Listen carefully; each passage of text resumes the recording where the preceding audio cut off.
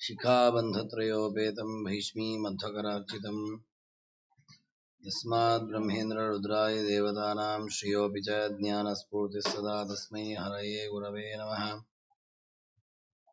मध्वसाध्यजनाराध्यरुद्रसिद्धान्तवर्धनाद्वैदिकजभेरुण्डमर्दयोद्धतपद्धतीम् अभ्रमं भङ्गरहितं अजडं विमलं सदा आनन्दतीर्थमतुलं भजे तापत्रयापहम्। मिथ्या सिद्धान्तदुर्ध्वान्तविध्वंसनविचक्षणः जयतीर्थाख्यधरणिर्भासदान्नो रथम्बरे आसेतो रातुषा रात्रेः दिशो जितवान्मो सत्यध्यानगुरुः पातु यतीन्द्रैरविपूजितः।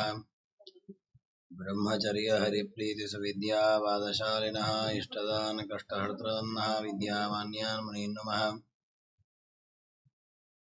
आपादमौलिपर्यन्तं गुरूणामाकृतिं स्मरेत् तेन विघ्नाः प्रणश्यन्ति सिद्ध्यन्ति च मनोरथाः। श्रीगुरुभ्यो नमः। हरिः ओम् हरिः ओम् हरिः ओम्। सृष्टिस्थित्यप्ययेहा नियतिदृशितमो बन्धमोक्षाश्च यस्मादस्य श्रीब्रह्मरुद्रप्रभृतिसुरनरद्वीषशत्रुत्मकस्य विष्णोर्व्यस्ताः समस्ताः सकलगुणनिधिः सर्वदोषव्यपेतः पूर्णानन्दो व्ययो यो गुरुरपि परमश्चिन्तयेतं महान्तम्। जन्माद्यस्य यतोऽन्वयादितरतश्चार्थेष्वभिज्ञस्वराट् तेने ब्रह्महृदाय आदिकवये मुह्यन्ति यं सूरयः तेजो वारिमृदां यथा विनिमयो यत्र त्रिसर्गो मृषा धाम्ना स्वेन सदा निरस्तकुहकं सत्यं परं धीमहि। धर्मप्रोज्झितकैतवोऽत्र परमो निर्मत्सराणां सदा वेद्यं वास्तवमत्र वस्तु शिवदं तापत्रयोन्मूलनं श्रीमद्भागवते महामुनिकृते किं वा परैरीश्वरः सद्यो हृद्यवरुध्यते त्रिकृतिभिः शुश्रूषभिस्तत्क्षणात्।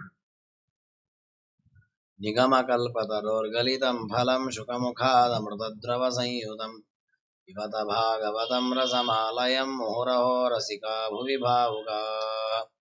यं प्रव्रजन्तमनुपेतमपेतकृत्यं द्वैपायनो विरहकातराजुहाव पुत्रेति तन्मयतया तरवोऽपि नेदुस्तं सर्वभूतहृदयं मुनिमानतोऽस्मि। यस्वानुभावमखिलश्रुतिसारमेकमध्यात्मदीपमतितीर्षतान्तमोन्धं संसारिणां करुणयाः पुराणगुह्यं तं व्याससूनुमुपयामि गुरुं मुनीनां। नारायणं नमस्कृत्य नरं चैव नरोत्तमं देवीं सरस्वतीं व्यासं ततो ग्ರಂಥमुदीरये। ವೇದವ್ಯಾಸದೇವರು ಶ್ರೀಮದ್ ಭಾಗವತದ ತೃತೀಯ ಸ್ಕಂದದಲ್ಲಿ ದೇವರ ಕಪಿಲಾವತಾರವನ್ನು ವರ್ಣನೆ ಮಾಡಿ ಆ ಕಪಿಲರೂಪಿ ಪರಮಾತ್ಮ ತನ್ನ ತಾಯಿಯಾದ ದೇವಹೂತಿ ದೇವಿಗೆ ಕೊಟ್ಟ ಉಪದೇಶವನ್ನ ಕಪಿಲಗೀತೆ ಹೆಸರಿನಲ್ಲಿ ಸಂಗ್ರಹ ಮಾಡಿದ್ದಾರೆ. ಪರಮಾತ್ಮ ತನ್ನ ತಾಯಿಗೆ ಭಕ್ತಿಯನ್ನ ಯಾವ ರೀತಿ ಮಾಡಬೇಕು ಅಂತ ನಿರೂಪಣೆ ಮಾಡಿದ. ಅನಿಮಿತ್ತ ಭಗವತಿ ಭಕ್ತಿ ಸಿದ್ಧೇರ್ಗರೀಯಸಿ, ಯಾವುದೇ ವ್ಯಾಜ ಇಲ್ಲದೆ ಯಾವುದೇ ಕಾಮನೆ ಇಲ್ಲದೆ ನಿಷ್ಕಾಮವಾಗಿ ಕೇವಲ ವಿಷ್ಣು ಪ್ರೀತಿಗಾಗಿ ಮಾಡುವ ಕರ್ಮಗಳೇನಿದೆ ಆ ರೀತಿಯಾದ ಭಕ್ತಿ ಅದು ನಿಜವಾದ ಭಕ್ತಿ ಅಂತ ಕರೆಸಿಕೊಳ್ತದೆ. ವಿಶೇಷವಾಗಿ ಪರಮಾತ್ಮನ ಭಕ್ತಿಯನ್ನ ಸಂಪಾದಿಸುವುದೇ ದೊಡ್ಡ ಸಾಧನೆ ಅಂತ ಹೇಳ್ತಾನೆ. ತೇಷಾಂ ನಿಶ್ರೇಯಸೋದಯ ತೀವ್ರೇಣ ಭಕ್ತಿಯೋಗೇನ ಮನೋಮಯ್ಯರ್ಪಿತಂ ಸ್ಥಿತಂ. ದೃಢವಾದ ಭಕ್ತಿ. ಏನ್ ದೃಢವಾದ ಭಕ್ತಿ ಅಂದ್ರೆ ಸಂಪೂರ್ಣ ಮನಸ್ಸು ದೇವರ ನೆಲೆಗೊಳಿಸುವುದೇ ದೇವರಲ್ಲಿ ಮಾಡುವ ಭಕ್ತಿ. ಇಂತಹ ಭಕ್ತಿಗೆ ನಾನು ಒಲಿತೇನೆ, ಈ ಭಕ್ತಿ ನನಗೆ ಬಹಳ ಪ್ರಿಯವಾದದ್ದು ಅಂತ ಪರಮಾತ್ಮ ಭಕ್ತಿಯ ವಿಚಾರವನ್ನು ನಿರೂಪಣೆ ಮಾಡಿದ. ಆಗ ದೇವರು ಹೇಳ್ತಾನೆ, ಈ ಭಕ್ತಿಯನ್ನ ದೇವರಲ್ಲಿ ನಾವು ಚೆನ್ನಾಗಿ ಮಾಡಬೇಕು ಅಂತಾದ್ರೆ ದೇವರ ಮಹಾತ್ಮೆ ನಮಗೆ ಗೊತ್ತಾಗಬೇಕು. ಯಾಕೆ ಭಕ್ತಿಯ ಲಕ್ಷಣವೇ ಅದು. ಈಗ ನಾವು ನಮ್ಮ ತಂದೆ ತಾಯಿಯಲ್ಲಿ ಭಕ್ತಿಯನ್ನ ಮಾಡ್ತೇವೆ, ನಮ್ಮ ಗುರುಗಳಲ್ಲಿ ಭಕ್ತಿಯನ್ನ ಮಾಡ್ತೇವೆ, ನಮ್ಮ ಅಧಿಕಾರಿಗಳಲ್ಲಿ ಭಕ್ತಿಯನ್ನ ಮಾಡ್ತೇವೆ. ಯಾಕೆ ಮಾಡ್ತೇವೆ? ಅವ್ರ ಬಗ್ಗೆ ಏನೂ ಗೊತ್ತಿಲ್ಲ, ಅದಕ್ಕೆ ಭಕ್ತಿ ಮಾಡ್ತೇವ? ಇಲ್ಲ, ಅವ್ರ ಬಗ್ಗೆ ಗೊತ್ತಿದೆ ನಮಗೆ. ನಮ್ಮ ತಂದೆ ತಾಯಿ ನಾನು ಚಿಕ್ಕವನಿದ್ದಾಗ ನನಗೆ ಇಂಥ ರೋಗ ಬಂದಾಗ ನನ್ನ ರಕ್ಷಣೆ ಮಾಡಿದ್ರು, ಇಂಥ ಕಷ್ಟದಲ್ಲಿದ್ದು ನಮಗೆ ಒಳ್ಳೆ ಬಟ್ಟೆಗೆಲ್ಲ ಕೊಟ್ಟು ನಮ್ಮನ್ನ ರಕ್ಷಣೆ ಮಾಡಿದ್ದಾರೆ, ನಮ್ಗೆ ಒಳ್ಳೆ ವಿದ್ಯೆ ಕಲಿಸಿದ್ದಾರೆ ನೋಡಿ. ಈ ವಿಷಯಗಳು ನಮಗೆ ಗೊತ್ತಿರೋದ್ರಿಂದ ನಮ್ಮ ತಂದೆ ಬಗ್ಗೆ ನಮಗೆ ಗೌರವ ಇದೆ, ಆದರ ಇದೆ, ಭಕ್ತಿ ಇದೆ. ಅದೇ ರೀತಿ ಕೆಲವು ಮಕ್ಕಳಿಗೆ ತಂದೆ ತಾಯಿಗಳ ಬಗ್ಗೆ ಏನು ಗೊತ್ತೇ ಇರೋದಿಲ್ಲ. ಅವ್ರು ಚಿಕ್ಕ ವಯಸ್ಸಿನಲ್ಲಿ ಏನ್ ಕಷ್ಟಪಟ್ಟಿದ್ದಾರೆ, ಏನ್ ಮಾಡಿ ಯಾವುದು ಗೊತ್ತಿರೋದಿಲ್ಲ.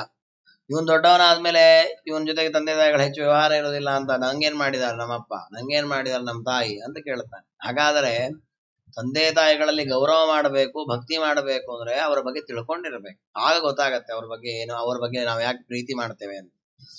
ಇದು ಎಲ್ಲ ಕಡೆಯೂ ಇದೆ. ನಾವು ಗುರುಗಳನ್ನಾಗಿರ್ಬೋದು, ನಮ್ಮ ಆತ್ಮೀಯ ಮಿತ್ರರನ್ನಾಗ್ಬೋದು, ನೋಡಿ ಕೆಲವು ಮಿತ್ರರ ಬಗ್ಗೆ ನಾವು ಬಹಳ ಗೌರವ ಇರ್ತದೆ. ಒಂದು ಕ್ಷಣವೂ ಕೂಡ ಅವ್ರು ಹೇಳಿದ್ರೆ ನಾವು ವ್ಯತ್ಯಾಸ ಮಾಡೋದೇ ಇಲ್ಲ. ಯಾಕಷ್ಟು ಮಾಡಲ್ಲ ಅಂದ್ರೆ, ಇಲ್ಲ ರೀ ಅವನ ಬಗ್ಗೆ ನಂಗೆ ಗೊತ್ತಿದೆ, ಚೆನ್ನಾಗಿ ಗೊತ್ತಿದೆ, ಅವ್ನು ನನಗೋಸ್ಕರ ಎಷ್ಟು ಎಷ್ಟು ತ್ಯಾಗ ಮಾಡಿದ್ದ, ಅವನಿಗೋಸ್ಕರ ನಾನು ಇದೊಂದು ಮಾಡ್ಕೊಡದೇ ಇದ್ರೆ ಹೇಗೆ? ಹಾಗಾದ್ರೆ ನಮಗೆ ಒಬ್ಬ ವ್ಯಕ್ತಿಯ ಬಗ್ಗೆ ಮಾಹಿತಿ ಇದ್ದಾಗ ಮಾತ್ರ ಅವನಲ್ಲಿ ಗೌರವ ಬರಲಿಕ್ಕೆ ಸಾಧ್ಯ. ಹಾಗಾದ್ರೆ ನಾವೀಗ ದೇವರಲ್ಲಿ ಭಕ್ತಿಯನ್ನ ಮಾಡ್ಬೇಕಾದ್ರೆ ದೇವರ ಬಗ್ಗೆ ನಮಗೆ ಮಹಾತ್ಮೆ ಗೊತ್ತಾಗ್ಬೇಕು, ದೇವರ ಬಗ್ಗೆ ತಿಳ್ಕೊಳ್ಬೇಕು. ಅದಕ್ಕೆ ದೇವರ ಬಗ್ಗೆ ತಿಳ್ಕೊಳ್ಳಿಕ್ಕೋಸ್ಕರ ದೇವರಂತಾನೆ ನೀನು ತತ್ವಗಳನ್ನು ತಿಳಿದುಕೋ ಅಂತ ತತ್ವಗಳನ್ನು ಉಪದೇಶ ಮಾಡ್ತಾನಂತ. ಯದ್ ವಿದಿತ್ವಾ ವಿಮುಚ್ಯೇತ, ತತ್ವಗಳನ್ನ ತಿಳ್ಕೊಳ್ಳೋದ್ರಿಂದ ಮೋಕ್ಷವನ್ನು ಹೊಂದಲಿಕ್ಕಾಗತ್ತೆ. ಹಾಗಾಗಿ ನೀನು ತತ್ವಾನಾಂ ಲಕ್ಷಣಂ ಪೃಥಕ್, ತತ್ವಗಳ ಲಕ್ಷಣವನ್ನು ನಾನು ಹೇಳ್ತೇನೆ ಅಂತ ಪರಮಾತ್ಮ ಉಪದೇಶ ಆರಂಭ ಮಾಡ್ತಾನೆ. ಈ ತತ್ವಗಳನ್ನ ತಿಳಿಸಿಕೊಡುವುದು ಅನ್ನುವ ಈ ಮಾತೇನಿದೆ ದೇವರದ್ದು, ಇದು ಮಧ್ವಾಚಾರ್ಯರ ಅಪೂರ್ವ ತತ್ವಗಳನ್ನ ತಿಳಿಸಿಕೊಡುತ್ತದೆ. ಯಾಕೆ ಅಂದ್ರೆ ನಮ್ಮಲ್ಲಿ ತತ್ವ ಅನ್ನೋ ವಿಷಯದಲ್ಲಿ ದೊಡ್ಡ ವಿಮರ್ಶೆ ಇದೆ ಮತಗಳಲ್ಲಿ. ತತ್ವ ಎಷ್ಟಿದೆ ಅಂತ. ತತ್ವ ಅಂದ್ರೆ ಏನು? ಆಚಾರ್ಯರು ತತ್ವ ಸಂಖ್ಯಾತ್ವೇಕದಲ್ಲಿ ಹೇಳ್ತಾರೆ, ಸ್ವತಂತ್ರಂ ಅಸ್ವತಂತ್ರಂಚ ದ್ವಿಧಂ ತತ್ವ ಮಿಷ್ಯತೆ, ಎರಡು ವಿಧವಾಗಿ ತತ್ವ ಇದೆ ಅಂತಾರೆ ಆಚಾರ್ಯ.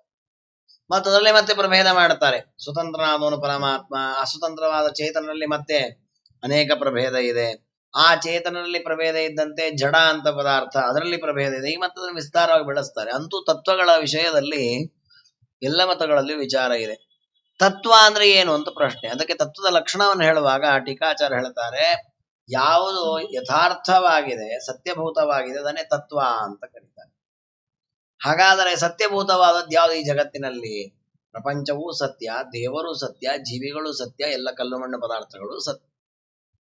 ಅದೇ ಅದ್ವೈತ ಮತದವರು ಹೇಳ್ತಾರೆ, ತತ್ವ ಅಂದ್ರೆ ಯಾವುದು ಅಂದ್ರೆ ಪರಬ್ರಹ್ಮ ಒಂದೇ ತತ್ವ, ಅವಳದ್ದು ಯಾವುದು ತತ್ವವೇ ಅಲ್ಲ ಅಂತ. ಯಾಕಂದ್ರೆ ಅದೊಂದೇ ಯಥಾರ್ಥವಾದ್ದು, ಇದೆಲ್ಲವೂ ಕಲ್ಪಿತ. ಈ ಕನಸಿನಲ್ಲಿ ನಾವು ಕಾಣ್ತೇವೆ ನಾನಾ ವಿಧವಾದ ಪದಾರ್ಥಗಳನ್ನ.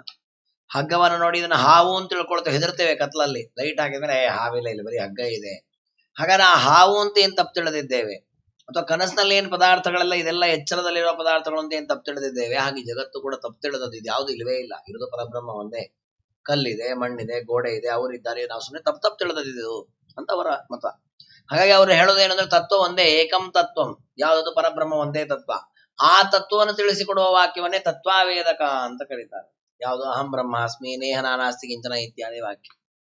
ಇನ್ನು ಜಗತ್ತಿನ ಬಗ್ಗೆ ಇರೋ ಮಾತುಗಳಿದೆ, ಅಗ್ನಿ, ವಿಷ್ಣು, ಇಂದ್ರ ಅಂತ ಬೇರೆ ಬೇರೆ ದೇವತೆಗಳು, ಇವೆಲ್ಲ ಕಲ್ಪಿತ ದೇವತೆಗಳು.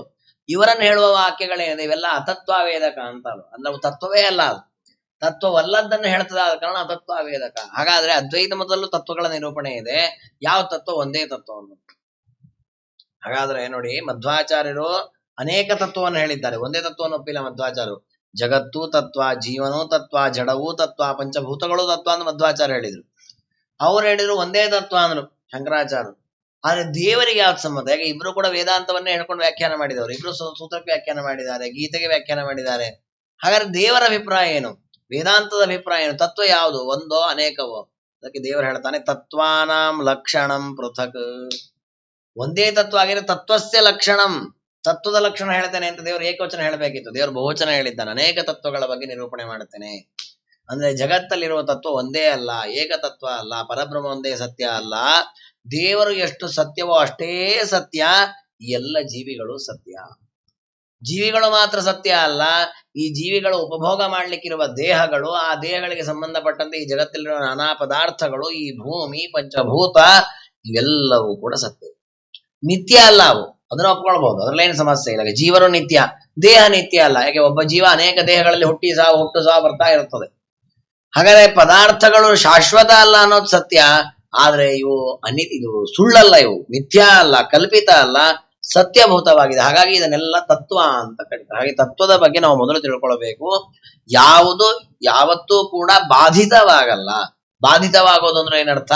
ಅಯ್ಯೋ ಇದಿಲ್ವೇ ಇಲ್ಲ, ನಾವು ತಪ್ಪು ತಿಳಿದಿದ್ವಿ ಅಂತ ಅನಿಸ್ಬಾರ್ದು.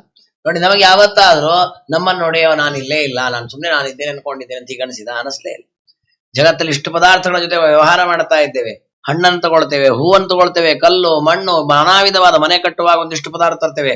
ಒಂದು ದಿವಸ ಒಂದು ಪದಾರ್ಥ ಈ ಪದಾರ್ಥವೇ ಅಲ್ಲ ಅಂತ ಅನ್ಸೋದಿಲ್ಲ. ನೋಡಿ ಕಪ್ಪೆ ಚಿಪ್ಪನ್ನು ನೋಡಿ ಬೆಳ್ಳಿ ಅಂತ ಅನ್ಕೊಂಡಿರ್ತೇವೆ ದೂರದಲ್ಲಿ, ಹತ್ರದ ಇದು ಬೆಳ್ಳಿ ಅಲ್ಲ ಇದು ಕಪ್ಪೆ ಚಿಪ್ಪು ಅಂತ ಹೇಗೆ ಅನಸ್ತೋ ಹಾಗೆ ಒಂದ್ ದಿವಸ ಆದ್ರೂ ಈ ಜಗತ್ತಿನ ಬಗ್ಗೆ ಇದಲ್ಲ ಅದಲ್ಲ ಅಂತ ಅನಸ್ಲೇ ಇಲ್ಲ. ಯಾಕಂದ್ರೆ ಇದೆಲ್ಲ ಅದದೇ ಆಗಿದೆ. ಆದ್ರೆ ಇದು ಶಾಶ್ವತ ಅಲ್ಲ. ಕೆಲವು 50 ವರ್ಷ ಇರ್ತಾವೆ, ಕೆಲವು 100 ವರ್ಷ ಇರ್ತಾವೆ, ಕೆಲವು 10 ದಿವಸ ಇರ್ತಾವೆ. ಹಾಗಾಗಿ ದೇವರ ಸೃಷ್ಟಿಯಲ್ಲಿರುವ ಈ ಪದಾರ್ಥಗಳನ್ನ ಸತ್ಯ ಅಂತ ತಿಳಿದುಕೊಳ್ಬೇಕು. ತಿಳಿದುಕೊಂಡು ಅವುಗಳ ಚಿಂತನೆಯನ್ನ ಮಾಡಬೇಕು. ಏನ್ ಚಿಂತನೆ ಮಾಡ್ಬೇಕು ಅದನ್ನ ದೇವರು ಉಪದೇಶ ಮಾಡ್ತಾನೆ. ಜ್ಞಾನಂ ನಿಶ್ರೇಯಸಾರ್ಥಾಯ ಪುರುಷಸ್ಯಾತ್ಮ ದರ್ಶನಂ ಯದಾಹುರ್ವರ್ಣಯೇ ತತ್ತೆ ಹೃದಯ ಗ್ರಂಥಿ ಭೇದನಂ. ಈ ತತ್ವಗಳ ಜ್ಞಾನವನ್ನು ಯಾಕೆ ಪಡ್ಕೊಳ್ಬೇಕು ನಾವು? ಪರಮಾತ್ಮನಿಂದ ಆರಂಭಿಸಿ ತೃಣಪರ್ಯಂತ ಪ್ರತಿಯೊಂದು ಪದಾರ್ಥವೂ ತತ್ವವೇ. ಈ ತತ್ವವನ್ನು ತಿಳ್ಕೊಳ್ಳುವುದರಿಂದ ಪುರುಷನಿಗೆ ಪರಮಾತ್ಮನ ದರ್ಶನವಾಗತ್ತೆ, ದೇವರ ಸಾಕ್ಷಾತ್ಕಾರವಾಗತ್ತೆ. ಕೊನೆಗೆ ಹೃದಯ ಗ್ರಂಥಿ ಭೇದನಂ, ನಮ್ಮ ಹೃದಯದ ಗ್ರಂಥಿ ಅಂದ್ರೆ ಲಿಂಗದೇಹ, ಅದರ ಭಂಗವಾಗತ್ತೆ, ಮೋಕ್ಷವಾಗತ್ತೆ. ಅದಕ್ಕೋಸ್ಕರವಾಗಿ ನಾವು ತತ್ವಗಳನ್ನು ತಿಳಿದುಕೊಳ್ಳಬೇಕು. ಇದರಲ್ಲಿ ಮೊದಲ ತತ್ವ ಯಾವುದು? ಅನೇಕ ತತ್ವಗಳಿವೆ. ಅದರಲ್ಲಿ ಪ್ರಧಾನ ತತ್ವ ಯಾವುದು ಅಂದ್ರೆ ಪರಮಾತ್ಮನೇ ಮೊದಲ ತತ್ವ. ದೇವರನ್ನ ಆರಂಭಿಸಿಕೊಂಡು ತತ್ವಗಳನ್ನು ಚಿಂತನೆ ಮಾಡುವಂಥದ್ದು. ದೇವರನ್ನ ಹೇಗೆ ತಿಳ್ಕೊಳ್ಬೇಕು? ಅನಾದಿ ಆತ್ಮ ಪುರುಷ ನಿರ್ಗುಣ ಪ್ರಕೃತಿ ಪರಃ ಪ್ರತ್ಯಕ್ ಧಾಮ ಸ್ವಯಂ ಜ್ಯೋತಿ ವಿಶ್ವಂ ಏನ ಸಮನ್ವಿತಂ. ದೇವರನ್ನು ತಿಳ್ಕೊಳ್ಳುವಾಗ ಇವನಿಗೆ ಆದಿ ಮಧ್ಯಾಂತಗಳು ಇಲ್ಲ, ಆದಿಯೂ ಇಲ್ಲ, ಮಧ್ಯವೂ ಇಲ್ಲ, ಕೊನೆಯೂ ಇಲ್ಲ. ಅಂದ್ರೆ ನಿತ್ಯನಾಗಿದ್ದಾನೆ ಅಂತ ತಿಳ್ಕೊಳ್ಳಿ. ಇದೊಂದು ದೇವರ ಲಕ್ಷಣ. ಜೊತೆಗೆ ಆತ್ಮ, ದೇವರನ್ನ ಆತ್ಮ ಅಂತ ತಿಳ್ಕೊಳ್ಬೇಕು. ಬ್ರಹ್ಮಸೂತ್ರ ಹೇಳುತ್ತೆ ದೇವರನ್ನ ಆತ್ಮ ಅಂತ ಉಪಾಸನೆ ಮಾಡು.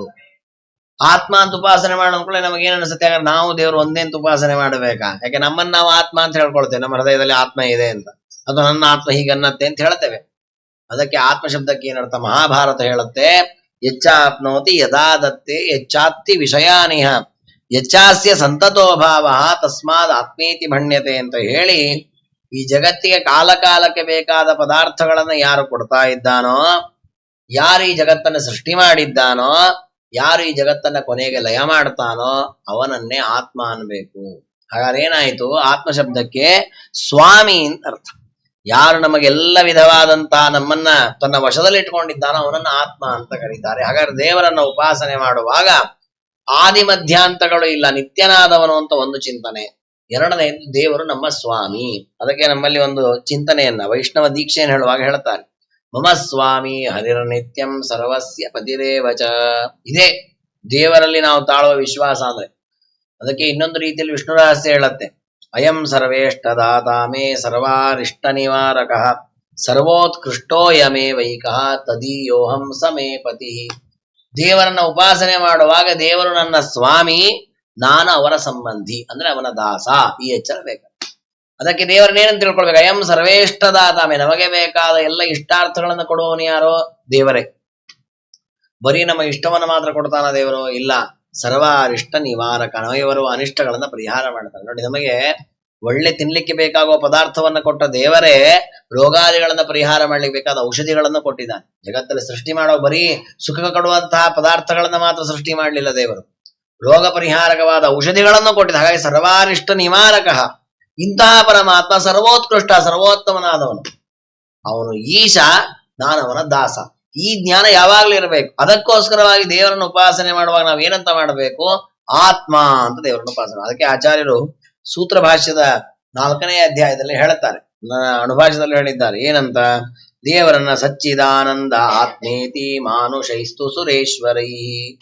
ಪ್ರತಿಯೊಬ್ಬ ಮನುಷ್ಯನು ದೇವರನ್ನು ಉಪಾಸನೆ ಮಾಡುವಾಗ ಸತ್, ಚಿತ್, ಆನಂದ, ಆತ್ಮ ಈ 4 ಗುಣವನ್ನು ಉಪಾಸನೆ ಮಾಡಲೇಬೇಕು.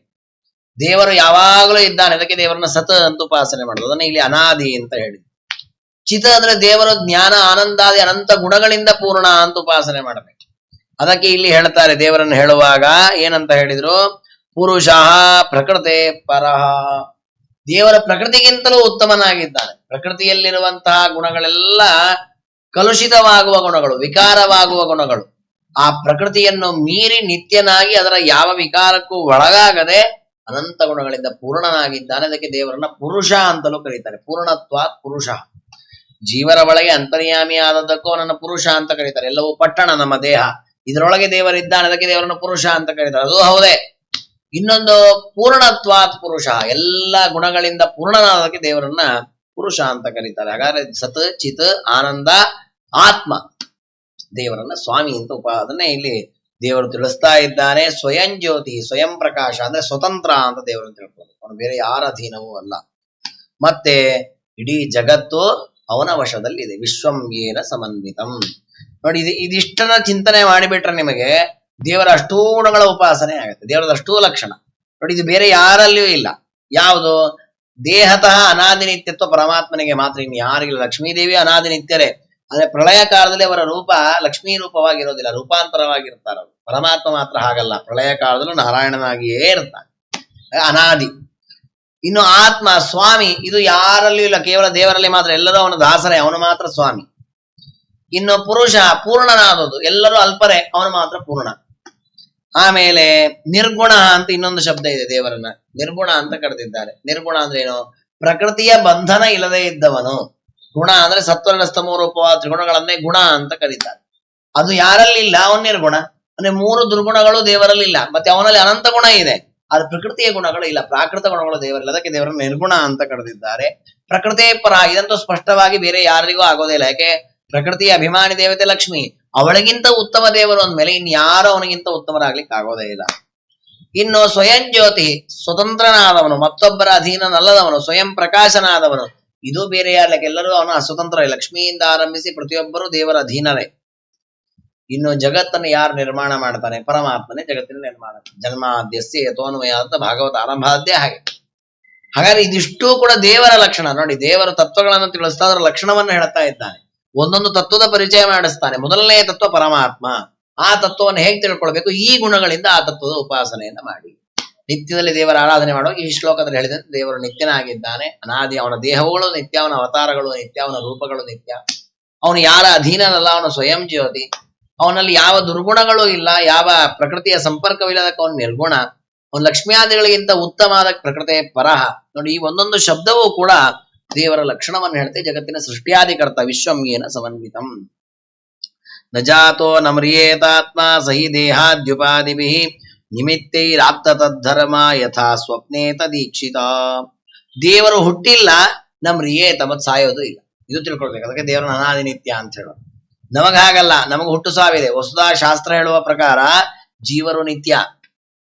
ದೇವರು ಹೇಗೆ ನಿತ್ಯನೋ ಜೀವರು ನಿತ್ಯ. ಇದನ್ನು ಕೃಷ್ಣದೇವರು ಹೇಳಿದ್ದಾನೆ, ನತ್ವೇವಾಹಂ ಜಾತುನಾಸಂ ನತ್ವಂ ನೇಮೇ ಜನಾಧಿಪಾಹ. ಅರ್ಜುನರು, ಅಯ್ಯೋ ಈ ಭೀಷ್ಮಾದಿಗಳನ್ನ ಕೊಂದು ಬಿಡ್ತೇನಲ್ಲ, ಪಾಪ ಬರುತ್ತೆ ನನಗೆ, ಇವನ್ ಕಳ್ಕೊಂಡು ಹೇಗಿರ್ಲಿ ಅಂತ ಚಿಂತೆ ಮಾಡುವಾಗ ಕೃಷ್ಣದೇವರಂತಾನೆ, ಭೀಷ್ಮಾದಿಗಳ ವಿಷಯದಲ್ಲಿ ನಿನಗೆ ಯಾಕೆ ವ್ಯಥೆ? ಅವರ ದೇಹನಾಶ ಆಗತ್ತೆ ಅಂತ ಬೇಸರವೋ, ಅವರ ಆತ್ಮನಾಶ ಆಗತ್ತೆ ಅಂತ ಬೇಸರವೋ? ಭೀಷ್ಮಾದಿಗಳ ದೇಹನಾಶ ಆಗತ್ತೆ ಅಂತ ನೀನ್ ಬೇಸರ ಮಾಡ್ಕೊಳ್ಳೋದಕ್ಕೆ ಒಂದಲ್ಲ ಒಂದು ಸಾಯೋದೇ ಅವರು, ಯಾರಿಲ್ಲಿ ಶಾಶ್ವತ ಅಲ್ಲ. ಇಲ್ಲ ಭೀಷ್ಮಾದಿಗಳ ಆತ್ಮನಾಶ ಆಗತ್ತೆ, ಅದಕ್ಕೆ ನನಗೆ ಬೇಸರ ಆಗುತ್ತೆ, ಅದು ಯಾವತ್ತು ಸಾಯೋದೇ ಇಲ್ಲ. ಅದು ದೇಹಿ ನಿತ್ಯಂ ಅವಧ್ಯೋಯಂ. ಅದಕ್ಕೆ ದೇವರು ಹೇಳಿದ, ನನಗೆ ಹುಟ್ಟು ಸಾವುಗಳಿಲ್ಲ, ನಿನಗೂ ಹುಟ್ಟು ಸಾವುಗಳಿಲ್ಲ, ಯಾವ ಜೀವಿಗಳಿಗೂ ಹುಟ್ಟು ಸಾವಿಲ್ಲ ಅಂತ ಅರ್ಜುನರಿಗೆ. ಹಾಗೆ ಇಲ್ಲೂ ದೇವರು ಹೇಳ್ತಾನೆ, ದೇವರಿಗೂ ಹುಟ್ಟು ಸಾವುಗಳಿಲ್ಲ, ಜೀವರಿಗೂ ಹುಟ್ಟು ಸಾವುಗಳಿಲ್ಲ. ಜೀವ ತತ್ವವನ್ನು ಹಾಗೆ ತಿಳ್ಕೊಳ್ಬೇಕು. ನಮ್ಮ ಒಳಗಿರುವ ಜೀವ ಏನಿದೆ, ಇದಕ್ಕೆ ಹುಟ್ಟು ಇಲ್ಲ, ಸಾವು ಇಲ್ಲ. ಹಾಗಾದ್ರೆ ದೇವರಿಗೂ ನಮಗೇನು ವ್ಯತ್ಯಾಸವೇ ಇಲ್ಲಲ್ಲ. ನಾವು ಅನಾದಿ ನಿತ್ಯ, ದೇವರು ಅನಾದಿ ನಿತ್ಯ. ಅದೇ ವ್ಯತ್ಯಾಸವನ್ನು ಹೇಳ್ತಾರೆ. ಸಹಿ ದೇಹಾದ್ಯುಪಾಧಿವಿ. ಜೀವ ಈ ದೇಹದಿಂದ ಹುಟ್ಟುತ್ತಾನೆ, ನಮ್ಮಲ್ಲಿ ವ್ಯವಹಾರ ಮಾಡ್ತೇವೆ. ಇವನು ಇಂಥ ದಿವಸ ಹುಟ್ಟಿದ, ಇವನು ಇಂಥ ದಿವಸ ಹೋದ. ಹಾಗೆ ಒಬ್ಬ ವ್ಯಕ್ತಿಯನ್ನ, ಒಂದು ಜೀವನನ್ನ ಹುಟ್ಟಿದ ಅಂತ ಹೇಳಿದ್ ನಾವು ಯಾವ್ದ್ರಿಂದ? ದೇಹ ಪಡ್ಕೊಳ್ಳೋದ್ರಿಂದ ಹುಟ್ಟಿದ ಅಂತ ವ್ಯವಹಾರ ಮಾಡ್ತೇವೆ. ಹಾಗಾದ್ರೆ ದೇವರು ಹಾಗೆ, ರಾಮ 24ನೇ ತ್ರೇತಾಯುಗದಲ್ಲಿ ಇಂಥ ದಿವಸ ಹುಟ್ಟಿದ, ಇಂಥ ದಿವಸ ಅವನು ಪರಂಧಾಮಕ್ಕೆ ಹೋದ, ಹಾಗಾದ್ರೆ ಇಷ್ಟು ದಿವಸ ಬದುಕಿದ, ಹಾಗಾದ್ರೆ ಇಂಥ ದಿವಸ ದೇಹ ಬಂತು, ಇಂಥ ದಿವಸ ದೇಹ ಹೋಯ್ತು. ಇಲ್ಲ. ಸಹಿ ದೇಹಾದ್ಯುಪಾದಿಭಿ. ದೇವರು ದೇಹಾದಿ ಉಪಾಧಿಗಳಿಂದಲೂ ಕೂಡ ಹುಟ್ಟುತ್ತಾನೆ, ಸಾಯ್ತಾನೆ ಅಂತ ಇಲ್ಲ. ಯಾಕೆ? ದೇವರ ಎಲ್ಲ ದೇಹಗಳು ನಿತ್ಯ. ದೇವರ ರಾಮರೂಪ, ಕೃಷ್ಣ ರೂಪ. ಕೆಲವರು ಅದನ್ನೇ ವಿಚಾರ ಮಾಡ್ತಿರ್ತಾರೆ. ಶ್ರೀ ಕೃಷ್ಣಾರ್ಪಣ ವಸ್ತು ಅಂತ ನಾವು ಈಗ ಅಂತ ಇದ್ದೇವೆ. 20 ತ್ರೇತಾಯುಗದಲ್ಲಿ ರಾಮಾವತಾರ, ಕೃಷ್ಣಾವತಾರ ಆಗಿಲ್ಲ, ಅವ ಕೃಷ್ಣಾರ್ಪಣ ವಸ್ತು ಅಂತಿದ್ರೋ ಇಲ್ಲೋ? ಬೇರೆ ಏನಾರು ಅರ್ಪಣ ವಸ್ತು, ರಾಮಾರ್ಪಣ ವಸ್ತು, ನರಸಿಂಹಾರ್ಪಣ ವಸ್ತು ಅಂತಿದ್ರ? ಅವಾಗ್ಲೂ ಶ್ರೀ ಕೃಷ್ಣಾರ್ಪಣ ವಸ್ತು ಅಂತಾನೆ ಅನ್ನೋದು ಅಲ್ಲ. ಮತ್ತೆ ಕೃಷ್ಣಾವತಾರ ಆಗಿರ್ಲಿಲ್ಲಲ್ಲ. ಕೃಷ್ಣಾವತಾರ ನಮಗೆ ಕಾಣಿರ್ಲಿಲ್ಲ ಅಷ್ಟೇ, ಕೃಷ್ಣಾವತಾರ ಆಗ್ಲೂ ಇದೆ. ದೇವರ ಎಲ್ಲ ರೂಪಗಳು ನಿತ್ಯ. ದೇವರು ತನ್ನ ಎಲ್ಲ ರೂಪಗಳನ್ನ ಸೇರಿಸಿ ಪ್ರಳಯ ಕಾಲದಲ್ಲಿ ನಾರಾಯಣ ಒಂದೇ ರೂಪ ತೋರಿಸ್ತಾ ಇರ್ತಾನೆ, ಉಳಿದ ರೂಪ ಕಾಣಿಸೋದಿಲ್ಲ ಅಷ್ಟೇ. ಆ ರೂಪಗಳು ಆವಾಗಲೇ ಇವೆ. ಪ್ರಳಯ ಮುಗಿದ ಮೇಲೆ ಸೃಷ್ಟಿಯಾಗುವ ಮತ್ತೆ 5 ರೂಪ 100 ರೂಪ, 1000 ರೂಪ, 12 ರೂಪ, ಹೀಗೆ ತನ್ನ ಬೇರೆ ಬೇರೆ ರೂಪದ ವ್ಯೂಹಗಳನ್ನೆಲ್ಲ ಮತ್ತೆ ಪ್ರಕಟ ಮಾಡೋದನ್ನ ಮುಚ್ಚಿ ಒಳಗಿಟ್ಟಿರ್ತಾನೆ. ನಾವು ಪೆಟ್ಟಿಗೆ ಬಿಚ್ಚಿ ದೇವ್ರ ಪೂಜೆ ಮಾಡ್ತೇವೆ, ಮತ್ತೆ ಪೆಟ್ಟಿಗೆಯಲ್ಲಿ ಕಟ್ತೇವೆ. ಆಗ ನಾವು ಪೆಟ್ಟಿಗೆ ಕಟ್ಟಿದ್ಕೊಳ್ಳೋ ಆ ಪ್ರತಿಮೆಗಳೆಲ್ಲ ಹೋಗ್ಬಿಡತ್ತಾ? ಇಲ್ಲ, ಅವೆಲ್ಲ ಇದ್ದೇ ಇದೆ, ಒಳಗಿದೆ ಅಷ್ಟೇ. ಹಾಗೆ ದೇವರ ರೂಪಗಳು ನಿತ್ಯ ಅದು. ಹಾಗಾಗಿ ಹೇಳ್ತಾರೆ ಸಹಿ ದೇಹಾದ್ಯುಪಾದಿವಿ, ದೇಹ ಮೊದಲಾದ ಯಾವ ಪ್ರಾಕೃತ ಪದಾರ್ಥಗಳ ಸಂಪರ್ಕ ಅವನಿಗಿಲ್ಲ, ಆದ್ರೆ ಅವನ ದೇಹಾದಿಗಳು ಎಂದೂ ಸಾಯೋದು ಇಲ್ಲ, ಎಂದು ಹುಟ್ಟೋದು ಇಲ್ಲ. ಹಾಗಾಗಿ ಕೃಷ್ಣದೇವರನ್ನ ಅವತಾರ ಮಾಡಿದಾಗ ತಂದೆ ತಾಯಿ ಹೇಳಿದ್ರು, ದೇವರೇ ನೀ ನಮ್ಮಲ್ಲಿ ಹುಟ್ಟಿದವನಲ್ವೇ ಅಲ್ಲ, ನೀ ನಮ್ಮ ಮಗನೇ ಅಲ್ಲ, ನೀವೇ ನಮ್ಮ ಸ್ವಾಮಿ ಅಂತ ಸ್ತೋತ್ರ ಮಾಡಿದ್ರು. ಯಾಕೆ ಅಂದ್ರೆ ದೇವರು ಶಂಖಚಕ್ರ ಗದಾದಿಗಳಿಂದ ಬಂದಿದ್ದಾನೆ, ಇದನ್ನ ಯಾರ ಹೊಟ್ಟೆಯಲ್ಲಿ ಹುಟ್ಟಲಿಕ್ಕೆ ಸಾಧ್ಯ? ಹಾಗಾಗಿ ದೇವರನ್ನ ತಿಳಿಯುವಾಗ ದೇವರಿಗೆ ನಮ್ಮಂತೆ ದೇಹಾದಿಗಳಿಲ್ಲ, ಅವನ ದೇಹಾದಿಗಳು ಅಪ್ರಾಕೃತವಾಗಿದೆ, ಅವನ ದೇಹಾದಿಗಳಿಗೆ ನಾಶಾದಿಗಳು ಇಲ್ಲ ಅಂತ ಉಪಾಸನೆ ಮಾಡ. ಇದು ದೇವರನ್ನ ತಿಳಿಯುವಂತಹದ್ದು. ಇಂತಹ ಪರಮಾತ್ಮ ತತ್ವವನ್ನು ತಿಳಿದ ಮೇಲೆ ಎರಡನೆಯ ತತ್ವ ಪ್ರಕೃತಿ ತತ್ವ. ಪ್ರಕೃತಿ ಅಂತಂದ್ರೆ ಈ ಜಗತ್ತಿನ ಸೃಷ್ಟಿಗೆ ಮೂಲಭೂತವಾದ ಜಡದ್ರವ್ಯ. ಅಂದ್ರೆ ಯಾವುದೇ ಒಂದು ಪದಾರ್ಥ ನಿರ್ಮಾಣ ಮಾಡಬೇಕಾದ್ರೆ ಮೂಲಭೂತವಾಗಿ ಪದಾರ್ಥ ಬೇಕು, ಏನೂ ಇಲ್ಲದೆ ಏನೂ ನಿರ್ಮಾಣ ಮಾಡ್ಲಿಕ್ಕೆ ಬರಲ್ಲ. ದೇವರಿಗೆ ಆ ಸಾಮರ್ಥ್ಯ ಇಲ್ಲ, ದೇವರ ಸಾಮರ್ಥ್ಯ ಇಲ್ಲ. ಆಮೇಲೆ ಸಾಮಾನ್ಯವಾಗಿ ನಾವು ಆಲೋಚನೆ ಮಾಡೋದಾದ್ರೆ ಏನೇ ಒಂದು ನಿರ್ಮಾಣ ಆಗ್ಬೇಕಾದ್ರೆ ಅದಕ್ಕೆ ಮೂಲಭೂತ ಪದಾರ್ಥ ಬೇಕು. ಒಂದು ಮಡಿಕೆ ಮಾಡ್ಬೇಕು ಅಂದ್ರೆ ಮಣ್ಣಿರ್ಬೇಕು. ಕುಲಾಲ ಬುದ್ಧಿವಂತ ಹೌದಾ ಅಲ್ಲೋ, ಅವನಿಗೆ ಮಡಿಕೆ ಮಾಡ್ಲಿಕ್ಕೆ ಬರುತ್ತೋ ಇಲ್ಲೋ, ಹಾಗೆ ಮಾಡ್ಲಿ ಅವ್ನ ಮಡಿಕೆ. ಹಾಗೆ ಮಾಡ್ಬಾರ್ದು. ಈಗ ಮಡಿಕೆ ಅನ್ನೋದೇ ಮಣ್ಣಿನಿಂದ ರಚನೆ ಆಗಬೇಕಾದದ್ದು, ಅದು ಮಣ್ಣಿಲ್ದೆ ರಚನೆ ಮಾಡ್ಲಿಕ್ಕೆ ಬರಲ್ಲ. ಅವನು ಎಷ್ಟೇ ಬುದ್ಧಿವಂತನಾಗಿರ್ಲಿ, ಎಂಥ ಜ್ಞಾನಿ ಆಗಿರ್ಲಿ, ಎಂಥ ತತ್ವಜ್ಞಾನಿ ಆಗಿರ್ಲಿ, ಅಥವಾ ಎಂಥ ತಪಸ್ವಿ ಆಗಿರ್ಲಿ, ಅವನು ಮಾಡುದು ಮಣ್ಣಿನಿಂದಲೇ. ಇನ್ ಏನು ಮಾಡ್ಬೋದು ಅವನು? ಬೇರೆಯವರು ಒಂದು 10 ಗಂಟೆ ಮಾಡುದು, ಇವನು 1 ಗಂಟೆಲಿ ರೆಡಿ ಮಾಡಿ ಕೊಡ್ಬೋದು. ಅದು ತುಂಬಾ ಚೆನ್ನಾಗಿರಲ್ಲ, ಇವನು ತುಂಬಾ ಚೆನ್ನಾಗಿ ಮಾಡ್ಬೋದು, ಕಲರ್ಫುಲ್ ಆ ರೀತಿ ಮಾಡ್ಬೋದು. ಬಿಟ್ಬಿಟ್ರೆ ಏನೋ ಪದಾರ್ಥವಿಲ್ಲ ಹಾಗೆ ಮಾಡ್ತೀನಿ ಅಂದ್ರೆ ಅದೆಲ್ಲ ಮೋಸದ ಕಾರ್ಯಗಳು. ಈಗ ಇಂದ್ರಜಾಲ ಮಾಡ್ತಾನೆ, ಅವನಿಗೇನು ಇರಲ್ಲ, ಖಾಲಿ ಡಬ್ಬ, ಅದ್ರಲ್ಲಿ 108 ಪದಾರ್ಥಗಳನ್ನು ಸೃಷ್ಟಿ ಮಾಡ್ತಾನೆ. ಆದ್ರೆ ಆ ಪದಾರ್ಥಗಳು ಯಾವುದು ಸತ್ಯವೇ ಇಲ್ಲ. ಆ ಕಾಲಕ್ಕೆ ಕಾಣುತ್ತೆ, ಸ್ವಲ್ಪ ಅವೆಲ್ಲ ಹೋಗಿಬಿಡುತ್ತೆ. ಹಾಗಾದ್ರೆ ದೇವರು ಈ ಪದಾರ್ಥಗಳನ್ನ ಸೃಷ್ಟಿ ಮಾಡಿದ್ದು ಐಂದ್ರಜಾಲಿಕವಾಗಲ್ಲ. ಅಂದ್ರೆ ಸುಮ್ಮನೆ ಏನೋ ಒಂದಿಷ್ಟು ತೋರಿಸಿದ ನಿಮ್ಗೆ 4 ದಿವಸ, ಆಮೇಲೆ ನೋಡಿದ್ರೆ ಯಾವ್ದು ಪದಾರ್ಥವೇ ಇಲ್ಲ, ಹಾಗೆ ಮಾಡಿಲ್ಲ. ಮತ್ತೆ ಮೂಲಭೂತವಾಗಿ ಇದಕ್ಕೊಂದು ದ್ರವ್ಯ ಇದೆ. ಯಾವ್ದದು? ಅದನ್ನೇ ಪ್ರಕೃತಿ ಅಂತ ಕರೀತಾರೆ. ಸತ್ವ, ರಜಸ್ಸು, ತಮಸ್ಸು, ಈ 3 ಗುಣಗಳಿಂದ ಕೂಡಿದ ಪ್ರಕೃತಿ ಏನಿದೆ, ಇದೇ ಮೂಲಭೂತ ದ್ರವ್ಯ. ಈ ದ್ರವ್ಯವನ್ನು ಇಟ್ಟುಕೊಂಡು ಪರಮಾತ್ಮ ನಾನಾ ಪದಾರ್ಥಗಳನ್ನು ಸೃಷ್ಟಿ ಮಾಡುತ್ತೆ. ಹಾಗೆ ಅದನ್ನ ವರ್ಣನೆ ಮಾಡ್ತಾರೆ. ಸೂಕ್ಷ್ಮಾಂ ಪ್ರಕೃತಿಂ ಗುಣಮಯೀಂ ವಿಭು ಎದೃಚ್ಛಯೈವಾಪಗತಾಂ ಅಭ್ಯಪದ್ಯತ ಲೀಲಯ. ಎದೃಚ್ಛಾ ಶಬ್ದಕ್ಕೆ ದೇವರ ತನ್ನ ಇಚ್ಛೆ ಅಂತ ಅರ್ಥ. ತನ್ನ ಇಚ್ಛೆಯಿಂದ ಏನು ಮಾಡ್ತಾನೆ? ಆ ಪ್ರಕೃತಿಯನ್ನ ಕ್ಷೋಭೆಗೊಳಿಸ್ತಾನೆ. ಅಂದ್ರೆ ಆ ಪ್ರಕೃತಿ ಏನು ಸತ್ವ, ರಜಸ್ಸು, ತಮಸ್ಸು ಅಂತ 3 ಗುಣಗಳೇನಿದೆ, ಈ 3 ಗುಣಗಳಿಗೆ ಅಭಿಮಾನಿ ದೇವತೆಯಾಗಿ ಲಕ್ಷ್ಮೀ ದೇವಿಯದ್ದು 3 ರೂಪ ಇದೆ. ಶ್ರೀ, ಭೂ, ದುರ್ಗಾ ಅಂತ 3 ರೂಪ. ಸತ್ವಗುಣದ ಅಭಿಮಾನಿ ದೇವತೆ ಲಕ್ಷ್ಮೀ ದೇವಿಯ ರೂಪ ಶ್ರೀ, ರಜೋಗುಣದ ರೂಪ ಭೂ, ತಮೋಗುಣಕ್ಕೆ ನಿಯಮನ ಮಾಡುವ ರೂಪ ದುರ್ಗಾ. ಈ 3 ರೂಪಗಳನ್ನ ಪರಮಾತ್ಮ ಮೊದಲು ಲಕ್ಷ್ಮೀ ದೇವಿಗೆ ಕೊಡ್ತಾನೆ, ಅಭಿವ್ಯಕ್ತಿ ಮಾಡ್ತಾನೆ. ಲಕ್ಷ್ಮೀ ದೇವಿಯು ನಿತ್ಯ, ಆದ್ರೆ ಪ್ರಳಯ ಕಾಲದಲ್ಲಿ ಅವ್ರು ನೀರಾಗಿರ್ತಾರೆ, ಎಲೆಯಾಗಿರ್ತಾರೆ, ಲಕ್ಷ್ಮೀ ರೂಪದಿಂದ ಇರೋದಿಲ್ಲ. ಪ್ರಳಯ ಮುಗಿದ್ಮೇಲೆ ಪರಮಾತ್ಮ ಲಕ್ಷ್ಮೀ ದೇವಿಗೆ ಆ ರೂಪ ಕೊಡ್ತಾನೆ. ಕೊಡೋದಂದ್ರೆ ಹೊಸದಾಗಿ ನಿರ್ಮಾಣ ಮಾಡಿ. ಈಗ ಬ್ರಹ್ಮದೇವರಿಗೂ ಪರಮಾತ್ಮ ರೂಪ ಕೊಡ್ತಾನೆ, ದೇಹ ಕೊಡ್ತಾನೆ, 4 ತಲೆ, ಒಂದು ದೇಹ ಕೊಡ್ತಾನೆ. ಇದು ಹೊಸದಾಗಿ ಕೊಟ್ಟದ್ದು ದೇಹ. ಲಕ್ಷ್ಮೀದೇವಿ ಹೊಸದಾಗಿ ಕೊಟ್ಟದಲ್ಲ, ಅವಳ ದೇಹವನ್ನೇ ಅವಳಿಗೆ ಕೊಟ್ಟದ್ದು. ಮತ್ತೆ ಹಿಂದೆ ಹಾಕೊಂಡ ಪಾತ್ರವನ್ನೇ ಮತ್ತೆ ಅದೇ ಬಟ್ಟೆ ಹಾಕೊಳ್ತೀವಲ್ಲ ನಾವು ಮರುದಿವ್ಸ, ಹಾಗೆ. ಆದ್ರೆ ತಾನೇ ಹಾಕೊಳ್ಳಿಕ್ ಬರಲ್ಲ ಲಕ್ಷ್ಮೀದೇವಿ, ದೇವರು ಕೊಟ್ಟರೆ ಹಾಕೊಳ್ಳೋದು. ಅದನ್ನೇ ಪರಾಧೀನ ವಿಶೇಷಾವಾಪ್ತಿ ಅಂತ ಕರೀತಾರೆ ಲಕ್ಷ್ಮೀದೇವಿಯ ಸೃಷ್ಟಿಯನ್ನು. ದೇವರು ತಾನ್ ರೂಪ ತೆಗೆದುಕೊಳ್ತಾನಲ್ಲ, ಆ ರೂಪ ತೆಗೆದುಕೊಳ್ಳುವುದಕ್ಕೂ ಲಕ್ಷ್ಮೀದೇವಿ ತಾನ್ ರೂಪ ತೆಗೆದುಕೊಳ್ಳೋದಕ್ಕೂ ಏನೂ ವ್ಯತ್ಯಾಸ ಇಲ್ಲ. ಯಾಕೆ ದೇವರದ್ದು ಇರುವ ರೂಪವೇ ಅಭಿವ್ಯಕ್ತ ಆಗುದು, ರಾಮಕೃಷ್ಣಾದಿ ರೂಪ. ಲಕ್ಷ್ಮಿಯದ್ದು ಹಾಗೆ ರುಕ್ಮಿಣಿ, ಸತ್ಯಭಾಮ, ಜಾಂಬವತಿ, ಅಥವಾ ಜಾಂಬವತಿ ಆದಿಗಳಲ್ಲಿ ಬೇರೆ, ರುಕ್ಮಿಣಿ, ಸತ್ಯಭಾಮ, ಸೀತಾ, ಈ ರೂಪಗಳೇನಿವೆ ಅಥವಾ ಮೂಲದಲ್ಲಿರುವ ಶ್ರೀಭೂ, ದುರ್ಗಾದಿ ರೂಪಗಳು, ಇವೆಲ್ಲವೂ ನಿತ್ಯವೇ. ಒಂದೇ ಲಕ್ಷ್ಮಿಯದ್ದೇ ಅನೇಕ ರೂಪಗಳಷ್ಟೇ, ಅವೆಲ್ಲವೂ ನಿತ್ಯವೇ. ಆದ್ರೆ ದೇವರದ್ದು ರೂಪಗಳು ನಿತ್ಯ, ಲಕ್ಷ್ಮಿಯದ್ದು ರೂಪಗಳು ನಿತ್ಯ.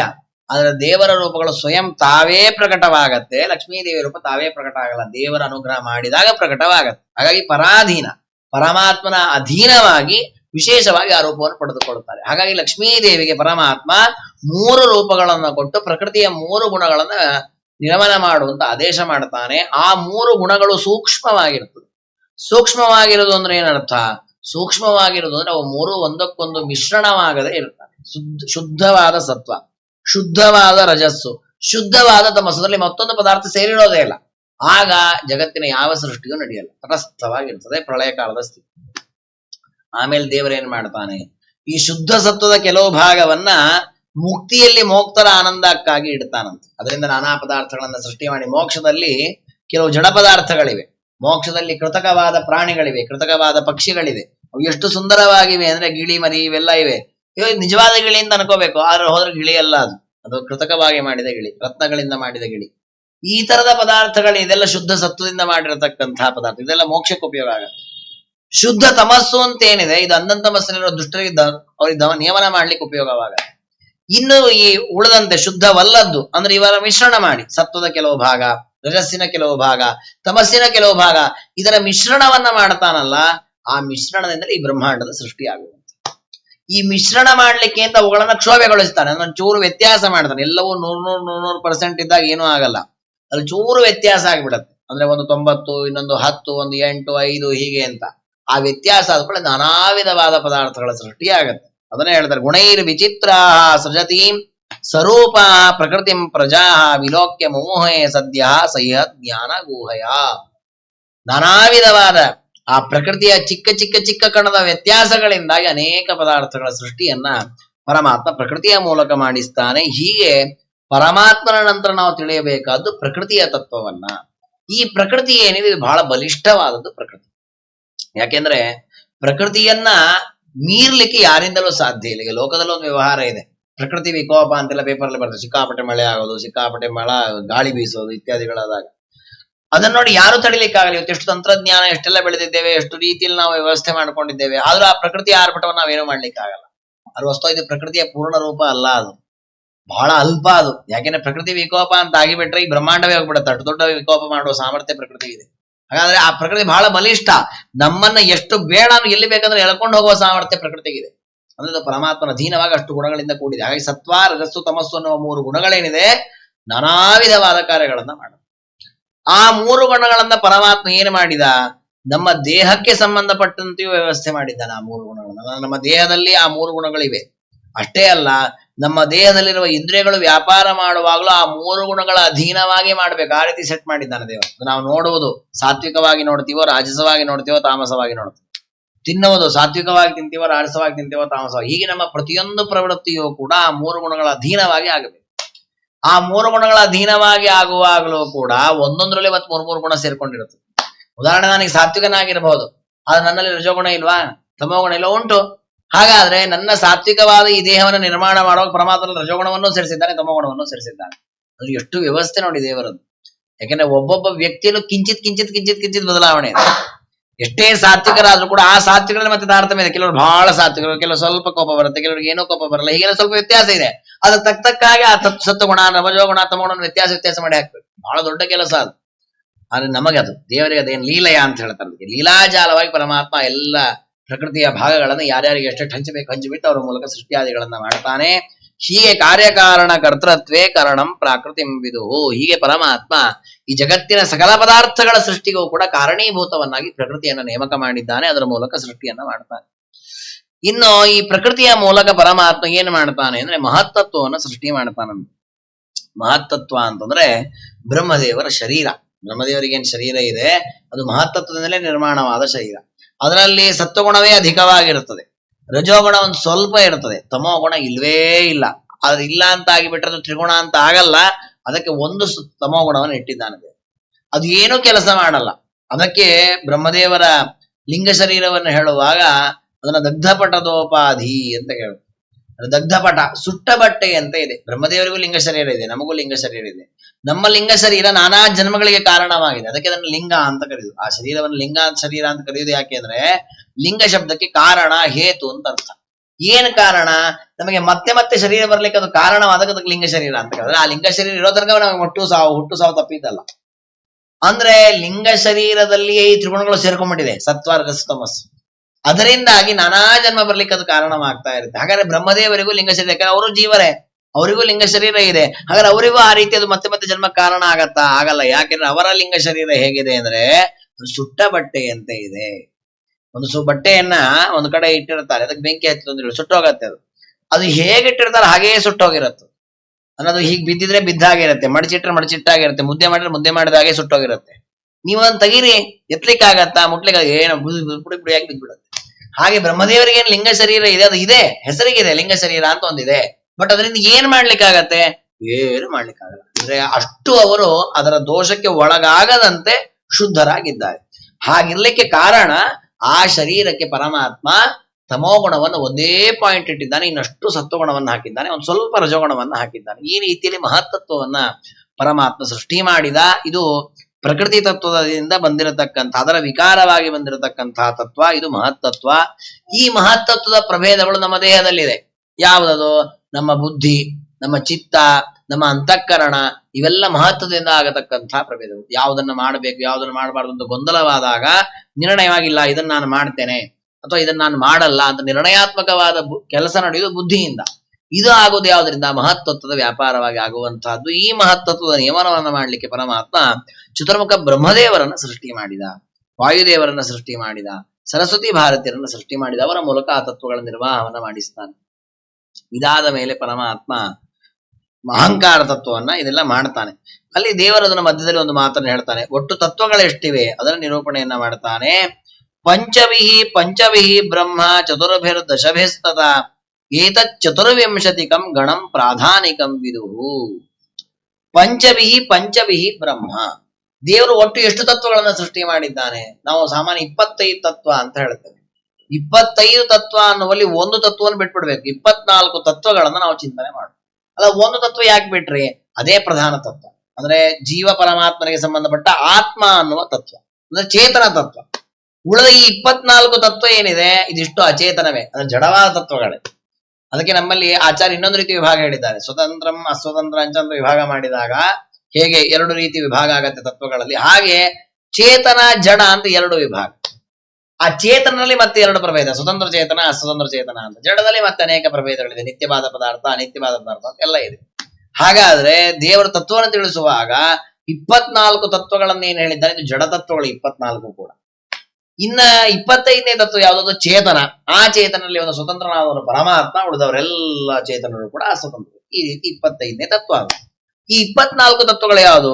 ಪಂಚವಿಹಿ ಬ್ರಹ್ಮ, 5 ತತ್ವ ಮೊದಲು, ಆಮೇಲೆ 5 ತತ್ವ 10 ಆಯ್ತು. ಚತುರ್ಭಿಹಿ 4 ತತ್ವ 14 ಆಯ್ತು. ದಶಭಿಹಿ ಮತ್ತೆ 10, 14 10 24 ಆಯ್ತು. ಅಲ್ಲ, ಏನಿದು 5 5 4 10 ಅಂದ್ರೆ ಏನು?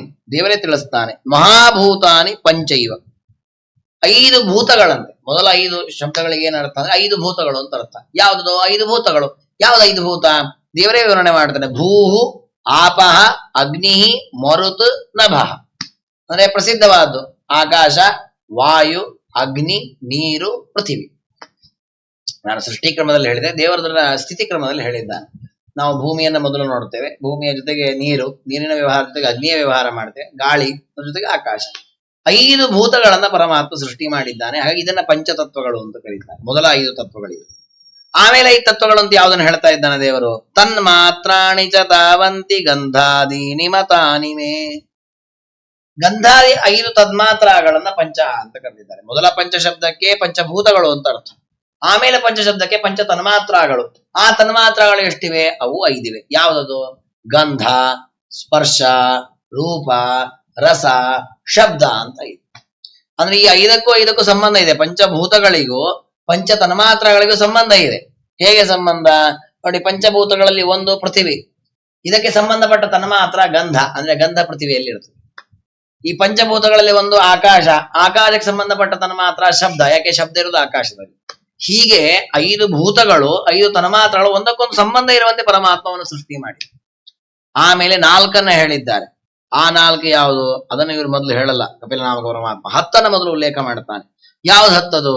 ಇಂದ್ರಿಯಾಣಿ ದಶ, 10 ಇಂದ್ರಿಯಗಳನ್ನ ಇಲ್ಲಿ 10 ಶಬ್ದದಿಂದ ಕಳೆದು. ಅಲ್ಲ, ಇಂದ್ರಿಯಗಳು 5 ಅಲ್ವಾ? 5 ಜ್ಞಾನೇಂದ್ರಿಯ, 5 ಕರ್ಮೇಂದ್ರಿಯ. ಅದನ್ನು ದೇವರೇ ಹೇಳ್ತಾನೆ. ಶ್ರೋತ್ರಂ ತ್ವಕ್ ದೃಕ್ ರಸನ ನಾಸಿಕ ವಾಕ್ ಕರೌ ಚರಣೌ ಮೇಢ್ರಂ ಪಾಯು ದಶಮ ಉಚ್ಯತೆ. ಹೀಗೆ ಇದು 10. ಅಂದ್ರೆ 5 ಜ್ಞಾನೇಂದ್ರಿಯ, ಕಣ್ಣು ಚಕ್ಷುರೇಂದ್ರಿಯ, ಕಿವಿ ಶ್ರವಣೇಂದ್ರಿಯ, ಮೂಗು ಘ್ರಾಣೇಂದ್ರಿಯ, ನಾಲಿಗೆ ರಸನೇಂದ್ರಿಯ, ಇನ್ನು ತ್ವಗೇಂದ್ರಿಯ ಎಲ್ಲ ಚರ್ಮದ ಭಾಗದಲ್ಲೂ ಇದೆ. ನಮಗೆ ಮುಟ್ಟಿದಾಗ ಸ್ಪರ್ಶ ಜ್ಞಾನ ಬರುವಂತಹದ್ದು. ಹೀಗೆ 5 ಜ್ಞಾನೇಂದ್ರಿಯಗಳನ್ನ, ಈ 5 ಜ್ಞಾನವನ್ನು ಕೊಡತಕ್ಕಂತಹ ಇಂದ್ರಿಯಗಳು. ಇನ್ನು 5 ಇಂದ್ರಿಯ ಇದೆ ನಮ್ಮ ದೇಹದಲ್ಲಿ. ಅದೇನ್ ಮಾಡತ್ತೆ? ಕೆಲಸವನ್ನ ಮಾಡತಕ್ಕ, ಕರ್ಮವನ್ನ ಮಾಡತಕ್ಕ ಇಂದ್ರಿಯಗಳು ವಾಕ್, ಪಾಣಿ, ಪಾದ, ಪಾಯು, ಉಪಸ್ಥಾನ. ಹೀಗೆ 10, 5 ಜ್ಞಾನೇಂದ್ರಿಯ 5 ಕರ್ಮೇಂದ್ರಿಯಗಳನ್ನು ಸೇರಿಸಿ 10 ಅಂತ ಕರೆದಿದ್ದಾರೆ. ಹೀಗೆ 5 ಭೂತಗಳು, 5 ತನ್ಮಾತ್ರಗಳು, 10 ಇಂದ್ರಿಯಗಳು, 20 ಆಯ್ತು. ಇನ್ನು 4 ಅಂದ್ರೆ ಏನು? ಅದನ್ನು ವಿವರಣೆ ಮಾಡ್ತಾರೆ. ಮನಃ ಬುದ್ಧಿ ಅಹಂಕಾರ ಚಿತ್ತ ಮಿತ್ಯಂತರಾತ್ಮನಃ. ಮನಸ್ಸು ಅಂದ್ರೆ ಸಂಕಲ್ಪ ವಿಕಲ್ಪ ರೂಪವಾದ್ದು. ಇದನ್ನ ಮಾಡಬೇಕೋ ಬೇಡವೋ, ಹೀಗ್ ಮಾಡ್ಲೋ ಹಾಗ್ ಮಾಡ್ಲೋ, ಎಲ್ಲ ವಿಷಯದಲ್ಲಿ ನಮಗೆ ಗೊಂದಲ ಇರ್ತದಲ್ಲ, ಇದನ್ನೇ ಮನಸ್ಸು ಅಂತ ಕರೀತಾರೆ. ಇದು ಒಂದು ತತ್ವ. ಅದರ ಜೊತೆಗೆ ಬುದ್ಧಿ, ನಿರ್ಣಯಾತ್ಮಕವಾದ ಜ್ಞಾನ, ಹೀಗೇ ಮಾಡಬೇಕು ಹೀಗೇ ಮಾಡಬಾರ್ದು ಅಂತ ಆಲೋಚನೆ ಮಾಡುವಂತಹದ್ದು ಬುದ್ಧಿ ತತ್ವ. ಅಹಂಕಾರ, ಅಹಂಕಾರ ತತ್ವ. ಅಹಂಕಾರ ತತ್ವ ಅಂದ್ರೆ ನಾನು ಅನ್ನುವ ಜ್ಞಾನ ಇದಲ್ಲ. ನಾವು ನೋಡಿ ಮಲ್ಕೊಂಡಿರ್ತೇವೆ, ಹೇಳ್ತೇವೆ ಇಷ್ಟೊತ್ತು ಸುಖವಾಗಿ ಮಲಗಿದ್ದೆ, ಯಾರೋ ಮಲಗಿದ್ರು ಅಂತ ಹೇಳಲ್ಲ ನಾವು, ನಾನು ಮಲಗಿದ್ದೆ ಅಂತ ಹೇಳುತ್ತೆ. ಹಾಗಾದ್ರೆ ಅಷ್ಟೊತ್ತು ನನಗೆ ನಾನು ಅನ್ನುವ ಜ್ಞಾನ ಇದೆ, ಇದು ಯಾವಾಗ್ಲೂ ಇರ್ತದೆ ನಮಗೆ. ಎಚ್ಚರ ಇದ್ದಾಗ್ಲೂ ಇರುತ್ತೆ, ಮಲಗಿದಾಗಿರುತ್ತೆ, ಯಾವಾಗ್ಲೂ ಇರ್ತದೆ. ಅದೇ ಅತಿಶಯಿತವಾಗಿ ಅಹಂಕಾರ ಪಡೋದು ನಾವು, ನನ್ನಿಂದಲೇ ಇಲ್ಲ, ನಾನಂತವನು ಇಂಥವನು ಅಂತ. ಹಾಗಾದ್ರೆ ಇದನ್ನೊಂದು ಅಹಂಕಾರ ತತ್ವ ಅಂತ ಒಂದು ತತ್ವ ಇದೆ. ಅದರ ಜೊತೆಗೆ ಚಿತ್ತವನ್ನೇ ಮಹತ್ತತ್ವ ಅಂತ ಹೇಳುದು. ಬುದ್ಧಿಯ ಮನಸ್ಸಿನಲ್ಲಿ ಇರ್ತಕ್ಕಂತಹ, ಬುದ್ಧಿಯಲ್ಲಿರ್ತಕ್ಕ ವ್ಯಾಪಾರಗಳನ್ನೆಲ್ಲ ನಿರ್ಣಯಾತ್ಮಕವಾಗಿ ತೆಗೆದುಕೊಂಡು ಮುಂದೆ ನಡೆಸುವಂತಹದನ್ನೇ ಚಿತ್ತ ಅಂತ ಕರೀತಾರೆ. ಅದನ್ನೇ ಚೇತನ ಅಂತ ತೆಗೆದುಕೊಳ್ತಾರೆ. ಈ ರೀತಿಯಲ್ಲಿ 24 ತತ್ವಗಳನ್ನ ನಾವು ತಿಳಿದುಕೊಳ್ಳಬೇಕು.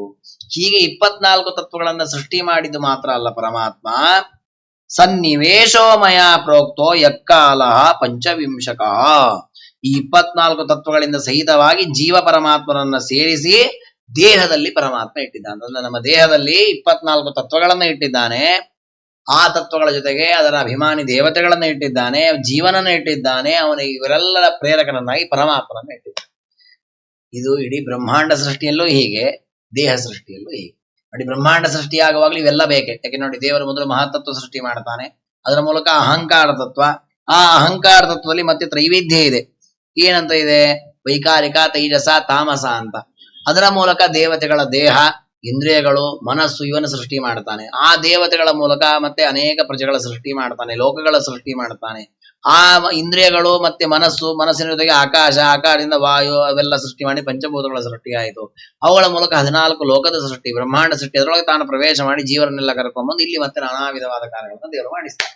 ನೋಡಿ, ಹಾಗಾದ್ರೆ ಒಂದು ಬ್ರಹ್ಮಾಂಡ ಸೃಷ್ಟಿಯಾಗುವಾಗ 24 ತತ್ವ ಇದೆ. ಈ ದೇಹ ಸೃಷ್ಟಿಯಾಗಲು 24 ತತ್ವ ಇದೆ. ಅಂದ್ರೆ ನಾವು ಇಡೀ ಬ್ರಹ್ಮಾಂಡವನ್ನು ನೋಡಿ ಒಂದು ಚಿಂತನೆ ಮಾಡಿ, ಏನೆಲ್ಲ ಈ ಜಗತ್ತಲ್ಲಿ ಪದಾರ್ಥಗಳಿದೆ, ಅಲ್ಲೆಲ್ಲೋ ಇದೆ ಅಲ್ಲ, ಇಲ್ಲೇ ಇದೆ, ಈ ದೇಹದಲ್ಲಿ ಅದೆಲ್ಲವೂ ಇದೆ. ಹಾಗಾದ್ರೆ ಇಷ್ಟು ದೊಡ್ಡದಾದ ಬ್ರಹ್ಮಾಂಡ ಸೃಷ್ಟಿ ಮಾಡಿದ ಪರಮಾತ್ಮ ಎಷ್ಟು ದೊಡ್ಡವ ಅಂತ ತಿಳ್ಕೊಳ್ಳುವ ಹಾಗೆ, ಈ ದೇಹವನ್ನು ಸೃಷ್ಟಿ ಮಾಡಿದ ಪರಮಾತ್ಮ ಎಷ್ಟು ದೊಡ್ಡವನಂತ ಉಪಾಸನೆ ಮಾಡ್ತಾರೆ. ಅದನ್ನೇ ನಮ್ಮ ಶಾಸ್ತ್ರಗಳಲ್ಲಿ ಅಂಡ ಪಿಂಡಾಂಡ ಅಂತ. ಅಂಡ ಅಂದ್ರೆ ಬ್ರಹ್ಮಾಂಡ, ಬ್ರಹ್ಮಾಂಡ ಚಿಂತನೆ, ಹಾಗೂ ಪಿಂಡಾಂಡ ಅಂದ್ರೆ ಈ ದೇಹದಲ್ಲಿ ಆ ಪರಮಾತ್ಮನ ಚಿಂತನೆ. ಅದನ್ನ ಭಾಗವತವೇ ಹೇಳುತ್ತದೆ. ನಮ್ಮ ಪಾದದಿಂದ ಆರಂಭಿಸಿ ತಲೆಪರಿಯಂತ ಯಾವ್ಯಾವ ಭಾಗದಲ್ಲಿ ಯಾವ್ಯಾವ ದೇವರ ರೂಪಗಳನ್ನು ಚಿಂತನೆ ಮಾಡಬೇಕು, ಏನೇನು ಮಾಡಬೇಕು ಅಂತ ಹೇಳಿದ್ದಾರೆ. ಅಂತೂ ಹೀಗೆ ಪರಮಾತ್ಮ ತತ್ವಗಳನ್ನು ಸೃಷ್ಟಿ ಮಾಡ್ತಾನೆ. ಈ ತತ್ವಗಳ ಮೂಲಕ ನಮ್ಮಿಂದ ನಾನಾ ವಿಧವಾದ ಕಾರ್ಯವನ್ನ ಮಾಡಿಸ್ತಾನೆ. ಆದ್ರೆ ಜೀವ ಏನ್ ಮಾಡ್ತಾನೆ ಅದನ್ನ ಹೇಳ್ತಾರೆ, ದೇವರೇ ಹೇಳ್ತಾನೆ. ಚೇಷ್ಟಾಯತಸ್ಸ ಭಗವಾನ್ ಕಾಲ ಇತ್ಯುಪಲಕ್ಷಿತ ಪ್ರಭಾವಂ ಪೌರುಷಂ ಪ್ರಾಹು ಕಾಲಮೇಕೆ ಯಥೋ ಭಯಂ ಅಹಂಕಾರ ವಿಮೂಢಸ್ಯ ಕರ್ತು ಪ್ರಕೃತಿ ಮೀಯುಷ. ವಸ್ತು ಇದೆಲ್ಲವನ್ನ ಪ್ರಕೃತಿಯ ಸ್ವಾಮಿಯಾದ ಪರಮಾತ್ಮ ನಮ್ಮ ಮೂಲಕ ಮಾಡಿಸ್ತಾ ಇದ್ದಾನೆ. ಆದ್ರೆ ಜೀವ ಅಹಂಕಾರದಿಂದ ಮೂಢನಾಗಿ ನಾನು ಮಾಡ್ತಾ ಇದ್ದೇನೆ ಎಂದು ತಪ್ಪು ತಿಳಿದುಕೊಳ್ತಾನೆ. ಹಾಗೆ ತಿಳ್ಕೊಳ್ಬಾರದು. ನಮ್ಮ ದೇಹದಲ್ಲಿರುವ ಇಷ್ಟು ತತ್ವಗಳನ್ನ, ಆ ತತ್ವಗಳನ್ನ ನಿಯಮನ ಮಾಡ್ಲಿಕ್ಕೆ ಇಟ್ಟ ದೇವತೆಗಳನ್ನ, ಅವರೊಳಗಿರುವ ಮುಖ್ಯ ಪ್ರಾಣ, ಅವರೊಳಗಿರುವ ಪರಮಾತ್ಮ, ಇಷ್ಟು ಜನರಿಂದ ಇಷ್ಟು ಕೆಲಸ ನಡೆದಿದೆ ಅನ್ನೋ ಎಚ್ಚರಬೇಕು. ಅದನ್ನ ಮರೆತು ನಾವು ಮಾಡಬಾರದು ಅಂತ ಅದನ್ನು ಹೇಳ್ತಾರೆ.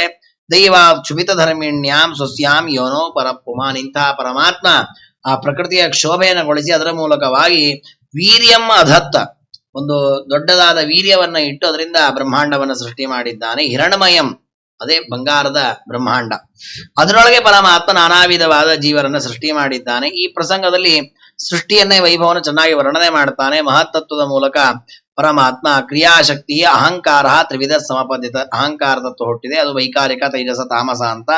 ಅದರಲ್ಲಿ ಮನಸ್ಸಶ್ಚೇಂದ್ರಿಯಾಣಾಂಚ ಭೂತಾನ ಮಹತಾಮಪಿ, ಮನಸ್ಸು, ಇಂದ್ರಿಯಗಳು, ದೇವತೆಗಳ ದೇಹ ಇವೆಲ್ಲ ಉಂಟಾಯಿತು ಅನ್ನೋದರ ನಿರೂಪಣೆ ಮಾಡಿದ. ಇದಾದ ಮೇಲೆ ಪರಮಾತ್ಮ ವೈಕಾರಿಕ ವಿಕುರ್ವಾಣ ಮನಸ್ತತ್ವ ಮಜಾಯಿತ, ವೈಕಾರಿಕ ಅಹಂಕಾರದಿಂದ ಮನಸ್ಸನ್ನು ಸೃಷ್ಟಿ ಮಾಡಿದ. ಅದು ಸಂಕಲ್ಪ ವಿಕಲ್ಪ ರೂಪವಾಗಿರ್ತದೆ, ನಾನಾ ವಿಧವಾದ ಕಾಮನೆಗಳನ್ನು ಬಯಸುವಂತಹದ್ದು. ಇದಾದ ಮೇಲೆ ಪರಮಾತ್ಮ ತೈಜಸಾತ್ ಬುದ್ಧಿತತ್ವಮಭೂತ್ಸದಿ, ತೈಜಸ ತತ್ವದಿಂದ ಬುದ್ಧಿತತ್ವವನ್ನು ಸೃಷ್ಟಿ ಮಾಡಿದ. ದ್ರವ್ಯ ಸ್ಫುರಣ ವಿಜ್ಞಾನಂ, ಯಾವುದೇ ವಿಷಯದಲ್ಲಿ ಸ್ಫುಟವಾದ ಜ್ಞಾನವನ್ನು ಕೊಡುವಂತಹದ್ದು ಆ ಬುದ್ಧಿತತ್ವ ಅಂತದರ ನಿರೂಪಣೆಯನ್ನ ಮಾಡಿದ. ಅದಾದ್ಮೇಲೆ ತಾಮಸಾಚ ವಿಕುರ್ವಾಣ ಶಬ್ದ ಮಾತ್ರ ಅಭೂತ್ ತಸ್ಮಾ ನಭಶ್ರೋತ್ರಂದು ಶಬ್ದಗಂ, ತಾಮಸ ಅಹಂಕಾರದಿಂದ ಶಬ್ದಾದಿ ತನ್ಮಾತ್ರಗಳು ಪಂಚಭೂತಗಳು ಇವುಗಳ ಸೃಷ್ಟಿಯನ್ನ ಮಾಡಿದ ಅಂತ. ಹೀಗೆ ದೇವರು ತತ್ವಗಳನ್ನು ಸೃಷ್ಟಿ ಮಾಡಿದ್ದಾನೆ ಮತ್ತು ಅವುಗಳಲ್ಲಿ ಬೇರೆ ಬೇರೆ ಗುಣಗಳನ್ನ ಇಟ್ಟಿದ್ದಾನೆ. ಶಬ್ದ ಅದು ಧ್ವನ್ಯಾತ್ಮಕ ವರ್ಣಾತ್ಮಕ ಅಂತ ಎರಡು ಟೈಪು. ರೂಪದಲ್ಲಿ 7 ಬಣ್ಣಗಳಿದೆ. ರೂಪ ಅಂದ್ರೆ ಬಿಳಿ, ಕಪ್ಪು, ನೀಲಿ, ಚಿತ್ರ ಬಣ್ಣ ಅಂತ ಹೀಗೆ ನಾನಾ ವಿಧವಾದ ಬಣ್ಣಗಳನ್ನು ಇಟ್ಟಿದ್ದಾನೆ. ಇನ್ನು ರಸದಲ್ಲಿ ಸುರುಚಿ, ದುರುಚಿ ಅಂದ್ರೆ ಒಳ್ಳೆಯ ರುಚಿಗಳು, ಅದರಲ್ಲಿ ಮತ್ತೆ 6 ಪ್ರಭೇದಗಳಿದೆ. ಸಿಹಿ, ಆಮೇಲೆ ಹುಳಿ, ಕಟು, ಕಷಾಯ, ತಿಕ್ತ ಅಂತ 6 ರೀತಿಯ ಪ್ರಭೇದಗಳು. ಗಂಧದಲ್ಲಿ 2 ಟೈಪ್, ಸುಗಂಧ, ದುರ್ಗಂಧ ಅಂತ. ಹೀಗೆ ಸ್ಪರ್ಶದಲ್ಲೂ 2 ಟೈಪ್ ಇದೆ. ಅಂದ್ರೆ ಒಂದು ಬಿಸಿಯಾದ ಸ್ಪರ್ಶ, ತಂಪಾದ ಸ್ಪರ್ಶ, ಅನುಷ್ಣ ಸ್ಪರ್ಶ ಅಂತ, ಮಿಶ್ರವಾದ ಸ್ಪರ್ಶ ಅಂತ, ಹೀಗೆ 3 ರೀತಿಯ ಸ್ಪರ್ಶಗಳು. ಹೀಗೆ ಆ ತತ್ವಗಳ ಬೇರೆ ಬೇರೆ ಪ್ರಭೇದಗಳನ್ನ ಹೇಳ್ತಾರೆ. ಅದರ ಜೊತೆಗೆ ಕ್ಲೇದನಂ ಪಿಂಡನಂ ತೃಪ್ತಿ ಪ್ರಾಣನ ಪ್ಯಾಪನೋದನಂ ತಾಪಾಪನೋದೋ ಭೂಯಸ್ತು ಅಂಬಸೋ ವೃತ್ತಯಸ್ತಿಮ. ಒಂದೊಂದು ತತ್ವಕ್ಕೆ ಸಂಬಂಧಪಟ್ಟಂತೆ ಬೇರೆ ಬೇರೆ ಪ್ರವೃತ್ತಿಗಳಿದೆ. ಉದಾಹರಣೆ ನೀರು, ಜಲ ಅನ್ನುವ ತತ್ವವನ್ನು ಪರಮಾತ್ಮ ಸೃಷ್ಟಿ ಮಾಡಿದ್ದಾನೆ. ಅಂದ್ರೆ ಪೃಥಿವ್ಯಾದಿ ಪಂಚಭೂತಗಳ ಸೃಷ್ಟಿಯಲ್ಲಿ ಆ ನೀರು ಅನ್ನೋ ತತ್ವಕ್ಕೆ ಎಷ್ಟು ಗುಣ ಇದೆ ಅಂದ್ರೆ ಕ್ಲೇದನ, ಅದು ಒದ್ದೆ ಮಾಡತ್ತೆ. ಪಿಂಡನ, ಮಿಶ್ರ ಮಾಡ್ಲಿಕ್ಕೆ ಸಹಾಯ ಆಗತ್ತೆ. ಅದನ್ನು ಕುಡಿದಾಗ ತೃಪ್ತಿಯನ್ನು ಉಂಟು ಮಾಡತ್ತೆ. ಜೀವಂತಿಕೆಯನ್ನು ತಂದು ಕೊಡುತ್ತೆ. ಯಾವುದೇ ವೃಕ್ಷಾದಿಗಳು ಬಾಡಿ ಹೋದಾಗ ನೀರು ಹಾಕಿರೋದು ಒಂಥರ ಜೀವಂತಿಕೆಯನ್ನು ಪಡೆದುಕೊಳ್ಳುತ್ತೆ. ತಾಪಾಪನೋದ, ಬಿಸಿಯಾದ ತಾಪವನ್ನು ಪರಿಹಾರ. ನೋಡಿ, ಒಂದು ನೀರಿಗಿರುವ ಗುಣಗಳು. ಹಾಗೆ ಪೃಥ್ವಿಗೆ ಒಂದಿಷ್ಟು ಗುಣ ಇದೆ, ರಸಕ್ಕೆ ಒಂದು ಗುಣ ಇದೆ. ಹೀಗೆ ಒಂದೊಂದು ಪದಾರ್ಥದಲ್ಲಿ ಅನೇಕ ಗುಣಗಳಿಂದ ಮಿಶ್ರ ಮಾಡಿ ಆ ಪದಾರ್ಥವನ್ನ ಪರಮಾತ್ಮ ಭೂಮಿಯಲ್ಲಿ ಸೃಷ್ಟಿ ಮಾಡಿದ್ದಾನೆ. ಅಥೋ ವಿಶೇಷೋ ಭಾವಾನಾಂ ಭೂಮಾವೇ ವ್ಯೋಪಲಕ್ಷ್ಯತೆ. ಹಾಗಾಗಿ ಭೂಮಿಯಲ್ಲಿರತಕ್ಕ ಪದಾರ್ಥಗಳಲ್ಲಿ ಅನೇಕ ಗುಣಗಳು ಬರಲಿಕ್ಕೆ ಕಾರಣ ಅದಕ್ಕೆ ಸಂಬಂಧಪಟ್ಟಂತೆ ತತ್ವಗಳಲ್ಲಿ ಪರಮಾತ್ಮ ಅಷ್ಟು ಗುಣಗಳನ್ನು ಇಟ್ಟಿದ್ದಾನೆ. ಹಾಗಾಗಿ ಅದರಿಂದ ಅಭಿವ್ಯಕ್ತವಾದ ಪದಾರ್ಥಗಳಲ್ಲಿ ನಾನಾ ವಿಧವಾದ ಪದಾರ್ಥಗಳು ಸೃಷ್ಟಿಯಾಗತ್ತೆ. ಇದರ ಜೊತೆಗೆ ಪರಮಾತ್ಮ ಈ ದೇಹದಲ್ಲಿ ಈ ದ್ರವ್ಯದ ಮೂಲಕ ಅಂದ್ರೆ ಪೃಥ್ವಿಯ ಭಾಗದನ್ನ ಜಲಾದಿಗಳನ್ನು ಸ್ವಲ್ಪ ಸ್ವಲ್ಪ ಸೇರಿಸಿಕೊಂಡು ನಾಡಿಗಳನ್ನ ಇಟ್ಟಿದ್ದಾನೆ. ನಾಡ್ಯೋಸಿ ನಿರಭಿದ್ಯಂತ ತಾಭ್ಯೋ ಲೋಹಿತ ಮಾರತಂ. ಪರಮಾತ್ಮ ಈ ದೇಹವನ್ನ ಸೃಷ್ಟಿ ಮಾಡುವಾಗ ಆ ದೇಹದ ಒಳಗೆ ಅನೇಕ ನಾಡಿಗಳನ್ನ ಇಟ್ಟಿದ್ದಾನೆ. ನಾಡಿಗಳ ಜೊತೆಗೆ ಮಾಂಸ, ಮಜ್ಜ ಇತ್ಯಾದಿಗಳನ್ನ ವಸ್ತು ಇದೆಲ್ಲವೂ ಆದದ್ದು ಹೇಗೆ? ಇವೇ ಪಂಚಭೂತಗಳಿಂದ. ಅಂದ್ರೆ ಪೃಥ್ವಿ, ಅಪ, ತೇಜಸ್ಸು, ವಾಯು, ಆಕಾಶ. ಈ ಪಂಚಭೂತಗಳಿಂದಲೇ ನಮ್ಮ ದೇಹದ ನಾಡಿ, ನಮ್ಮ ದೇಹದಲ್ಲಿರತಕ್ಕ ರಕ್ತ, ನಮ್ಮ ದೇಹದಲ್ಲಿರತಕ್ಕ ಮಾಂಸ, ಚರ್ಮ ಎಲ್ಲವೂ ಈ ಪಂಚಭೂತಗಳಿಂದ ಆಗಿದೆ. ಹೀಗೆ ಪರಮಾತ್ಮ ದೇವತೆಗಳನ್ನ, ಇದು ದೇಹದ ಭೌತಿಕವಾದ ಪದಾರ್ಥಗಳನ್ನ ಸೃಷ್ಟಿ ಮಾಡಿದ. ಇದಾದ ಮೇಲೆ ಪರಮಾತ್ಮ ಈ ಕಾರ್ಯಗಳು ಚೆನ್ನಾಗಿ ನಡಿಬೇಕಲ್ಲ, ಅದಕ್ಕೋಸ್ಕರವಾಗಿ ಅನೇಕ ದೇವತೆಗಳನ್ನ ಸೃಷ್ಟಿ ಮಾಡಿದಂತೆ. ಮನಸಶ್ಚಂದ್ರಮಾಜಾತಃ ಬುದ್ಧಿರ್ಗಿನಾಂಪತಿ. ದೇವರು ನೋಡಿ ಎಷ್ಟು ವ್ಯವಸ್ಥಿತವಾದ ಕಾರ್ಯ ದೇವರದ್ದು ಅಂದ್ರೆ, ತಾನು ಜೀವನಿಗೆ ಬೇಕಾದ ದೇಹಕ್ಕೆ ಸಂಬಂಧಪಟ್ಟ ಅಷ್ಟೂ ಪದಾರ್ಥಗಳನ್ನ ಸೃಷ್ಟಿ ಮಾಡಿದ. ಆ ಸೃಷ್ಟವಾದ ಪದಾರ್ಥಗಳ ಪ್ರತಿಯೊಂದು ಅವಯವಗಳು ಕೆಲಸ ಮಾಡಬೇಕಲ್ಲ, ಅದಕ್ಕೆ ಆ ಅವಯವನ್ನ ನಿಯಮನ ಮಾಡ್ಲಿಕ್ಕೆ ದೇವತೆಗಳನ್ನ ಇಟ್ಟ. ಆ ದೇವತೆಗಳನ್ನ ಎಲ್ಲಿ ಸೃಷ್ಟಿ ಮಾಡಿದ ಅಂದ್ರೆ ಅದೇ ಅವಯವದಿಂದ ಸೃಷ್ಟಿ ಮಾಡಿದ. ನಮ್ಮ ಮನಸ್ಸಿನ ಕೆಲಸ ಮಾಡಬೇಕು, ಅದಕ್ಕೆ ಮನಸ್ಸಿನಿಂದ ಆ ದೇವತೆಯನ್ನು ತಾನು ಸೃಷ್ಟಿ ಮಾಡಿದ. ಕಣ್ಣಿನ ಕೆಲಸ ಮಾಡ್ಬೇಕು, ಅದಕ್ಕೆ ತನ್ನ ಕಣ್ಣಿನಿಂದ ಅವರನ್ನು ಸೃಷ್ಟಿ ಮಾಡಿದ. ಅಂದ್ರೆ ಅವರ ಉತ್ಪತ್ತಿ ಸ್ಥಾನ ಅದೇ ಇಂದ್ರಿಯ. ಹಾಗೆ ಆ ಇಂದ್ರಿಯದಲ್ಲಿದ್ದವರು ಸಾಧನೆ ಮಾಡಿಕೊಂಡು ನಮ್ಮ ಇಂದ್ರಿಯದಲ್ಲಿ ಅದೇ ಕೆಲಸವನ್ನ ಮಾಡುತ್ತಾರೆ. ಇದನ್ನ ನಾವು ತಿಳ್ಕೊಳ್ಳೋದಷ್ಟೇ, ನಮ್ಮಿಂದ ಬೇರೆ ಏನು ಮಾಡ್ಲಿಕ್ಕಲ್ಲ. ನಾವು ದೇವರಿಗೆ ಏನು ಪ್ರತಿಯಾಗಿ ಉಪಕಾರ ಮಾಡಿದ್ಯಪ್ಪ ಅಂದ್ರೆ ಒಂದಿಷ್ಟು ಏನೋ ಕೊಡೋದು ಏನೇ ಇಲ್ಲ. ಮತ್ತೇನ್ ಮಾಡೋದು ನಾವು ತಿಳ್ಕೊಳ್ಬೇಕು, ದೇವರು ಹೇಗೆ ಸೃಷ್ಟಿ ಮಾಡಿದ್ದಾನೆ ಅಂತ. ನೋಡಿ, ವನ್ಯರವಾಚ ಮುಖಂ ಭೇಜೆ ನೋದದಿಷ್ಟ ತತ್ವ. ಪರಮಾತ್ಮ ತನ್ನ ನಾಲಿಗೆಯಿಂದ ಅಗ್ನಿದೇವನನ್ನ ಸೃಷ್ಟಿ ಮಾಡಿದ್ದಾನೆ. ನಮ್ಮ ನಾಲಿಗೆನ ಅಗ್ನಿದೇವನನ್ನ ಇಟ್ಟು ಆ ನಾಲಿಗೆ ಕೆಲಸವನ್ನ ಮಾಡಿಸ್ತಾನೆ. ಹೀಗೆ ಅಷ್ಟೂ ತತ್ವಗಳನ್ನ, ನಮ್ಮ ದೇಹದಲ್ಲಿರುವ ಪ್ರತಿಯೊಂದು ತತ್ವಗಳನ್ನ ನಿಯಂತ್ರಣ ಮಾಡ್ಲಿಕ್ಕೆ ದೇವತೆಗಳನ್ನ ಸೃಷ್ಟಿ ಮಾಡಿದ. ಆ ತತ್ವಗಳಲ್ಲಿ ನೆಲೆಗೊಳಿಸಿದ. ತನ್ನ ಮೂಲಕ ಈ ದೇಹದ ಕಾರ್ಯವನ್ನು ನೀವು ನಿರ್ವಹಿಸಿ ಅಂತ ಆದೇಶ ಮಾಡಿ. ಸರಿ, ದೇವತೆಗಳೆಲ್ಲ ಒಂದು ಮನುಷ್ಯ ದೇಹ ನಿರ್ಮಾಣವಾದಕ್ಕೆ ಆ ದೇಹದೊಳಗೆ ಪ್ರವೇಶ ಮಾಡಿದ್ರು. ಪಾದಕ್ಕೆ ಸಂಬಂಧಪಟ್ಟಂತೆ ಜಯಂತ, ಕೈಗೆ ಸಂಬಂಧಪಟ್ಟಂತೆ ಪ್ರಜಾಪತಿ ಒಬ್ಬರೇ ಪ್ರವೇಶ ಮಾಡಿದ್ರು. ಆ ಕೆಲಸ ಮಾಡೋಣ, ಪಾದದಿಂದ ನಡೆಸೋಣ ಅಂತ. ಆ ದೇಹ ಎಳ್ಳೇ ಇಲ್ಲ. ಕೈ ದೇವತೆ ಹೋದ, ಕೈಯಿಂದ ಚಪ್ಪಾಳೆ ಹೊಡೆಯೋಣ ಅಂತ, ಕೈ ಕೆಲಸ ಮಾಡಲಿಲ್ಲ. ಕಣ್ಣಿನ ದೇವತೆ ಹೋದ, ಕಣ್ಣು ಬಿಡೋಣ, ಕಣ್ಣು ಬಿಡುತ್ತಾ ಇಲ್ಲ. ಹೀಗೆ ಒಂದೊಂದು ದೇವತೆ ಹೋಗ್ತಾನೆ. ತ್ವಚಂ ರೋಮಾಭಿರೋಷದ್ಯೋ ನೋದತಿಷ್ಠತ್ತೋ ವಿರಾಟ್ ರೇತಸ ಶಿಷ್ಣಮಾಪಸ್ತು ನೋದತಿಷ್ಠತ್ತೋ ವಿರಾಟ್. ತತ್ವಗಳಿಗೆ ಸಂಬಂಧಪಟ್ಟ ಒಬ್ಬೊಬ್ಬ ದೇವತೆ ಪ್ರವೇಶ ಮಾಡಿದ್ರು ಕೂಡ ವಿರಾಟ್ ಅಂದ್ರೆ ಒಂದು ದೇಹ ನಿರ್ಮಾಣ ಮಾಡಿದ ದೇಹ ಅದು ಮೇಲಕ್ಕೆ ಹೇಳ್ತಾ ಇಲ್ಲ. ಕೊನೆಗೆ ಚಿತ್ತೇನ ಹೃದಯಂ ಚೈತ್ಯ ಕ್ಷೇತ್ರಜ್ಞ ಪ್ರಾವಿಶದ್ ಯದಾ ವಿರಾಟ್ ತದೈವ ಪುರುಷ ಸಲಿಲಾದತಿಷ್ಠತ. ಯಾವಾಗ ಪರಮಾತ್ಮ ತಾನು ಪ್ರವೇಶ ಮಾಡಿದ್ದಾನೆ, ಕ್ಷೇತ್ರಜ್ಞ ಶಬ್ದಕ್ಕೆ ಪರಮಾತ್ಮ ಅಂತ ಅರ್ಥ. ಕ್ಷೇತ್ರಜ್ಞ ಪುರುಷೇಶ್ವರ, ಕ್ಷೇತ್ರಜ್ಞೋ ಅಕ್ಷರ ಏವಚ. ವಿಷ್ಣು ಸಹಸ್ರನಾಮದಲ್ಲಿ ಬರುತ್ತೆ, ದೇವರನ್ನೇ ಕ್ಷೇತ್ರಜ್ಞ ಅಂತ ಕರೆಯುವುದು. ಭಗವದ್ಗೀತೆಯಲ್ಲಿ ಕ್ಷೇತ್ರಜ್ಞ ಯೋಗ ಅಂತ ಒಂದು ಯೋಗ ಇದೆ. ಇದಂ ಶರೀರಂ ಕೌಂತೆಯ ಕ್ಷೇತ್ರಮಿತ್ಯಭಿಧೀಯತೆ ಅಂತ ದೇವರು ಕ್ಷೇತ್ರವನ್ನು ನಿರೂಪಣೆ ಮಾಡಿ, ಏತದ್ಯೋ ವೇತ್ತಿ ತಂ ಪ್ರಾಹು ಕ್ಷೇತ್ರಜ್ಞಮಿತಿ ಚಾವಿದ. ಈ ಕ್ಷೇತ್ರವನ್ನು ಯಾರು ತಿಳಿದಿದ್ದಾನೋ ಅವನನ್ನ ಕ್ಷೇತ್ರಜ್ಞ. ನೋಡಿ, ನಮ್ಮಲ್ಲಿ ನಾವು ಸರ್ವಜ್ಞ ಅಂತ ಕರಿತೇವೆ. ಯಾರು ಸರ್ವಜ್ಞ? ಎಲ್ಲವನ್ನು ತಿಳಿದವನು ಸರ್ವಜ್ಞ. ಯಾರು ಧರ್ಮಜ್ಞ? ಧರ್ಮವನ್ನು ತಿಳಿದವನು ಧರ್ಮಜ್ಞ. ಹಾಗೆ ಕ್ಷೇತ್ರಜ್ಞ ಅಂದ್ರೆ ಕ್ಷೇತ್ರವನ್ನು ತಿಳಿದವನು ಕ್ಷೇತ್ರಜ್ಞ. ಸರಿ, ಕ್ಷೇತ್ರವನ್ನು ತಿಳ್ಕೊಳ್ಳೋದು ಅಂದ್ರೆ ಏನು? ಕ್ಷೇತ್ರವನ್ನು ತಿಳಿಬೇಕು. ಕ್ಷೇತ್ರ ಯಾವುದು? ದೇಹ. ಹಾಗಾದ್ರೆ ದೇಹವನ್ನು ನಾವು ತಿಳ್ಕೊಂಡಿದ್ದೇವಲ್ಲ, ನಮ್ಮ ದೇಹದ ಬಗ್ಗೆ ನಮಗೆ ಗೊತ್ತಿದೆ, ಆಗ ನಾವೇ ಕ್ಷೇತ್ರಜ್ಞ ಆಗ್ಬಹುದಲ್ಲ. ಹಾಗಾಗಿ ಶಂಕರಾಚಾರ್ಯ ಎಲ್ಲ ವ್ಯಾಖ್ಯಾನ ಮಾಡುವ ಕ್ಷೇತ್ರಜ್ಞ ಅಂದ್ರೆ ಜೀವ ಅಂತಾನೆ ಅರ್ಥ ಮಾಡಿದ್ದಾರೆ. ಹಾಗಾದ್ರೆ ಸರಿನೇ ಅಲ್ಲ ಅದು. ಯಾಕೆ ಕ್ಷೇತ್ರ ಅಂದ್ರೆ ದೇಹ, ದೇಹವನ್ನು ನಾವು ತಿಳ್ಕೊಂಡಿದ್ದೇವಲ್ಲ ಅಂತ. ಇದನ್ನ ಯಾವಾಗ ಅನ್ಬಹುದು? ಭಾಗವತ ಕೇಳೋ ಮುಂಚೆ ಈ ಮಾತು ಹೇಳ್ಬೋದು, ನಾವು ದೇಹ ತಿಳ್ಕೊಂಡಿದ್ದೇವೆ ಅಂತ. ಭಾಗವತ ಕೇಳಿದ್ಮೇಲೆ ಈ ಮಾತನ್ಲಿಕ್ಕಾಗಲ್ಲ. ಎಷ್ಟು ತತ್ವಗಳಿದೆ ಈ ದೇಹದಲ್ಲಿ ನಮಗೆಲ್ಲ ಗೊತ್ತಿದೆ. ನಮಗ್ ಬೇರೆ ಏನು ಬೇಡ, ನಾವ್ ಇಷ್ಟು ಮಾತಾಡ್ತೇವಲ್ಲ ನಾಲಿಗೆ, ಆ ನಾಲಿಗೆನ ಪೂರ್ಣ ಕಣ್ಣಿನಿಂದ ನೋಡಿದ್ದೇವೆ? ನೋಡೇ ಇಲ್ಲ ನಾವು ನಾಲಿಗೆ ಹೇಗಿದೆ ಅಂತ. ಕನ್ನಡಿಯಲ್ಲಿ ನೋಡ್ತೇವೆ, ಅದು ಪೂರ್ಣ ನೋಡ್ಲಿಕ್ಕೆ ಆಗಲ್ಲ. ಮುಂದಿನ ಭಾಗ ಮಾತ್ರ, ಹಿಂದಿನ ಭಾಗ ಮೂಲ ಭಾಗ ಏನೋ ನೋಡ್ಲಿಕ್ಕೆ ಆಗೇ ಇಲ್ಲ. ಕಣ್ಣನ್ನು ನೋಡಿಲ್ಲ, ಬೆನ್ನನ್ನು ನೋಡಿಲ್ಲ, ತಲೆ ಕೂದಲನ್ನ ಮೂಲವಾಗದು ಇಲ್ಲಿಂದ ಹುಟ್ಟಿದೆ ಅಂತ ನೋಡಿಲ್ಲ. ಹಾಗಾದ್ರೆ ನಮ್ಮ ದೇಹದಲ್ಲಿರುವ ನಾನಾ ಪದಾರ್ಥಗಳನ್ನು ನೋಡೇ ಇಲ್ಲ ಇನ್ನು ತಿಳ್ಕೊಳ್ಳೋದಂತೂ ಮುಂದಿನ ಮಾತು. ಅದರಲ್ಲಿ ಎಷ್ಟು ಪದಾರ್ಥಗಳು ಸೇರ್ಕೊಂಡಿದೆ, ಅದರೊಳಗೆ ಪರಮಾತ್ಮನ ರೂಪ ಎಷ್ಟಿದೆ, ಅಥವಾ ದೇವತೆಗಳು ಎಷ್ಟಿದ್ದಾರೆ, ಇನ್ನು ದೇಹದಲ್ಲಿರುವ ನಾಡಿಗಳು, ರಕ್ತ, ಮಜ್ಜ, ಮಾಂಸ ಯಾವ್ದು ತಿಳಿದಿದ್ದೇವೆ ನಾವು. ಹಾಗಾದ್ರೆ ಈ ಕ್ಷೇತ್ರ, ನಮ್ಮ ದೇಹವನ್ನೇ ನಾವು ನೋಡಿಲ್ಲ ಸರಿಯಾಗಿ.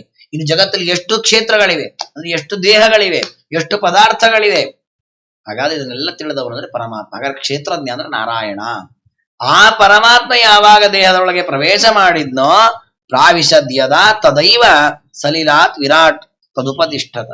ಯಾವಾಗ ಪರಮಾತ್ಮ ಪ್ರವೇಶ ಮಾಡಿದ್ನೋ ಆಗ ಆ ದೇಹ ಮೇಲಕ್ಕೆ ಎದ್ದಿತು. ಅಂದ್ರೆ ತಾತ್ಪರ್ಯ, ಬ್ರಹ್ಮರುದ್ರಾದಿ ಎಲ್ಲ ದೇವತೆಗಳು ದೇಹದಲ್ಲಿ ಇದ್ರೂ ಕೂಡ ಪರಮಾತ್ಮ ಇದ್ದಾಗ ಮಾತ್ರ ಈ ದೇಹದಲ್ಲಿ ವ್ಯಾಪಾರ ನಡೀತದೆ. ವಸುಧಾ ಉಪನಿಷತ್ತುಗಳಲ್ಲಿ ಮುಖ್ಯ ಪ್ರಾಣದೇವರ ಜೀವೋತ್ತಮತ್ವ ಹೇಳುವಾಗ ಈ ಕಥೆ ಬರುತ್ತೆ. ಅಂದ್ರೆ ದೇಹದ ಒಳಗೆ ಇರುವ ದೇವತೆಗಳು, ತತ್ವಾಭಿಮಾನಿ ದೇವತೆಗಳು ಒಂದು ಬಾರಿ ಸ್ಪರ್ಧೆ ಆಯ್ತಂತೆ. ನಾನು ದೊಡ್ಡವನು ಅಂತ ಒಂದು ಸ್ವಲ್ಪ ಅಹಂಕಾರ ಬಂತು. ನಮ್ಮನೇಲಿ ನಾವು ಕೆಲಸ ಮಾಡಬೇಕಾದ್ರೆ ಅನ್ಕೋತಿಲ್ಲ, ನಾನೇ ಜಾಸ್ತಿ ಕೆಲಸ ಮಾಡುದು, ನಾನ್ ಜಾಸ್ತಿ ಮಾಡ್ತೇನೆ ಅಂತ. ಆದ್ರೆ ನಮಗೆ ಅದು ಮನವರಿಕೆ ಆಗೋದು ಯಾವಾಗ? ಯಾರು ಇಲ್ದಿದ್ದಾಗ ಮನೆ ನಡೆಯಲ್ಲ, ಅವಾಗ ಅವರಿಂದ ಈ ಮನೆ ಅವರಿಂದ ನಡೀತಾ ಇದೆ, ನಮ್ದು ಏನ್ ದೊಡ್ಡದಿಲ್ಲ ಇದೆ. ಹಾಗೆ ಈ ದೇಹದ ಒಳಗೂ ಈ ರೀತಿ ಸ್ಪರ್ಧೆ ಬಂತು. ನಾನ್ ಜಾಸ್ತಿ ಮಾಡ್ತೇನೆ, ನನ್ನಿಂದ ದೇಹ ನಿಂತಿದೆ, ನಾನೇ ಈ ದೇಹಕ್ಕೆ ಕಾರಣ ಅಂತ. ಬ್ರಹ್ಮದೇವರ ಹತ್ರ ಹೋದ್ರಂತೆ ದೇವತೆಗಳು, ನಾನೇ ದೊಡ್ಡವನು. ಬ್ರಹ್ಮದೇವರಂದ್ರಂತೆ, ನೀವೊಂದು ಸ್ಪರ್ಧೆ ಮಾಡ್ರಿ, ಯಾರು ಇಲ್ದೇ ಇದ್ದಾಗ ದೇಹ ಬೀಳತ್ತೆ, ಯಾರಿದ್ದಾಗ ದೇಹ ನಿಲ್ಲತ್ತೆ, ಅವರೇ ದೊಡ್ಡವರು ಅಂತ ನಿರ್ಣಯ ಮಾಡ್ಕೊಳ್ರಿ. ಹಾಗೆ ಈ ದೇವತೆಗಳೆಲ್ಲ ಒಬ್ಬೊಬ್ಬರೇ ಹೊರಗೆ ಬರ್ತಾರೆ, ದೇಹ ಆರಾಮಾಗಿ ಇರುತ್ತೆ. ಪ್ರಾಣದೇವರು ಹೊರಗೆ ಬಂದಾಗ ದೇಹ ಬಿದ್ದೋಗತ್ತೆ. ಮತ್ತೆ ಎಲ್ಲ ದೇವತೆಗಳ ಒಳಗೆ ಹೋಗ್ತಾರೆ, ಯಾವಾಗ ದೇಹ ನಿಲ್ಲಲ್ಲ. ಪ್ರಾಣದೊಳಗೆ ಹೋದ್ಮೇಲೆ ನಿಲ್ಲತ್ತೆ. ಯಾವಾಗ ನಿರ್ಣಯ ಮಾಡ್ತಾರೆ, ಇಲ್ಲ ಮುಖ್ಯ ಪ್ರಾಣನೇ ದೊಡ್ಡವನು, ಮುಖ್ಯ ಪ್ರಾಣವಶೇ ಸರ್ವಂ, ಎಲ್ಲ ದೇವತೆಗಳು ಮುಖ್ಯ ಪ್ರಾಣನ ಅಧೀನರಾಗಿದ್ದಾರೆ ಎಂದ. ಅಲ್ಲ ಮತ್ತೆ ಹಾಗಾದ್ರೆ ದೇವರನ್ನ ಬಗ್ಗೆ ಹೇಳಲೇ ಇಲ್ಲಲ್ಲ ಅಲ್ಲಿ ಉಪನಿಷತ್ತು. ಅದಕ್ಕೆ ಅಲ್ಲಿ ಎಲ್ಲ ಆಚಾರ ನಿರ್ಣಯ ಕೊಟ್ಟಿದ್ದಾರೆ. ದೇವರು ಬ್ರಹ್ಮದೇವರು ಆ ದೇಹದಲ್ಲಿ ಸುಮ್ಮನೆ ಕೂತಿದ್ರಂತೆ. ವಸ್ತು ಮುಖ್ಯ ಪ್ರಾಣ ದೇವರು ಈ ದೇಹದಿಂದ ಹೊರಗೆ ಹೋದ್ರೂ ಕೂಡ ಈ ದೇಹವನ್ನು ಬದುಕಿಸುವ ಸಾಮರ್ಥ್ಯ ದೇವರಿಗಿದೆ. ಆದ್ರೆ ದೇವರ ಆ ಕೆಲಸ ಮಾಡಲ್ಲ. ದೇವರ ಆ ನಿಯಮ ಇಟ್ಕೊಂಡಿದ್ದಾನೆ, ಮುಖ್ಯ ಪ್ರಾಣವನ್ನ ಬಿಟ್ಟು ನಾನೊಂದು ಕ್ಷಣವೂ ಇರೋದಿಲ್ಲ ಅಂದ್ರೆ ದೇವರ ನಿಯಮ. ಹಾಗೆ ಮುಖ್ಯ ಪ್ರಾಣ ಹೊರಗೆ ಹೋಗುವಾಗ ದೇವರು ಹೊರಗೆ ಹೋಗ್ತಾನೆ. ಹಾಗೆ ಇಲ್ಲೂ ಕೂಡ ಆ ದೇಹ ಮೇಲೆತ್ತು, ದೇವರು ಪ್ರವೇಶ ಮಾಡಿದಾಗ ಎತ್ತು ಅನ್ನರ್ಥ. ದೇವರು ಮುಖ್ಯ ಪ್ರಾಣದಿದ್ರು ಪ್ರವೇಶ ಮಾಡಿದಾಗ ಆ ದೇಹ ಮೇಲಕ್ಕೆ ಎತ್ಕೊಳ್ತು. ಹೀಗೆ 24 ತತ್ವಗಳಿಂದ ಕೂಡಿರತಕ್ಕಂತಹ ದೇಹವನ್ನ ಪರಮಾತ್ಮ ನಿರ್ಮಾಣ ಮಾಡಿದ್ದಾನೆ. ಅದರೊಳಗಷ್ಟು ದೇವತೆಗಳನ್ನ ಇಟ್ಟಿದ್ದಾನೆ, ಅವರಲ್ಲಿ ಮುಖ್ಯ ಪ್ರಾಣದೇವರು ಕೆಲಸ ಮಾಡ್ತಾರೆ, ಅವರೊಳಗೆ ಪರಮಾತ್ಮ ಇದ್ದಾನೆ. ಇದಿಷ್ಟು ತತ್ವವನ್ನು ಉಪದೇಶ ಮಾಡಿದ್ದು ಯಾಕೆ? ಕೊನೆಯ ತಾತ್ಪರ್ಯವನ್ನ ಹೇಳ್ತಾರೆ. ತಮಸ್ಮಿನ್ ಪ್ರತ್ಯಗಾತ್ಮಾನಂ ಧಿಯಾ ಯೋಗ ಪ್ರವೃತ್ತಯ ಭಕ್ತಿಯ ವಿರಕ್ತಿಯ ಜ್ಞಾನೇನ ವಿವಿಚ್ಯಾತ್ಮನಿ ಚಿಂತೆಯೇ. ಈ ರೀತಿ ತತ್ವಗಳನ್ನೆಲ್ಲ ತಿಳ್ಕೊಂಡು, ಹಾಗಾದ್ರೆ ಮಹತ್ತತ್ವ, ಪ್ರಕೃತಿ, ಅಹಂಕಾರ, ಪಂಚಭೂತ ಇವೆಲ್ಲವೂ ದೇವರಿಂದ ಬಂದದ್ದು. ಇವೆಲ್ಲವೂ ಶುಷ್ಕವಾದ, ಯಾಕೆ ಇವೆಲ್ಲ ಒಂದ್ ದಿವಸ ನಾಶವಾಗುವಂತಹದ್ದು. ಮತ್ತೆ ಇವೆಲ್ಲವೂ ಕೂಡ ಶಾಶ್ವತ ಸುಖವನ್ನು ಕೊಡದೇ ಇರುವಂತಹದ್ದು. ಇವುಗಳಿಗೆ ಅಭಿಮಾನಿಗಳಾದ ದೇವತೆಗಳು ಅವನ ವಶದಲ್ಲಿದ್ದಾರೆ. ಹಾಗೆ ಎಲ್ಲರಿಗಿಂತ ಎತ್ತರದಲ್ಲಿರೋ ಪರಮಾತ್ಮ ಎಷ್ಟು ದೊಡ್ಡವನು ಅಂತ ಅವನ ಬಗ್ಗೆ ನಮಗೆ ಗೌರವ ಬರುತ್ತೆ. ಅದಕ್ಕೋಸ್ಕರವಾಗಿ ಈ ಮಹಾತ್ಮೆಯನ್ನು ತಿಳಿದು ಇವರೆಲ್ಲರ ಪ್ರೇರಕನನ್ನಾಗಿ ಭಕ್ತಿಯಿಂದ ಅವನನ್ನು ಆರಾಧನೆ ಮಾಡಬೇಕು. ವಿರಕ್ತಿಯ ವಿಷಯ ಪದಾರ್ಥಗಳಲ್ಲಿ ವೈರಾಗ್ಯವನ್ನ ತಾಳಿ ದೇವರನ್ನ ಹೃದಯದಲ್ಲಿ ಚಿಂತನೆ ಮಾಡಬೇಕು. ಆಗ ಮೋಕ್ಷಕ್ಕೆ ಸಾಧನವಾಗತ್ತೆ ಅಂತ ಹೀಗೆ ತತ್ವಗಳ ನಿರೂಪಣೆಯನ್ನ ಪರಮಾತ್ಮ ಮಾಡುತ್ತಾನೆ. ಈ ಪ್ರಸಂಗದಲ್ಲಿ ದೇವರು ಮತ್ತೊಂದು ಮಾತನ್ನ ಹೇಳ್ತಾನೆ. ಏನು ಅಂದ್ರೆ, ಪ್ರಕೃತಿಸ್ಥೋಪಿ ಪುರುಷೋ ನಾಜ್ಯತೆ ಪ್ರಾಕೃತೆ ಗುಣೈಹಿ. ಈಗ ನಾವು ಸತ್ವರಸ್ತಮೋ ರೂಪವಾದ ಗುಣಗಳ ಬಂಧಕ್ಕೆ ಸಿಲುಕಿ ನಾನಾ ಕೆಲಸಗಳನ್ನ ಮಾಡ್ತೇವೆ. ನಮ್ಮಲ್ಲಿ ರಜೋಗುಣ ಪ್ರವೃತ್ತಿ ಜಾಸ್ತಿ ಆದಾಗ ಆಸೆ ಆಕಾಂಕ್ಷೆಗಳು ಜಾಸ್ತಿ ಆಗತ್ತೆ. ಸತ್ವಗುಣ ಜಾಸ್ತಿ ಆದಾಗ ಒಳ್ಳೆ ಕೆಲಸ, ನಾವು ಪೂಜೆ ಮಾಡಬೇಕು, ಪ್ರದಕ್ಷಿಣೆ ಹಾಕ್ಬೇಕು, 4 ಜನಕ್ಕೆ ಉಪಕಾರ ಮಾಡಬೇಕು, ಇಂಥ ಬುದ್ಧಿ ಬರುತ್ತೆ. ತಮೋಗುಣದ ಪ್ರವೃತ್ತಿ ಜಾಸ್ತಿ ಆದಾಗ ಹೊಡೆಯೋದು, ಬಡಿಯೋದು, ಸಿಟ್ಟು ಮಾಡ್ಕೊಳ್ಳೋದು, ಬೇಸರ ಮಾಡ್ಕೊಳ್ಳೋದು, ಅಳೋದು ಇವೆಲ್ಲ ನಮ್ಮಲ್ಲಿ ಉಂಟಾಗತ್ತೆ. ಹಾಗಾದ್ರೆ 3 ಗುಣಗಳ ಸಂಪರ್ಕ ನಮಗಾಗಿ ನಮ್ಮಲ್ಲಿ ನಾನಾ ವಿಧವಾದ ವಿಕಾರ ಆಗ್ತಾ ಇದೆ. ಹಾಗಾದ್ರೆ ದೇವರಿಗೂ 3 ಗುಣಗಳ ಸಂಪರ್ಕ ಇದೆ. ನೀವೇ ಹೇಳ್ತೀರಿ, ದೇವರೇ ಸತ್ವಗುಣವನ್ನ ಮಿಶ್ರಣ ಮಾಡಿದ, ರಜೋಗುಣವನ್ನ ಮಿಶ್ರಣ ಮಾಡಿದ, ತಮೋಗುಣವನ್ನ ಮಿಶ್ರಣ ಮಾಡಿದ, ಅದರ ಮೂಲಕ ಈ ಎಲ್ಲ ತತ್ವಗಳನ್ನ ಸೃಷ್ಟಿ ಮಾಡಿದ. ಹಾಗಾದ್ರೆ ದೇವರಿಗೂ ಈ ಗುಣಗಳ ಸಂಪರ್ಕ ಆಯ್ತಲ್ಲ, ದೇವರು ಆ ಗುಣಗಳನ್ನ ಮುಟ್ಟಿಂದಲ್ಲ. ಹಾಗಾದ್ರೆ ಅವನಿಗೂ ಕೂಡ ಅದರ ವೈರಸ್, ಅದರ ದೋಷ ದೇವರಿಗೂ ಬರಬೇಕಲ್ಲ. ಹಾಗಾದ್ರೆ ಅವನಿಗೂ ಕೂಡ ರೋಗಾದಿಗಳು ಬರಬಹುದು, ಅವನಿಗೂ ಆಲಸ್ಯಾದಿಗಳು ಬರಬಹುದಲ್ಲ. ಅದಕ್ಕೆ ಹೇಳ್ತಾರೆ ಪ್ರಕೃತಿ ಸ್ಥೋಪಿ ಪುರುಷ. ದೇವರ ನಾವೆಲ್ಲ ಪ್ರಕೃತಿ ನಮಗೆ ಅಂಟ್ಕೊಳ್ಳೋದು, ದೇವರ ಅದ್ರ ಒಳಗೆ ಇದ್ದಾನೆ. ಸತ್ವಗುಣದ ಒಳಗೆ ಇದ್ದಾನೆ, ರಜೋಗುಣದ ಒಳಗೆ ಇದ್ದಾನೆ, ತಮೋಗುಣದ ಒಳಗೆ ಇದ್ದಾನೆ. ಅದರಿಂದ ಯಾವ ವಿಕಾರಕ್ಕೂ ಒಳಗಾಗಲ್ಲ. ಪ್ರಕೃತಿ ಸ್ಥೋಭಿ ಪುರುಷ ನಾಜ್ಯತೆ ಪ್ರಾಕೃತಿ ಗುಣಿ ಅವಿಕಾರಾತ್ ಅಕರ್ತೃತ್ವಾತ್ ನಿರ್ಗುಣತ್ವಾತ್ ಜಲಾರ್ಕತ್ವಾತ್. ಅದಕ್ಕೆ ಕಾರಣವನ್ನು ಚೆನ್ನಾಗಿ ಹೇಳಿದ್ದಾರೆ. ದೇವರು ಪ್ರಕೃತಿಯ ಒಳಗೆ ಇದರ ಬಂಧನಕ್ಕೆ ಯಾಕೆ ನಿಲುಕಿಲ್ಲ ಅಂತಂದ್ರೆ ಅವನು ಅವಿಕಾರಿ, ವಿಕಾರ ರಹಿತನಾದ ವ್ಯಕ್ತಿ ದೇವರು. ಅಂದ್ರೆ ಅವನು ಪ್ರಾಕೃತ ಪ್ರಪಂಚದವನೇ ಅಲ್ಲ, ಅವನ ಅಪ್ರಾಕೃತ ವ್ಯಕ್ತಿ. ನೋಡಿ, ಕರೆಂಟು ಬಲ್ಬ್ನೊಳಗಿರುತ್ತೆ, ದೊಡ್ಡ ಟ್ಯೂಬ್ಲೈಟ್ ಒಳಗಿರುತ್ತೆ, ಸಣ್ಣದ್ರೊಳಗಿರುತ್ತೆ. ಇದೆಲ್ಲದರಲ್ಲೂ ಬೇರೆ ಬೇರೆ ರೀತಿಯ ಆಕಾರದಲ್ಲಿ ಇದ್ರು ಕರೆಂಟ್ ಒಂದೇ ರೀತಿ ಇರುತ್ತೆ. ಅದು ಇಲ್ಲಿ ಹೊಡೆದ್ರು ಶಾಕ್ ಹೊಡಿತಿಲ್ಲ, ಅಲ್ಲಿ ಹೊಡೆದ್ರು ಶಾಕ್ ಹೊಡಿಯುತ್ತೆ.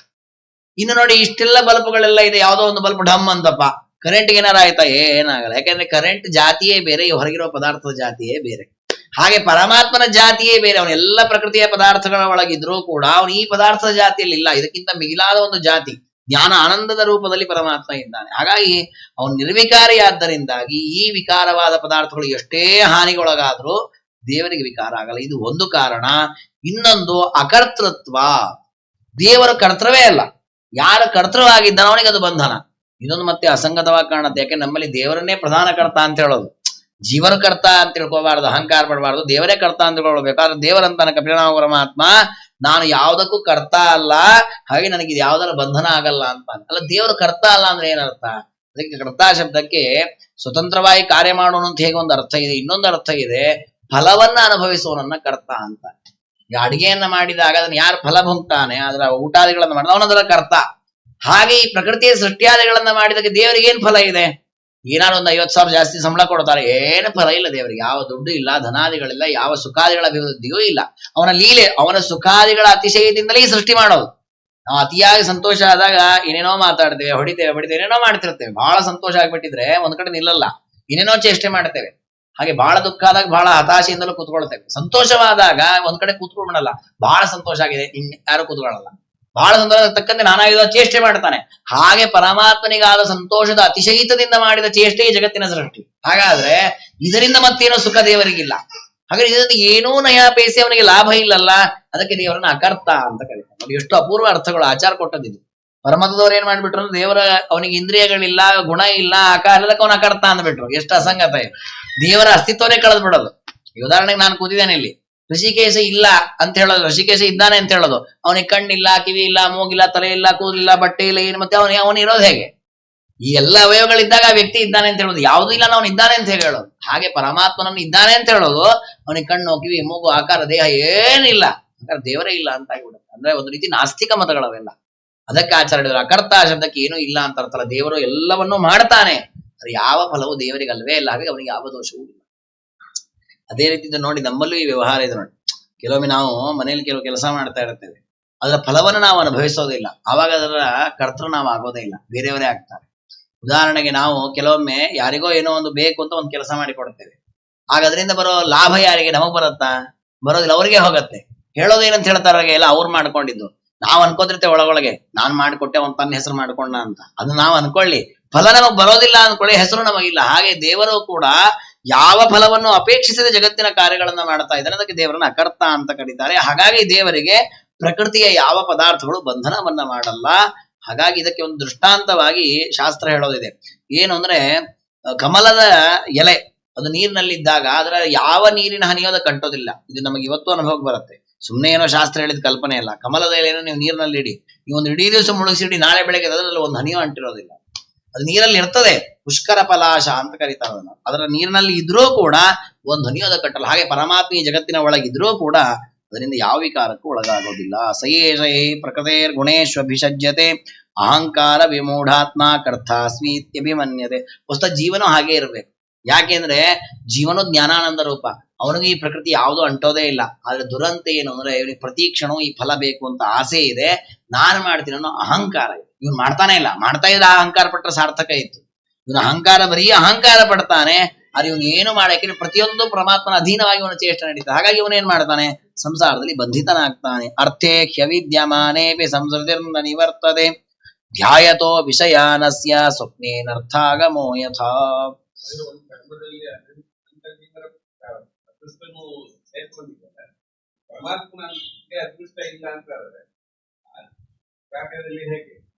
ಯಾವ ಪದಾರ್ಥ ಯಾವುದೇ ಒಂದು ಕರ್ಮ ನಡೀತಾ ಇದೆ, ಈ ಪರಮಾತ್ಮನ ಪ್ರೇರಣೆ ಅಥವಾ ಪರಮಾತ್ಮನ ನಡೆಯೋದಿಲ್ಲ. ನಾವೇನ್ ಹೇಳ್ತೀವಿ, ಈಗ ಹೇಳ್ದಂಗೆ ಒಂದು ಭೋಜ್ಯವಾದ ಪದಾರ್ಥವನ್ನ ಸ್ವೀಕಾರ ಮಾಡಬೇಕಾದ್ರೆ ಯಜ್ಞದತ್ತಂದು ಅದೃಷ್ಟ ಬೇಕಲ್ಲ. ಹಾಗೆ ದೇವದತ್ತ ಯಾರು ಮಾಡಿದ ಪಾಚಕ ಒಂದು ಅದೃಷ್ಟ ಬೇಕು. ಪೂರ್ವಜನ್ಮದ ಕರ್ಮದ ಫಲ ಅದು ಬೇಕೇ ಬೇಕು. ಹೌದು, ಪರಮಾತ್ಮನು ಇದಾಗದೆ. ಪರಮಾತ್ಮ ಅದೇ ಈ ಬಂಧನದಲ್ಲಿ ಸಿಲುಕಲಿಕ್ಕೆ ಕಾರಣ ಆ ಕರ್ಮ. ದೇವರು ಒಂದ್ ವೇಳೆ ಈ ಬಂಧನದಲ್ಲಿ ಸಿಲುಕಿದಾಗ ಅವನಿಗೊಂದು ಯಾವ್ದೋ ಅದೃಷ್ಟ ಇದೆ, ಒಂದ್ ಯಾವ್ದೋ ಒಂದು ಕರ್ಮ ಇದೆ, ಅದರ ಫಲವಾಗಿ ಈ ರೀತಿ ಮಾಡಿದ್ದಾನೆ ಅಂತ ಹೇಳ್ಬೋದು. ಅದಕ್ಕೆ ಶಾಸ್ತ್ರ ಹೇಳಿದ್ದು ಲೀಲೆಯಿಂದ ಮಾಡ್ತಾನೆ ಇದನ್ನ ಅಂತ. ಅವ್ನು ಲೀಲೆಯಿಂದ ಮಾಡೋದ್ರಿಂದ ಅವನಿಗೆ ಕರ್ಮ ಇಲ್ಲ, ಕರ್ಮದ ಫಲವಾಗಿ ಸೃಷ್ಟಿಯನ್ನ ಮಾಡಿದೀವಿ. ನಾವು ಅಡಿಗೆಯನ್ನು ಮಾಡ್ತಾ ಇದ್ದೇವೆ, ಅದರಿಂದ ಭೋಗಿಸೋದು ನಾವು ಇರಬಹುದು. ಅದ್ರ ಅಡಿಗೆ ಮಾಡ್ಲಿಕ್ಕೆ ಒಂದು ಕರ್ಮ ಇದೆ. ಯಾವ್ದೋ ಜನ್ಮದಲ್ಲಿ ನಾನೇನೋ ಮಾಡಿದ್ದೆ ಯಾರ್ದೋ, ಅದಕ್ಕೆ ಈ ಜನ್ಮದಲ್ಲಿ ಅವರು ಜೀತದಾಳಾಗಿ ಅವ್ರಿಗೆ ಅಡಿಗೆ ಮಾಡೋ ಸೇವೆ ಮಾಡುವಂತ ಪ್ರಾರಬ್ಧ ಬಂದಿದೆ. ಆದ್ರೆ ದೇವರಿಗೆ ಹಾಗೆ ಬರ್ಲಿಲ್ಲ. ಮತ್ತೆ ದೇವರು ಸೃಷ್ಟಿ ಮಾಡ್ತಾನಲ್ಲ, ಅವನು ಜೀತದಾಳಾಗ್ಲಿಲ್ಲ. ಜೀತದಾಳ ಆದದ್ದಲ್ಲ, ದೇವರು ಮಾಡಿದ್ದೇನೋ ಆನಂದದಿಂದ ಅಭಿವ್ಯಕ್ತವಾದಾಗ ಮಾಡುವ ಚೇಷ್ಟೆ ಇದು. ಅಂದ್ರೆ ಬಹಳ ಸಂತೋಷವಾದಾಗ ನಾವು ಸುಮ್ನೆ ಹೀಗೆ ಮಾಡ್ತೇವೆ, ಕೈನ ಸುಮ್ನೆ ಹೀಗೆ ತೋರಿಸ್ ಇದರಲ್ಲಿ ಏನ್ ಫಲ ಫಲ ಇಲ್ಲ, ಅಥವಾ ಇದು ಯಾವ್ದೋ ಕರ್ಮದ ಫಲವೂ ಅಲ್ಲ. ಮತ್ತೆ ನಮ್ಮ ಸಂತೋಷದ ಅಭಿವ್ಯಕ್ತಿ ಬೆಳೆಸಿದ್ದಷ್ಟೇ ಅದು. ಹಾಗೆ ದೇವರ ಸಂತೋಷದ ಅಭಿವ್ಯಕ್ತಿಯಾಗಿ ಸೃಷ್ಟಿ ಮಾಡಿದ, ಅದರಲ್ಲಿ ಕರ್ಮದ ಅವಕಾಶವೇ ಇಲ್ಲ, ಕರ್ಮ ಇಲ್ಲವೇ ಇಲ್ಲ ದೇವರಿಗೆ. ಅದಕ್ಕೆ ದೇವರನ್ನ ನಿರ್ಗುಣ ಅಂತ ಕರೆದೆ. ನಿರ್ಗುಣತ್ವ, ದೇವರಿಗೆ ಆ ಗುಣದ ಸಂಪರ್ಕ, ಗುಣದಿಂದಾಗಿ ಕರ್ಮ ಬರೋದು. ಕರ್ಮ ಅದಕ್ಕೆ ಒಂದಕ್ಕೊಂದು ಲಿಂಕ್ ಇದೆ. ಕರ್ಮಗಳು ಹುಟ್ಕೊಳ್ಳೋದು ಹೇಗೆ? ನಮ್ಮ ಅಭಿಮಾನ, ನಮ್ಮ ಆಸೆ, ಫಲಾಕಾಂಕ್ಷೆ, ಇದರಿಂದ ಕರ್ಮಗಳು ಹುಡ್ತಾ ಹೋಗುತ್ತೆ. ಆದ್ರೆ ದೇವರಿಗೆ ಆಸೆ ಆಕಾಂಕ್ಷೆಗಳು ಯಾಕೆ? ಅವನು ಪೂರ್ಣ ನಿತ್ಯ ತೃಪ್ತ. ಹಾಗೆ ದೇವರಿಗೆ ಕರ್ಮವೂ ಇಲ್ಲ, ಕರ್ಮದಿಂದ ನಾನಾ ಜನ್ಮ ಬರುವ ಪ್ರಸಂಗವೂ ಇಲ್ಲ. ಆದ್ರೂ ಅವನು ಚೇಷ್ಟೆ ಮಾಡ್ತಾನಲ್ಲ. ಹಾಗಾಗಿ ದೇವರನ್ನ ಕರ್ತ ಅಂತಲೂ ಕರೀತಾರೆ, ಅಕರ್ತ ಅಂತಲೂ ಕರೀತಾರೆ. ಕರ್ತ ಯಾಕೆ? ಫಲಾಪೇಕ್ಷೆ ಸ್ವತಂತ್ರವಾಗಿ ಎಲ್ಲ ಕೆಲಸವೂ ಮಾಡ್ತಾನೆ, ಅದಕ್ಕೆ ಅವನು ಕರ್ತ. ಆದ್ರೆ ಅದರಿಂದ ಯಾವ ವಿಕಾರವೂ ದೇವರಿಗಿಲ್ಲ, ಯಾವ ಫಲಾಪೇಕ್ಷೆಯೂ ದೇವರಿಗಿಲ್ಲ, ಅದಕ್ಕೆ ಅವನು ಅಕರ್ತ ಅಂತಲೂ ಕರೀತಾರೆ. ಹಾಗಾಗಿ ದೇವರನ್ನ ಈ ರೀತಿ ತಿಳ್ಕೊಳ್ಳಬೇಕು. ವಿಷಯ ಪದಾರ್ಥಗಳು ನಮ್ಮನ್ನ ಬಂಧಿಸ್ತಾವೆ, ಅವುಗಳಲ್ಲಿ ಆಸಕ್ತರಾಗಬಾರ್ದು. ಧ್ಯಾಯತೋ ವಿಷಯಾನಸ್ಯ ಸ್ವಪ್ನೇನರ್ಥಾಗಮೋ ಯಥಾ. ಹೇಗೆ ವಿಷಯ ಪದಾರ್ಥಗಳನ್ನೇ ಅತಿಯಾಗಿ ನಾವು ಲೋಲಪತೆಯಿಂದ ಅವುಗಳಲ್ಲಿ ಆಸಕ್ತನಾಗಿದ್ರೆ ಅನರ್ಥ ಆಗಮೋ ಯಥಾ, ನಮಗೆ ಅನರ್ಥ ಪ್ರಾಪ್ತಿ ಆಗತ್ತೆ. ಅದಕ್ಕೆ ದೃಷ್ಟ ಅಂತ ಕನಸು ನೋಡಿ. ನಾವು ಎಚ್ಚರ ಇದ್ದಾಗ ನಾನಾ ವಿಧವಾದ ಪದಾರ್ಥಗಳನ್ನ ಗಮನಿಸ್ತಾ ಇರ್ತೇವೆ. ಯಾವ ಪದಾರ್ಥಗಳನ್ನ ಅತಿಯಾಗಿ ಅದರಲ್ಲಿ ಆಸಕ್ತರಾಗಿರ್ತೇವೆ, ಕನಸಲ್ಲಿ ಅವೇ ಬರುತ್ತೆ ನಮಗೆ. ಅಂದ್ರೆ ಕೆಲವೊಮ್ಮೆ ಅದು ನಮ್ಮ ತಿಂದ ಪದಾರ್ಥಗಳ ಪರಿಣಾಮ, ನಮ್ಮ ಕರ್ಮದ ಫಲ. ಅದ್ರ ಜೊತೆಗೆ ನಾವು ಅತಿಯಾಗಿ ಯಾವ ವಿಷಯಗಳನ್ನ ನೋಡಿರ್ತೇವೆ ಅದೇ ನಮ್ಮ ಕನಸಿನಲ್ಲಿ ಬರುತ್ತೆ, ನಮ್ಮನ್ನು ಅದು ಬಾಧಿಸ್ತದೆ. ಹೇಗೋ ಹಾಗೆ ಲೌಕಿಕ ಅಂದ್ರೆ ಜಾಗೃತ ಅವಸ್ಥೆಯಲ್ಲೂ ಕೂಡ ಎಷ್ಟೆಷ್ಟು ವಿಷಯ ಪದಾರ್ಥಗಳಲ್ಲಿ ಆಸಕ್ತನಾಗ್ತಾನೆ ಅಷ್ಟಷ್ಟು ಸಂಸಾರಕ್ಕೆ ಬಂಧಿತನಾಗ್ತಾನೆ. ಅತಯೇವ ಶನೈಶ್ಚಿತ್ತಂ ಪ್ರಸಕ್ತಂ ಅಸತಾಂಪತಿ ಭಕ್ತಿ ಯೋಗೇನ ತೀವ್ರೇಣ ವಿರಕ್ತ್ಯಾಚ ನಯೇತು. ಅದಕ್ಕೆ ದೇವರು ಹೇಳ್ತಾನೆ ದೇವಹೂತಿ ದೇವಿಗೆ, ಅದಕ್ಕೆ ನಾವೇನ್ ಮಾಡ್ಬೇಕು? ನಮ್ಮ ಚಿತ್ತವನ್ನ, ನಮ್ಮ ಮನಸ್ಸನ್ನ ಶನೈಹಿ ಅಸತಾಂಪತಿ ಪ್ರಸಕ್ತಂ ತೀವ್ರೇಣ ನಯೇತ್ ವಶಂ. ನಮ್ಮ ಮನಸ್ಸು ಸಹಜವಾಗಿ ಎಲ್ಲಿ ಹೋಗತ್ತೆ? ಕೆಟ್ಟ ಮಾರ್ಗದಲ್ಲಿ ಹೋಗತ್ತೆ, ಒಳ್ಳೆ ಮಾರ್ಗದಲ್ಲಿ ಹೋಗಲ್ಲ. ಈಗ ಸಹಜವಾಗಿ ನಮ್ಮ ಮಕ್ಕಳು ದೇವಸ್ಥಾನಕ್ಕೆ ಹೋಗ್ತಾರಾ? ಹೋಗಲ್ಲ. ಸಹಜವಾಗಿ ನಮ್ಮ ಮಕ್ಕಳು ಟಿವಿ ನೋಡ್ತಾರೆ. ದೇವಸ್ಥಾನಕ್ಕೆ ನಾವು ಕರ್ಕೊಂಡು ಹೋಗ್ಬೇಕು. ಯಾಕೆ ಅಂದ್ರೆ ಇಂದ್ರಿಯಗಳು ಇರೋದೇ ಹಾಗೆ. ಇದರಲ್ಲಿ ಕಾಟಕೋಪನಿಷತ್ನಲ್ಲಿ ಒಂದು ಮಾತನ್ನು ಹೇಳ್ತಾರೆ. ಏನು ಅಂದ್ರೆ ಪರಾಂಚಿಕಾನಿ ವೇತ್ರಣ. ಇಂದ್ರಿಯಗಳನ್ನ ದೇವರು ಸೃಷ್ಟಿ ಮಾಡಿದ್ದು ಹೇಗೆ ಅಂದ್ರೆ ಬಹಿರ್ಮುಖವಾಗಿ ಸೃಷ್ಟಿ ಮಾಡಿದ್ದಾನಂತೆ. ಅಂದ್ರೆ ಹೊರಗಿನ ಪ್ರಪಂಚವೇ ನೋಡುತ್ತದೆ, ಒಳಗಿಂದ ಏನು ನೋಡೋದೇ ಇಲ್ಲ. ಇಂದ್ರಿಯಗಳು ಇರೋದೇ ಹಾಗೆ. ಹಾಗೆ ಅದು ಹೊರಗಿಂದ ನೋಡ್ಬೇಕು ಅಂತ ಬಯಸತ್ತೆ. ಅದಕ್ಕೆ ನಾವೇನ್ ಮಾಡ್ಬೇಕು? ನೀನು ಹೊರಗಿಂದ ನೋಡ್ಬೇಡ, ಒಳಗಿಂದ ನೋಡೋದು. ನಾವು ಅದಕ್ಕೆ ಪಾಠ ಹೇಳ್ಬೇಕು. ಅದನ್ನ ಹೇಳ್ತಾನೆ ದೇವರು. ಶನೈ ಗಡಿಬಿಡಿ ಮಾಡಿದ್ರೆ ಆಗಲ್ಲ. ಈಗ ಟಿವಿ ಮುಂದೆ ಕೂತಿರ್ತಾನೆ, ತಕ್ಷಣ ದೇವ್ರ ಫೋಟೋ ಇಟ್ಬಿಡೋದು, ಅವನು ಹಿಂಗ್ ತಿರ್ಗಿಬಿಡ್ತಾನ. ದೇವ್ರ ಫೋಟೋ ಇಟ್ರೆ ಆ ಕಡೆ ತಿರ್ಕೊಂಡು. ಹಾಗೆ ಮಾಡಿದ್ರೆ ಆಗಲ್ಲ. ನಿಧಾನದಲ್ಲಿ ಒಂದೊಂದು ಇಂದ್ರಿಯವನ್ನು ಕೂಡ ಅಸತಾಂಪತಿ ಕೆಟ್ಟ ಮಾರ್ಗದಲ್ಲಿ ಹೋಗ್ತಾ ಇದಕ್ಕೆ ನಾನು ಪರಿಚಯ ಮಾಡಿಸ್ಬೇಕು. ಇದು ಎಷ್ಟು ಕೆಟ್ಟ ಮಾರ್ಗ, ಇದರಿಂದ ನಿನಗೆ ಸುಖ ಇಲ್ಲ, ದುಃಖ ಇದೆ, ಅದರಲ್ಲಿರೋ ಲೋಪದೋಷಗಳು, ಇಲ್ಲಿರತಕ್ಕಂತಹ ಗುಣ, ಪರಮಾತ್ಮದಲ್ಲಿ ಆಗತಕ್ಕಂತಹ ಲಾಭ, ಇದನ್ನೆಲ್ಲ ಪರಿಚಯ ಮಾಡಿಸಿ ಭಕ್ತಿ ಯೋಗೇನ ತೀವ್ರೇಣ ವಿರಕ್ತಿಯಾಚ. ಒಳ್ಳೆಯ ಭಕ್ತಿ ಅಂದ್ರೆ ದೇವರ ಚೆನ್ನಾದ ಮಹಾತ್ಮೆಯನ್ನು ತಿಳಿಸ್ಕೊಡ್ಬೇಕು. ವಿಷಯ ಪದಾರ್ಥಗಳ ಅಸಾರತೆಯನ್ನ, ವಿರಕ್ತಿಯನ್ನ ಅದನ್ನು ತೋರಿಸಿಕೊಟ್ಟು ಒಂದೊಂದು ಇಂದ್ರಿಯವನ್ನು ವಶ ಮಾಡ್ತಾ ಬರಬೇಕು. ಇದನ್ನು ದೇವರು ದೇವಹೂತಿಗೆ ಉಪದೇಶ ಮಾಡ್ತಾನೆ. ಯಮಾದಿಭಿ ಯೋಗಪತೈ ಅಭ್ಯ ಸಂಚದ್ರಯಾನ್ವಿತ ಮಯಿ ಭಾವೇನ ಸತ್ಯೇನ ಮತ್ಕಥಾಶ್ರವಣೇನ. ನಾವು ಕೆಲವೊಮ್ಮೆ ಕೆಲವೆಲ್ಲ ಸಂಸ್ಥೆಗಳಿರ್ತಾವೆ, ನಿಮಗೆ ಆಸನ ಹೇಳಿಕೊಡ್ತೇವೆ, ಪ್ರಾಣಾಯಾಮ ಹೇಳಿಕೊಡ್ತೇವೆ, ಧ್ಯಾನ ಹೇಳಿಕೊಡ್ತೇವೆ ಅಂತ ಕರೀತಾರೆ. ಸಿಕ್ಕಾಪಟ್ಟೆ ದುಡ್ಡು ತಗೊಳ್ತಾರೆ. ಅವರೆಲ್ಲ ಏನ್ ಮಾಡ್ತಾರೆ ಅಂದ್ರೆ ಸುಮ್ನೆ ಕೂತ್ಕೊಳ್ಳಿ ಅಂತಾರೆ, ಎಲ್ಲ ಲೈಟ್ ಆರಿಸ್ಬಿಡ್ತಾರೆ, ಏನು ಶಬ್ದ ಇಲ್ಲ, ಖಾಲಿ ಇದನ್ನೇ ನೋಡ್ತಾ ಇರಿ, ಹಾಗೆ ಹೀಗೆ ಏನೇನೋ ಹೇಳ್ತಾರೆ. ನಾನು ಹೋಗಿಲ್ಲ, ಹಾಗೆ ನಂಗೆ ಹೆಚ್ಚು ಮಾಹಿತಿ ಇಲ್ಲ. ಏನೇನೋ ಹೇಳ್ತಾರ. ಅದು ಏನಿದೆ ಅದು ಅಂದ್ರೆ ಅದು ನಾವೇನೋ ಅನ್ಕೊಂಡು ಕೆಲವರು ಅದಕ್ಕೆ ಹೋಗ್ತಾರೆ, ಕ್ಯೂ ಇರುತ್ತೆ ಅದಕ್ಕೆ. ಅಂದ್ರೆ ಅಲ್ಲಿ ಏನೋ ನಾವು ಹೋದ್ರೆ ನಮ್ದೇನೋ ವಿಚಾರ ಆಗತ್ತೆ, ಬದಲಾಗತ್ತೆ, ನಮ್ಮ ಮನಸ್ಸು ಫ್ರೀ ಆಗತ್ತೆ, ಏನೇನೋ ಹೇಳ್ಕೊಳ್ತಾರೆ. ವಸ್ತುತಃ ಆ ರೀತಿಯಲ್ಲಿ ಮಾಡಬಾರ್ದು. ಅದೆಲ್ಲ ಮಹಾಪಾಪ ಸಾಧನೆ. ಯಾಕೆಂದ್ರೆ ವಸ್ತುಸ್ಥಿತಿಯಲ್ಲಿ ಧ್ಯಾನದ ಪ್ರಕ್ರಿಯೆಯನ್ನು ಶಾಸ್ತ್ರ ಹೇಳಿದಕ್ಕೆ ವಿರುದ್ಧವಾಗಿ ಅವರು ಮಾಡುತ್ತಾರೆ. ಧ್ಯಾನಾದಿಗಳನ್ನ ಮಾಡಬೇಕಾದ್ರೆ ಒಂದು ವಸ್ತುವನ್ನ ಧ್ಯಾನ ಮಾಡಬೇಕು. ಅಲ್ಲಿ ವಸ್ತುವಲ್ಲಿ ಏನಿಲ್ಲದ ಧ್ಯಾನ ಮಾಡಿ ಖಾಲಿ ಗೋಡೆಯನ್ನು ತೋರಿಸ್ತಾರೆ, ಖಾಲಿ ಕತ್ತಲನ್ನು ತೋರಿಸ್ತಾರೆ. ಆ ರೀತಿಯಲ್ಲ. ಅದಕ್ಕೆ ಹೇಳ್ತಾನೆ ದೇವರು, ದೇವರಲ್ಲಿ ಭಕ್ತಿಯನ್ನ ಮಾಡಬೇಕು. ಅದೇ ನಿಮ್ಮ ಮನಸ್ಸು ಹಗುರವಾಗಬೇಕು, ಎಲ್ಲ ಬಾಧೆಗಳಿಂದ ದುಃಖಗಳಿಂದ ಮುಕ್ತರಾಗಬೇಕು ಅಂತ ಇದ್ರೆ ದೇವರ ಕಥೆಗಳನ್ನ ಶ್ರವಣ ಮಾಡಿ. ಅವ್ರಲ್ಲಿ ಶ್ರವಣಕ್ಕೆ ಅವಕಾಶವಿಲ್ಲ, ಎಲ್ಲ ಆರಿಸಿಬಿಡ್ತಾರೆ ಖಾಲಿ. ಹಾಗಲ್ಲ ಸಾಧನೆಯನ್ನ ಮಾಡೋದು. ದೇವರ ಧ್ಯಾನ ಮಾಡೋ ಕ್ರಮವೇ ಅದಲ್ಲ. ಮೊದಲು ತಿಳ್ಕೊಳ್ಬೇಕು, ಚೆನ್ನಾಗಿ ತಿಳ್ಕೊಂಡು ಆಮೇಲೆ ವಿವಿಕ್ತನಾಗ್ಬೇಕು. ಏಕಾಂತಲ್ಲಿ ಕೂತ್ಕೊಂಡು ದೇವರನ್ನ ಧ್ಯಾನ. ಋಷಿಮುನಿಗಳೆಲ್ಲ ಹೋಗಿ ಕಾಡಿನಲ್ಲಿ ಒಬ್ಬರೇ ಕೂತಿದ್ದಾರೆ, ಅಲ್ಲಿ ಗೋಡೆ ಪಾಡ ಏನಿಲ್ಲ, ತಂಪಾಡಿ ತಾವು ಧ್ಯಾನ ಮಾಡ್ತಾ ಕೂತಿದ್ದಾರೆ. ಯಾಕೆ ಅಂದ್ರೆ ಅವ್ರು ಮೊದಲೆಲ್ಲ ಚೆನ್ನಾಗಿ ತಿಳ್ಕೊಂಡಿದ್ದಾರೆ. ಮೊದಲು ತಿಳ್ಕೊಳ್ಬೇಕು. ಈಗ ಎಕ್ಸಾಮ್ ಬರೆಯೋ ದಿವಸ ಯಾರು ನಮ್ಮ ಬಂದು ಇದು ಹೀಗೆ ಪಾಠ ಹೇಳಲ್ಲ. ಒಬ್ಬನೇ ಕೂತ್ಕೊಂಡು ಎಕ್ಸಾಮ್ ಬರೀತಾನೆ. ಯಾಕೆ? ಇಡೀ 1 ವರ್ಷ ಓದಿರ್ತಾನೆ, ಅವಾಗ ಎಕ್ಸಾಮ್ ಬರಿಬಹುದು. ಅಥವಾ ಇಡೀ 1 ವರ್ಷ ನೀವು ಕತ್ಲೆ ಕೋಣೆಯಲ್ಲಿ ಗಾಳಿ ಗೋಡೆಯಲ್ಲಿ ಕೂತ್ಕೊಂಡ್ಬಿಟ್ಟಿದ್ರೆ ಆ ಎಕ್ಸಾಮ್ ದಿವಸ ಖಾಲಿ ಬರ್ದು ಬರ್ಬೇಕಷ್ಟೇ. ಹಾಗಾಗಿ ಶಾಸ್ತ್ರ ಹೇಳುತ್ತೆ, ನೀನು ಚೆನ್ನಾಗಿ ದೇವರನ್ನ ಕಾಣಬೇಕು, ಧ್ಯಾನ ಮಾಡಬೇಕು, ಸುಖ ಪಡಿಬೇಕು, ದುಃಖದಿಂದ ಮುಕ್ತನಾಗಬೇಕು ಅಂದ್ರೆ ಯಮಾದಿಬಿರ್ ಯೋಗಪತಿ ಅಭ್ಯ ಸಂಶೋಧಯ, ಒಳ್ಳೆಯ ಶ್ರದ್ಧೆ, ಯಮಾದಿ ಉಪಾಯಗಳು, ಯಮ ನಿಯಮ ಆಸನ ಪ್ರಾಣಾಯಾಮ ಪ್ರತ್ಯಾಹಾರ ಅಂತ 8 ಅಂಗಗಳಿವೆ. ಅವುಗಳನ್ನ ಅನುಷ್ಠಾನ ಮಾಡ್ಕೊಳ್ಬೇಕು. ಬರೀ ಈ ರೀತಿ ದೇಹ ಇಂದ್ರಿಯ ಇವುಗಳ ನಿಗ್ರಹ ಮಾತ್ರ ಮಾಡಿದ್ರೆ ಸಾಕಾಗಲ್ಲ. ಮೈ ಭಾವೇನ ಸತ್ಯೇನ ಮತ್ಕಥಾ ಶ್ರವಣೇನ ಚ, ನನ್ನಲ್ಲಿ ಮನಸ್ಸನ್ನು ಇಡಬೇಕು. ಅದಕ್ಕೆ ನನ್ನ ಕಥೆಗಳನ್ನ ಶ್ರವಣ ಮಾಡ್ಬೇಕು, ನನ್ನ ಮಹಿಮೆಗಳನ್ನ ಕೇಳ್ತಾ ಇರ್ಬೇಕು. ನೋಡಿ, ದೇವಹೂತಿ ದೇವಿಗೆ ದೇವ್ರು ಹೇಳಿದ್ದು, ನಾವೆಲ್ಲ ಏನ್ ಹೇಳ್ತೇವೆ? ದೇವರ ಕಥೆ ಕೇಳಿ ಅಂತ. ದೇವ್ರು ಹೇಳಿದ ನನ್ನ ಕಥೆ ಕೇಳು ಅಂತ ಹೇಳ್ತಾನೆ. ನನ್ನನ್ನು ಚೆನ್ನಾಗಿ ತಿಳ್ಕೊ, ನನ್ನನ್ನು ಉಪಾಸನೆ ಮಾಡು, ನನ್ನಲ್ಲಿ ಮನಸ್ಸನ್ನು ಇಡು. ಸರ್ವಭೂತ ಸಮತ್ವೇನ ನಿರ್ವೈರೇಣ ಪ್ರಸಂಗತಃ. ಸರ್ವಭೂತ ಸಮ, ಎಲ್ಲ ಜೀವಿಗಳಲ್ಲಿ, ಎಲ್ಲ ಜಡ ಪದಾರ್ಥಗಳಲ್ಲಿ ಏನು ಪರಮಾತ್ಮ ಇದ್ದಾನೆ, ಇವನು ಸಮನಾಗಿದ್ದಾನೆ. ಅವನ ರೂಪಗಳಲ್ಲಿ ಭೇದ ಇಲ್ಲ. ಅದು ಆನೆಯಂತಹ ದೊಡ್ಡ ದೇಹದಲ್ಲಿರ್ಲಿ, ಸಣ್ಣ ಹುಳದಂತಹ ಸಣ್ಣ ಪ್ರಾಣಿಯ ದೇಹದಲ್ಲಿರ್ಲಿ, ಎಲ್ಲೇ ದೇವರಿರ್ಲಿ ಅವನು ಪೂರ್ಣ. ಆನೆಯಲ್ಲಿ ಅಷ್ಟು ಬಲವನ್ನು ಅಭಿವ್ಯಕ್ತ ಮಾಡ್ತಾನೆ, ಇರುವೆಯಲ್ಲಿ ಸ್ವಲ್ಪ ಬಲ ಅಭಿವ್ಯಕ್ತ ಮಾಡ್ತಾನೆ. ಅಂದ್ರೆ ಅದರ ಬಲವನ್ನು ಅಭಿವ್ಯಕ್ತ ಮಾಡೋದಷ್ಟು ವಿನಃ ಇರುವೆಯಲ್ಲಿರುವ ಪರಮಾತ್ಮನಿಗೂ ಆನೆಯಷ್ಟೇ ಪೂರ್ಣ ಶಕ್ತಿ. ಈ ರೀತಿ ದೇವರ ಎಲ್ಲದರ ಒಳಗಿರುವ ದೇವರ ರೂಪ ಪೂರ್ಣ ಅಂತ ತಿಳ್ಕೊಳ್ಬೇಕು. ಅದನ್ನೇ ಸರ್ವಭೂತ ಸಮತ್ವೇನ. ಇದನ್ನೆಲ್ಲ ಕೆಲವರು ತಪ್ಪು ತಿಳ್ಕೊಂಡ್ಬಿಟ್ಟಿದ್ದಾರೆ. ಎಲ್ಲಾ ಜೀವಿಗಳನ್ನ, ಎಲ್ಲಾ ಪದಾರ್ಥಗಳನ್ನ ಸಮಾನವಾಗಿ ಕಾಣಬೇಕು ಅಂತ. ಅದು ತಪ್ಪು. ಹಾಗೆ ಕಾಣ್ಲಿಕ್ಕೆ ದೇವರು ಹೇಳಿಲ್ಲ. ಯಾಕಂದ್ರೆ ಎಲ್ಲಾ ಜೀವಿಗಳನ್ನ ಸಮಾನವಾಗಿ ಕಾಣ್ಲಿಕ್ಕೆ ಆಗೋದಿಲ್ಲ, ಯಾರಿಂದಲೂ ಆಗಲ್ಲ. ನಾವು ಮಾತು ಅಂದ್ರೆ ಅಲ್ಲ, ಯಾರಿಗೂ ಆಗಲಿ. ಉದಾಹರಣೆಗೆ ಜಾತಿ ಇಲ್ಲ, ಮತ್ತೊಂದಿಲ್ಲ ಅಂತ ಈ ಸರ್ಕಾರದವರೆಲ್ಲ ಹೇಳ್ಕೊಳ್ತಾರೆ, ನಾವು ಜಾತಿ ಮತ ಎಲ್ಲ ಮುಕ್ತವಾಗಿದೆ ನಮ್ದು ಅಂತ ಹೇಳುದಷ್ಟೇ. ಅವರೇ ಜಾತಿ ಮತ ವಿಭಾಗ ಮಾಡ್ತಾರೆ. ಯಾಕೆ? ಜಾತಿ ಅಂದ್ರೆ ಏನು? ಬ್ರಾಹ್ಮಣ ಕ್ಷತ್ರಿಯ ಇಂತಹ ಜಾತಿ ಅವ್ರು ಮಾಡದೇ ಇರಬಹುದು, ಅವರಲ್ಲಿಯೂ ಮೇಲೆ ಕೆಳಗೆ ಇದೆ. ಹೇಳೋರ್ ಮೇಲೆ ಕೂತಿರ್ತಾರೆ, ಕೇಳೋರ್ ಕೆಳಗೆ ಕೂತ್ಕೊಳ್ಬೇಕು. ಅವ್ರು ಹೇಳಿದ್ದನ್ನ ನಾವು ಕೇಳಬೇಕು, ನಾವು ಹೇಳಿದವ್ರು ಕೇಳಲ್ಲ. ಮತ್ತೆ ಇಲ್ಲೂ ಜಾತಿ ಬಂತ, ಹೇಳೋರೊಬ್ರು ಕೇಳೋರೊಬ್ರು ಅಂತ. ಜಾತಿ ಅಂದ್ರೆ ಒಂದು ಗುಂಪನ್ನೇ ಜಾತಿ ಅಂತ ಕರೆಯೋದು. ಹಾಗಾದ್ರೆ ಅವರವರಿಗೆ ಉಚಿತವಾದ ಕರ್ಮಗಳನ್ನ ಮಾಡ್ಲಿಕ್ಕೆ ಹಾಕಿಕೊಟ್ಟಂತೆ ಜಾತಿ ವ್ಯವಸ್ಥೆಯನ್ನ. ಅದನ್ನ ಯಾರು ಕೂಡ ಅಲ್ಲಗಳಿಲಿಕ್ಕೆ ಬರಲ್ಲ. ಎಲ್ಲ ಕಡೆಯೂ ಇದ್ದೇ ಹಾಸು ಹೊಕ್ಕಾಗಿದೆ. ಅದಕ್ಕನುಗುಣವಾಗಿ ಪರಮಾತ್ಮ ಅವರವರಿಗೆ ಉಚಿತವಾದ ಫಲವನ್ನು ಕೊಡ್ತಾನೆ. ಅವರವರು ಏನ್ ಸಾಧನೆ ಮಾಡ್ತಾರೆ ಅದಕ್ಕೆ ಉಚಿತವಾದ ಫಲವನ್ನ ಕೊಡ್ತಾನೆ. ಅಲ್ಲಿ ಎಲ್ಲಿಯೂ ವೈಷಮ್ಯ ಮಾಡಲ್ಲ. ಅದೇ ನಿಜವಾಗಿ ಸಮತ್ವ. ನಾವೆಲ್ಲರಿಗೂ ಒಂದೇ ರೀತಿ ಕೊಟ್ಟರದನ್ನು ಸಮಾನ ಅಂತ ಕರೆಯಲ್ಲ. ಎಲ್ರಿಗೂ 10,000 ರೂಪಾಯಿ ಕೊಟ್ಬಿಟ್ರೆ ಸಮಾನ ಅಲ್ಲ. ನಾವ್ ಹಾಗೆ ಅನ್ಕೊಂಡ್ಬಿಟ್ಟಿದ್ದೇವೆ, ಎಲ್ರಿಗೂ ಒಂದೇ ರೀತಿ ದುಡ್ಡು ಕೊಟ್ಟರು ಸಮಾನ ಮಾಡಿದ್ದು ಸಮಾನತೆ ಅಲ್ಲ. ಯಾವ ಸಮಾನತೆ? ಅವರಿಗೆ ಎಷ್ಟು ಅನಿವಾರ್ಯತೆ ಅದನ್ನು ಕೊಡಬೇಕು. ಒಬ್ನಿಗೆ ನೀವು 10,000 ಕೊಟ್ರಿ, ಅವನಿಗೆ ವಸ್ತು 10,000 ಬೇಕಾಗೇ ಇರ್ಲಿಲ್ಲ, ಅವನಿಗೆ 5 ರೂಪಾಯಿ ಕೊಟ್ಟರೆ ಸಾಕಿತ್ತು, ಯಾಕೆ ಅವನಿಗೆ ಬೇಕಾದಷ್ಟು ದುಡ್ಡಿತ್ತು. ಇನ್ನೊಬ್ಬರಿಗೆ 20,000 ಅಪೇಕ್ಷೆ ಇತ್ತು, ಯಾಕೆ ಅವನ ಪಾಪ ಏನೋ ಆಪರೇಷನ್ ಇತ್ತು, ಏನೋ ಸಮಸ್ಯೆ ಇತ್ತು. ಆಗ ಇವನಿಗೆ 10,000 ಕೊಟ್ಟಿದ್ದು ಅವನಿಗೆ ಇನ್ನೂ ವ್ಯಥೆ ಇದೆ, ಇವನು ನನಗೆ ಇನ್ನೂ ಕೊಡ್ಬೇಕಿತ್ತಲ್ಲ ಅಂತ. ಅವನಿಗೆ ಇದ್ಯಾಕೆ ಬೇಕಿತ್ತು ನನಗೆ ಅಂತ ಅವನಿಗೆ ಅದರ ಬಗ್ಗೆ ಬೇಸರ ಇದೆ. ಹಾಗಾದ್ರೆ ನಾವು ಕೊಟ್ಟದ್ದು ಸಮಾನ ನಾವು ಅನ್ಕೊಂಡಿದ್ದೇವೆ, ಅದು ಇಬ್ಬರಿಗೂ ಕೂಡ ಸಮಾನ ಅನಿಸ್ತಾ ಇಲ್ಲ, ಇಬ್ಬರಿಗೂ ಕೂಡ ಅದು ಬೇಸರವೇ ಕಾರಣ ಆಯ್ತು. ಅದೇ ನಾವು ಇವನಿಗೆ 10 ರೂಪಾಯಿ ಕೊಟ್ಟು ಅವನಿಗೆ 20,000 ಕೊಟ್ಟು ಇಬ್ಬರಿಗೆ ಸಮಾನ ಮಾಡಿದಾಗ ನಾವು ಅಂದ್ರೆ ತಾತ್ಪರ್ಯ ಆದ್ರೆ ಹೀಗೆ ಹೇಳಿದ್ದಾರೆ ಅಂತ ಹೇಳಿ ನಾಳೆ ಎಲ್ಲ ಮನೆ ಕರೆದಿರೋ ಬ್ರಾಹ್ಮಣರು ಅವರೆಲ್ಲ ಕರೆದು ಯಾರಿಗೆ ಏನೇನು ಅಪೇಕ್ಷೆ ಇದೆ, ನಿಮ್ಗೆ ಏನ್ ಪೇಷಂಟ್ ಇದ್ದೀರಾ ಅಂತ ಕೇಳಿ ಆಗಲ್ತಾ ಅಲ್ಲ. ಮತ್ತೇನಿದು? ದೇವರು ನಮಗೆ ಕೊಡುವಾಗ ಹೇಗೆ ಕೊಡ್ತಾನೆ ಅಂದ್ರೆ ಅವರವರಿಗೆ ಏನ್ ಯೋಗ್ಯತೆ ಇದೆ, ಏನ್ ಅಪೇಕ್ಷೆ ಇದೆ, ಯಾವ ಅನಿವಾರ್ಯತೆ ಇದೆ ನೋಡಿ ದೇವರು ಕೊಡ್ತಾನೆ. ಹೀಗೆ ದೇವರ ಸಮಾನವಾದ ವ್ಯಕ್ತಿತ್ವವನ್ನು ನಾವು ಚಿಂತನೆ ಮಾಡಬೇಕು. ಸರ್ವಭೂತ ಸಮತ್ವೇನ ನಿರವೈರೇಣ, ಯಾರ ಮೇಲೆ ವೈರವನ್ನ ಮಾಡಬಾರದು. ಅಪ್ರಸಂಗತ, ಯಾರ ಜೊತೆಗೆ ಹರಟೆಯನ್ನು ಹೊಡಿಬಾರದು. ಬ್ರಹ್ಮಚರ್ಯೇಣ ಮೌನೇನ, ಬ್ರಹ್ಮಚರ್ಯದಲ್ಲಿ ಇರಬೇಕು. ಬ್ರಹ್ಮಚರ್ಯ ಅಂದ್ರೆ ಏನು? 2 ರೀತಿಯಲ್ಲಿ ಬ್ರಹ್ಮಚರ್ಯವನ್ನು ಗುರುತಿಸ್ತಾರೆ. ಒಂದು ಇಂದ್ರಿಯ ನಿಗ್ರಹವನ್ನ ಬ್ರಹ್ಮಚರ್ಯ ಅಂತಾರೆ. ಉದಾಹರಣೆಗೆ ಬ್ರಹ್ಮಚರ್ಯ ಆಶ್ರಮ ಅಂತ. ಈ ನಮ್ಮ ಜೀವನದ 4 ಭಾಗ ಆಶ್ರಮವನ್ನ ಮಾಡ್ತಾರೆ. ಬ್ರಹ್ಮಚರ್ಯ, ಗೃಹಸ್ಥ, ವಾನಪ್ರಸ್ಥ, ಯತಿ ಅಂತ. ಬ್ರಹ್ಮಚರ್ಯ ಅನ್ನೋ ಮೊದಲನೇ ಭಾಗ. ಅಂದ್ರೆ ಅದರಲ್ಲಿ ಭೋಗಾದಿಗಳಿಲ್ಲ. ಗುರುಕುಲ ವಾಸ, ಗುರುಗಳ ಸೇವೆ, ಕಷ್ಟಪಡೋದು, ಅಧ್ಯಯನ ಮಾಡೋದು ಇಷ್ಟೇ. ಹಾಗಾಗಿ ಅಲ್ಲಿ ಇಂದ್ರಿಯಗಳನ್ನು ತನ್ನ ವಶದಲ್ಲಿ ಇಟ್ಕೊಳ್ಬೇಕು, ಅನಿವಾರ್ಯತೆ ಇದೆ. ಕಣ್ಣು ಹೊತ್ತಿಗೆ ತಿನ್ಲಿಕ್ಕೆ ಕೊಡಲ್ಲ ಗುರುಗಳಲ್ಲಿ. ಭಿಕ್ಷಾಟನೆ ಮಾಡ್ಕೊಂಡ್ರೆ 1 ಹೊತ್ತು ಊಟ ಮಾಡೋದು ಅಷ್ಟೇ. ಹಾಗಾದ್ರೆ ಅದು ಏನಾಯ್ತು? ಇಂದ್ರಿಯಗಳನ್ನು ವಶ ಮಾಡುವ ಪ್ರವೃತ್ತಿ. ಹಾಗಾಗಿ ಬ್ರಹ್ಮಚರ್ಯ ಅಂದ್ರೆ ಇಂದ್ರಿಯಗಳನ್ನು ವಶ ಇಟ್ಕೊಳ್ಳೋದು ಒಂದು ಬ್ರಹ್ಮಚರ್ಯ ಅಂತ ಕರೆಯುತ್ತೆ. ಇನ್ನೊಂದು ಬ್ರಹ್ಮಚರ್ಯ ಶಬ್ದಕ್ಕೆ, ಬ್ರಹ್ಮ ಶಬ್ದಕ್ಕೆ ಪರಮಾತ್ಮ ನಾರಾಯಣ ಅವನನ್ನು ತಿಳಿಸಿಕೊಡುವ ಗ್ರಂಥಗಳು ಅಂತ ಅರ್ಥ. ಅದರಲ್ಲಿ ಚರ್ಯ ಅಂದ್ರೆ ಶಾಸ್ತ್ರಗಳನ್ನು ತಿಳಿದುಕೊಳ್ಳುವುದು, ಇದನ್ನು ಬ್ರಹ್ಮಚರ್ಯ ಅಂತ ಕರೀತಾರೆ. ಇದು 4 ಆಶ್ರಮದವರು ಮಾಡಬೇಕು.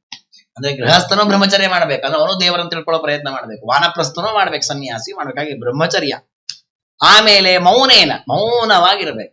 ಅಂದ್ರೆ ಬಾಯಿಗೆ ಬಿಗಿ ಹಾಕೊಂಡು ಮಾತಾಡೋದಿಲ್ಲ, ಅದನ್ನು ಮೌನವ? ಅದು ಮೌನ ಅಲ್ಲ.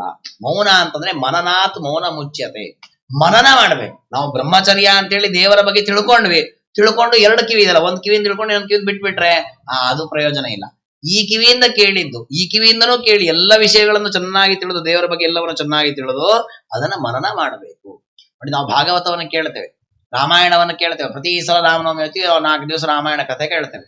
ಮತ್ತೆ ಮರುಸಲ ಮುಂದಿನ ವರ್ಷ ರಾಮನವಮಿ ಬರೋ ಹೊತ್ತಿ ಮತ್ತೆ ರಾಮನ ಕಥೆ ಎಚ್ಚರ, ದಶರಥ ಅವ್ರ ಮಗ ರಾಮ ಅವತಾರ ಮಾಡಿದ, ಅಲ್ಲಿ ರಾಮನ ಮರ್ತು ಬಿಟ್ಟಿರ್ತಾರೆ.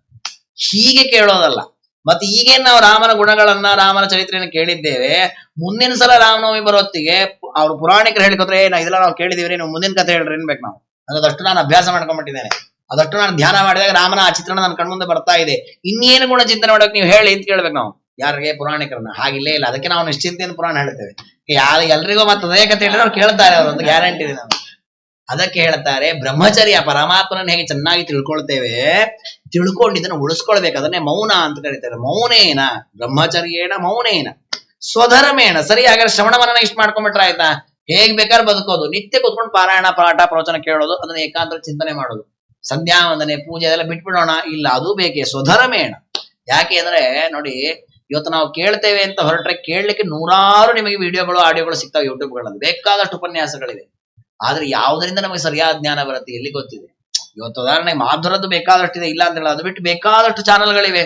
ಇತರೆಯವರದ್ದು ಗೀತೆ ಬಗ್ಗೆ ತಪ್ಪು ಉಪನ್ಯಾಸ ಹೇಳಿದವ್ರದ್ದು ಇದೆ ಅದರಲ್ಲಿ. ಹಾಗಾದ್ರೆ ನಾವು ಅದನ್ನ ಕೇಳಿಬಿಟ್ರೆ, ಅದನ್ನ ಕೇಳಿದ್ರೆ ಇದನ್ನೇ ಕೇಳೋ ಬುದ್ಧಿ ಬರ್ಬೇಕಲ್ಲ. ಇದು ಹೇಗ್ ಬರುತ್ತೆ? ಸ್ವಧರ್ಮೇ. ನಾವು ಯಾವಾಗ ವಿಹಿತ ಕರ್ಮಗಳನ್ನ ಚೆನ್ನಾಗಿ ಅನುಷ್ಠಾನ ಮಾಡ್ತೇವೆ, ದೇವರು ನಮ್ಮ ಮನಸ್ಸನ್ನು ಶುದ್ಧ ಮಾಡ್ತಾನೆ, ಅಂತಹದ್ದೇ ಸಿಗುವಂತೆ ಮಾಡ್ತಾನೆ. ಶುದ್ಧವಾದ ಮನಸ್ಸಿಗೆ ಏನು ಬೇಕೋ ಅದನ್ನೇ ಸಿಗುವಂತೆ ಮಾಡ್ತಾನೆ. ಹಾಗಾದ್ರೆ ನಾವು ಧರ್ಮವನ್ನ, ಕರ್ಮಾಚರಣೆಯನ್ನು ಬಿಡ್ಲಿಕ್ಕಿಲ್ಲ. ಸ್ವಧರ್ಮೇಣ ಮಹೀಯಸ, ಬಲಿಷ್ಠವಾಗಿ ವಿಹಿತ ಕರ್ಮಗಳನ್ನ ಆಚರಣೆ ಮಾಡ, ಕಿಂಚಿತ್ತು ಲೋಪವಾಗದಂತೆ. ಆದರೆ ಕರ್ಮವನ್ನ ಮಾಡುವಾಗ ಹೆಚ್ಚು ಕಡಿಮೆ ಆಗೇ ಆಗತ್ತೆ. ಅದಕ್ಕೆ ದೇವರನ್ನ ಪ್ರಾರ್ಥನೆ ಮಾಡಿ ಆ ಕರ್ಮಗಳಲ್ಲಿ ಶ್ರದ್ಧೆಯಿಂದ ಮಾಡಬೇಕು. ಯದೃಚ್ಛಯೋಪಲಬ್ಧೇನ ಸಂತುಷ್ಟೋ ಮಿತಭುಂಗ್ ಮುನಿ. ಎದೃಚ್ಛಯ ಲಾಭ ಸಂತುಷ್ಟ. ಎದೃಚ್ಛ, ಇದು ಕೃಷ್ಣನದ್ದೇ ಗೀತೆಯ ಮಾತು. ಏನು ಸಿಗತ್ತೆ ದೇವರ ಇಚ್ಛೆಯಿಂದ ಅದರಿಂದ ತಾನು ಸಂತುಷ್ಟನಾಗ್ಬೇಕಂತ. ಎದೃಚ್ಛ ಉಪಲಬ್ಧೇನ ಸಂತುಷ್ಟ ಅಂದ್ರೆ ನೀವು ಹೆಚ್ಚಿನ ಶ್ರಮ ಪಡೋದು ಬೇಡ ಅಂತ ಅನ್ನೋದು. ನೀವು ಪ್ರಯತ್ನ ಮಾಡಬೇಡ ಅಂತ ದೇವ್ರು ಹೇಳಿಲ್ಲ. ನಿನ್ನ ಕರ್ತವ್ಯ ನೀನು ಮಾಡು, ನಿನ್ನ ಪ್ರಯತ್ನ ನೀನು ಮಾಡು, ಅದಕ್ಕೇನು ಸಿಗತ್ತೆ ಸಂತೋಷ ಪಡು. ಉದಾಹರಣೆ, ನಾನೊಂದು ಅಧ್ಯಯನ ಮಾಡಿದ್ದೇನೆ, ಒಂದು ಯಾವ್ದೋ ಕೋರ್ಸ್ ಮಾಡಿದ್ದೇನೆ, ಅದಕ್ಕೆ ನನಗೊಂದು ಕೆಲಸ ಸಿಕ್ತು, ಅದಕ್ಕೊಂದಿಷ್ಟು ಸಂಬಳ ಅಂತ ಕೊಟ್ರು. ನಾನು ಅಯ್ಯೋ ಇಷ್ಟೇ ಬಂತಲ್ಲ, ಇನ್ನು ಜಾಸ್ತಿ ಸಿಗಲ್ವಾ, ಇನ್ನೊಂದು 4 ಟ್ರೈ ಮಾಡಿದೆ, ಅದು ಯಾವ್ದು ಜಾಬ್ ನನಗೆ ಹತ್ತಲೇ ಇಲ್ಲ, ಇರೋದು ಬರೋದು ಕಳ್ಕೊಂಡೆ, ಒದ್ದಾಡಿದೆ, 10 ಜನ ಹತ್ರ ಬೈದೆ, ಈ ಕೋರ್ಸೇ ಮಾಡಬಾರ್ದಿತ್ತು, ಇದೇ ಸರಿ ಇಲ್ಲ, ಆ ಕಂಪ್ನಿ ಸರಿ ಇಲ್ಲ, ನಮ್ಮ ಸರ್ಕಾರ ಸರಿ ಇಲ್ಲ, 4 ವರ್ಷ ವ್ಯರ್ಥ ಮಾಡ್ಕೊಂಡೆ. ಇದನ್ನ ಶಾಸ್ತ್ರ ಬೇಡ ಅಂತ. ನೀನು ಓದಿದಕ್ಕೆ ನೀ ಯಾವ್ದೊಂದ್ ಕೆಲಸ ಸೇರಿದೆ, ಅದಕ್ಕೊಂದಿಷ್ಟು ಸಂಬಳ ಕೊಟ್ರು, ತೃಪ್ತನಾಗಿರಲ್ಲ. ಯಾಕೆ ನಿನ್ನ ಅದೃಷ್ಟ, ನಿನ್ನ ಪೂರ್ವಜನ್ಮದ ಕರ್ಮ, ನಿನ್ನ ಇದು ಏನಿದೆ ಯಾರಿಗ್ ಗೊತ್ತಿದೆ. ಈ ಕೆಲವರು ನೋಡಿ, ಓದಿದ್ ಸ್ವಲ್ಪ ಓದಿರ್ತಾರೆ, ಒಳ್ಳೆ ಕೆಲಸ ಸಿಕ್ಕು ಒಳ್ಳೆ ಧನಾದಿಗಳ ಪ್ರಾಪ್ತಿ ಆಗತ್ತೆ. ಇವರು ತುಂಬಾ ಓದ್ಬಿಟ್ಟಿರ್ತಾರೆ, ಅವ್ರು ಎಷ್ಟು ಓದ್ಬಿಟ್ಟಿರ್ತಾರೆ, ಅವ್ರು ಓದಿದ ಕೆಲಸವೇ ಸಿಗಲ್ಲ, ಅವ್ರು ಆ ಹಂತದಂತೆ ಓದ್ಬಿಟ್ಟಿರ್ತಾರೆ. ಹಾಗಾದ್ರೆ ನಮಗೆ ಪ್ರಾಪ್ತವಾಗುವುದು, ನಮ್ದು ಯಾವುದೇ ಒಂದು ಫಲವನ್ನು ನಾವು ಪಡೆಯುವಾಗ ನಮ್ಮ ಮಹಾ ಪ್ರಯತ್ನದ ಜೊತೆಗೆ ದೇವರ ಸಂಕಲ್ಪ ಇರಬೇಕು, ನಮ್ಮ ಕರ್ಮದ ಫಲಗಳು ಇರಬೇಕು. ಹಾಗಾಗಿ ನಾವೇನ್ ಮಾಡ್ಬೇಕು, ನಮಗದ್ ಯಾವ್ದು ಗೊತ್ತಿಲ್ಲ, ದೇವರ ಅನುಗ್ರಹ ಇದೋ ಇಲ್ವೋ ಗೊತ್ತಿಲ್ಲ, ನಮ್ಮ ಪೂರ್ವಜನ್ಮ ಕರ್ಮ ಏನು ಅಂತ ಗೊತ್ತಿಲ್ಲ, ಪ್ರಯತ್ನವನ್ನು ಮಾಡ್ತಾ ಇದ್ದೇವೆ. ನಿಶ್ಚಿಂತೆಯಿಂದ ಪ್ರಯತ್ನ ಮಾಡುದು, ಫಲ ಏನಾದ್ರೂ ಆಗ್ಲಿ ಅಂತ ಸುಮ್ಮನೆ ಇರ್ಬೇಕು. ಇದನ್ನೇ ದೇವರು ಹೇಳಿದ, ಕರ್ಮಣ್ಯೇವ ಅಧಿಕಾರಸ್ಥೆ. ಇದನ್ನೇ ಬದುಕುವ ಕ್ರಮದಲ್ಲಿ ದೇವರು ಹೇಳಿದ, ಯದೃಚ್ಛಯೋಪಲಬ್ಧೇನ ಸಂತುಷ್ಟ.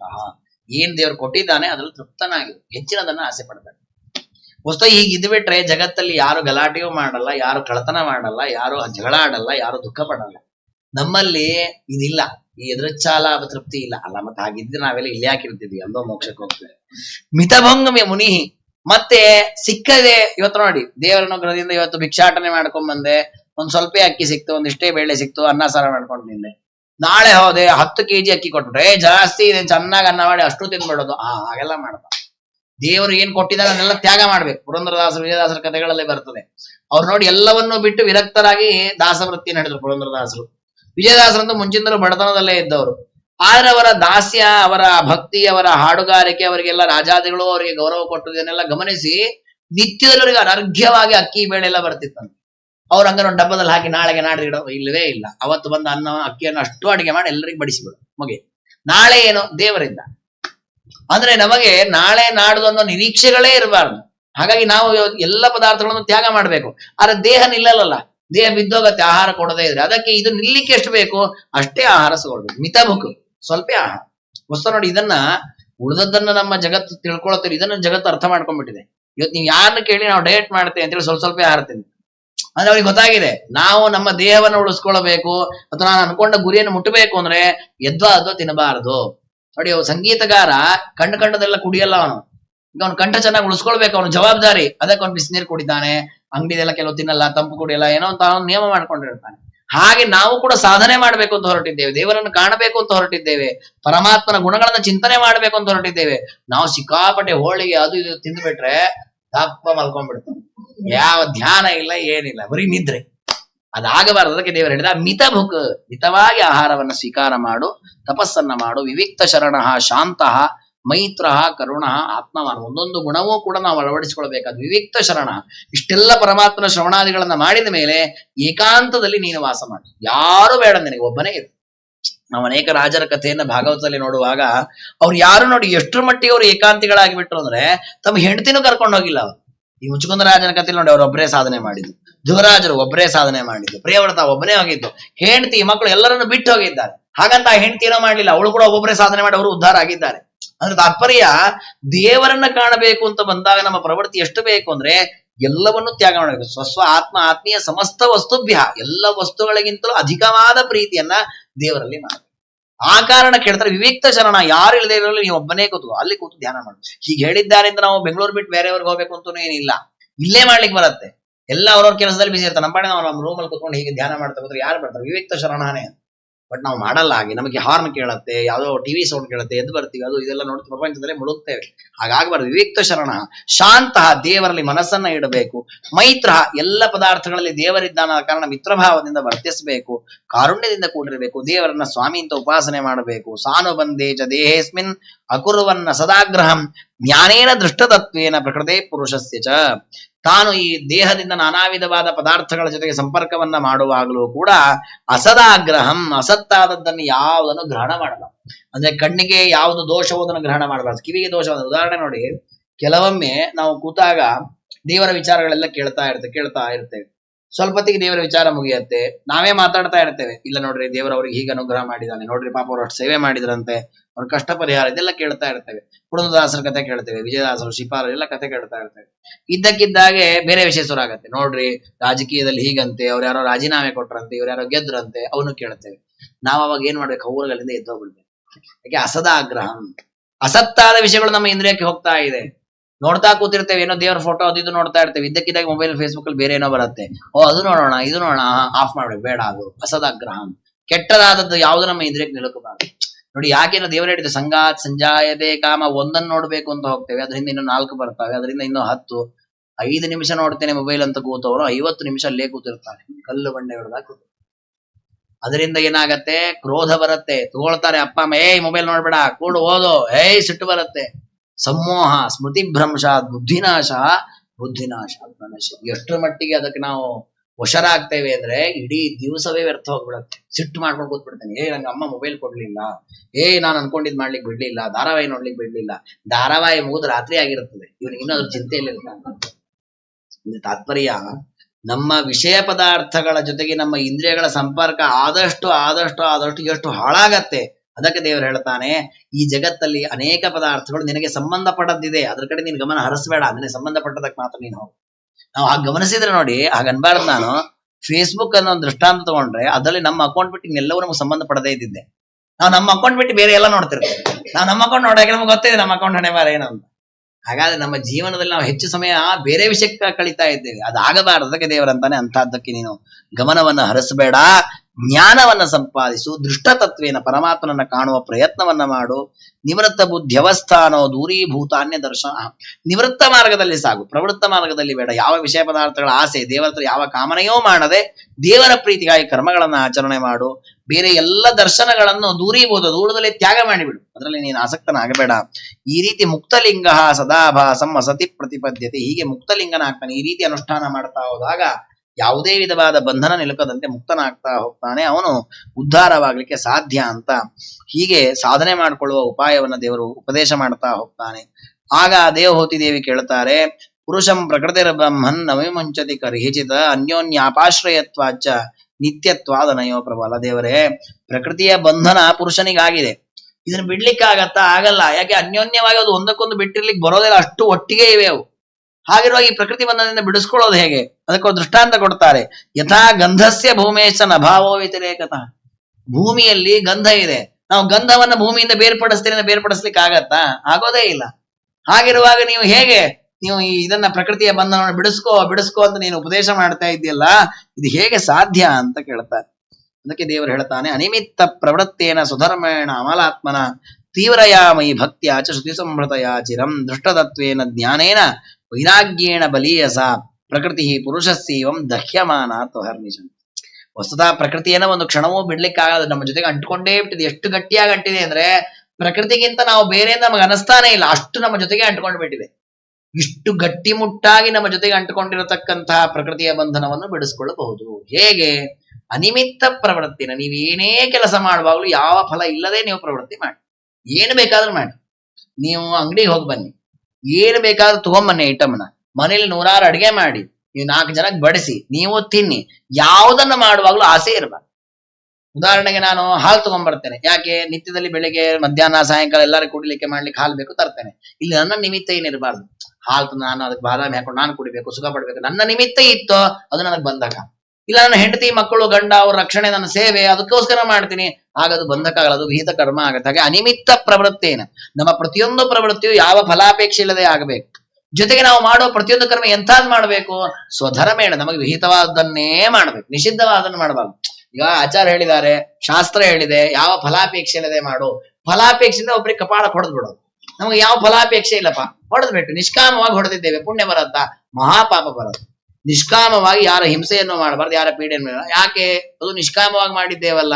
ನಿಷ್ಕಾಮವಾಗಿ ಮಾಡ್ಲಿಕ್ಕೆ ಹೇಳಿದ್ದು ವಿಹಿತ ಕರ್ಮವನ್ನು, ನಿಷಿದ್ಧ ಕರ್ಮವನ್ನಲ್ಲ. ಇದು ನಿಷಿದ್ಧ. ಶಾಸ್ತ್ರ ಹೇಳಿದೆ, ಮಾ ಹಿಂಸ್ಯಾತ್, ಯಾರನ್ನು ಹಿಂಸೆ ಮಾಡ್ಬೇಡ, ಯಾರನ್ನು ಪೀಡಿಸ್ಬೇಡ, ಯಾರಿಗೆ ಅವಮಾನ ಮಾಡ್ಬೇಡ.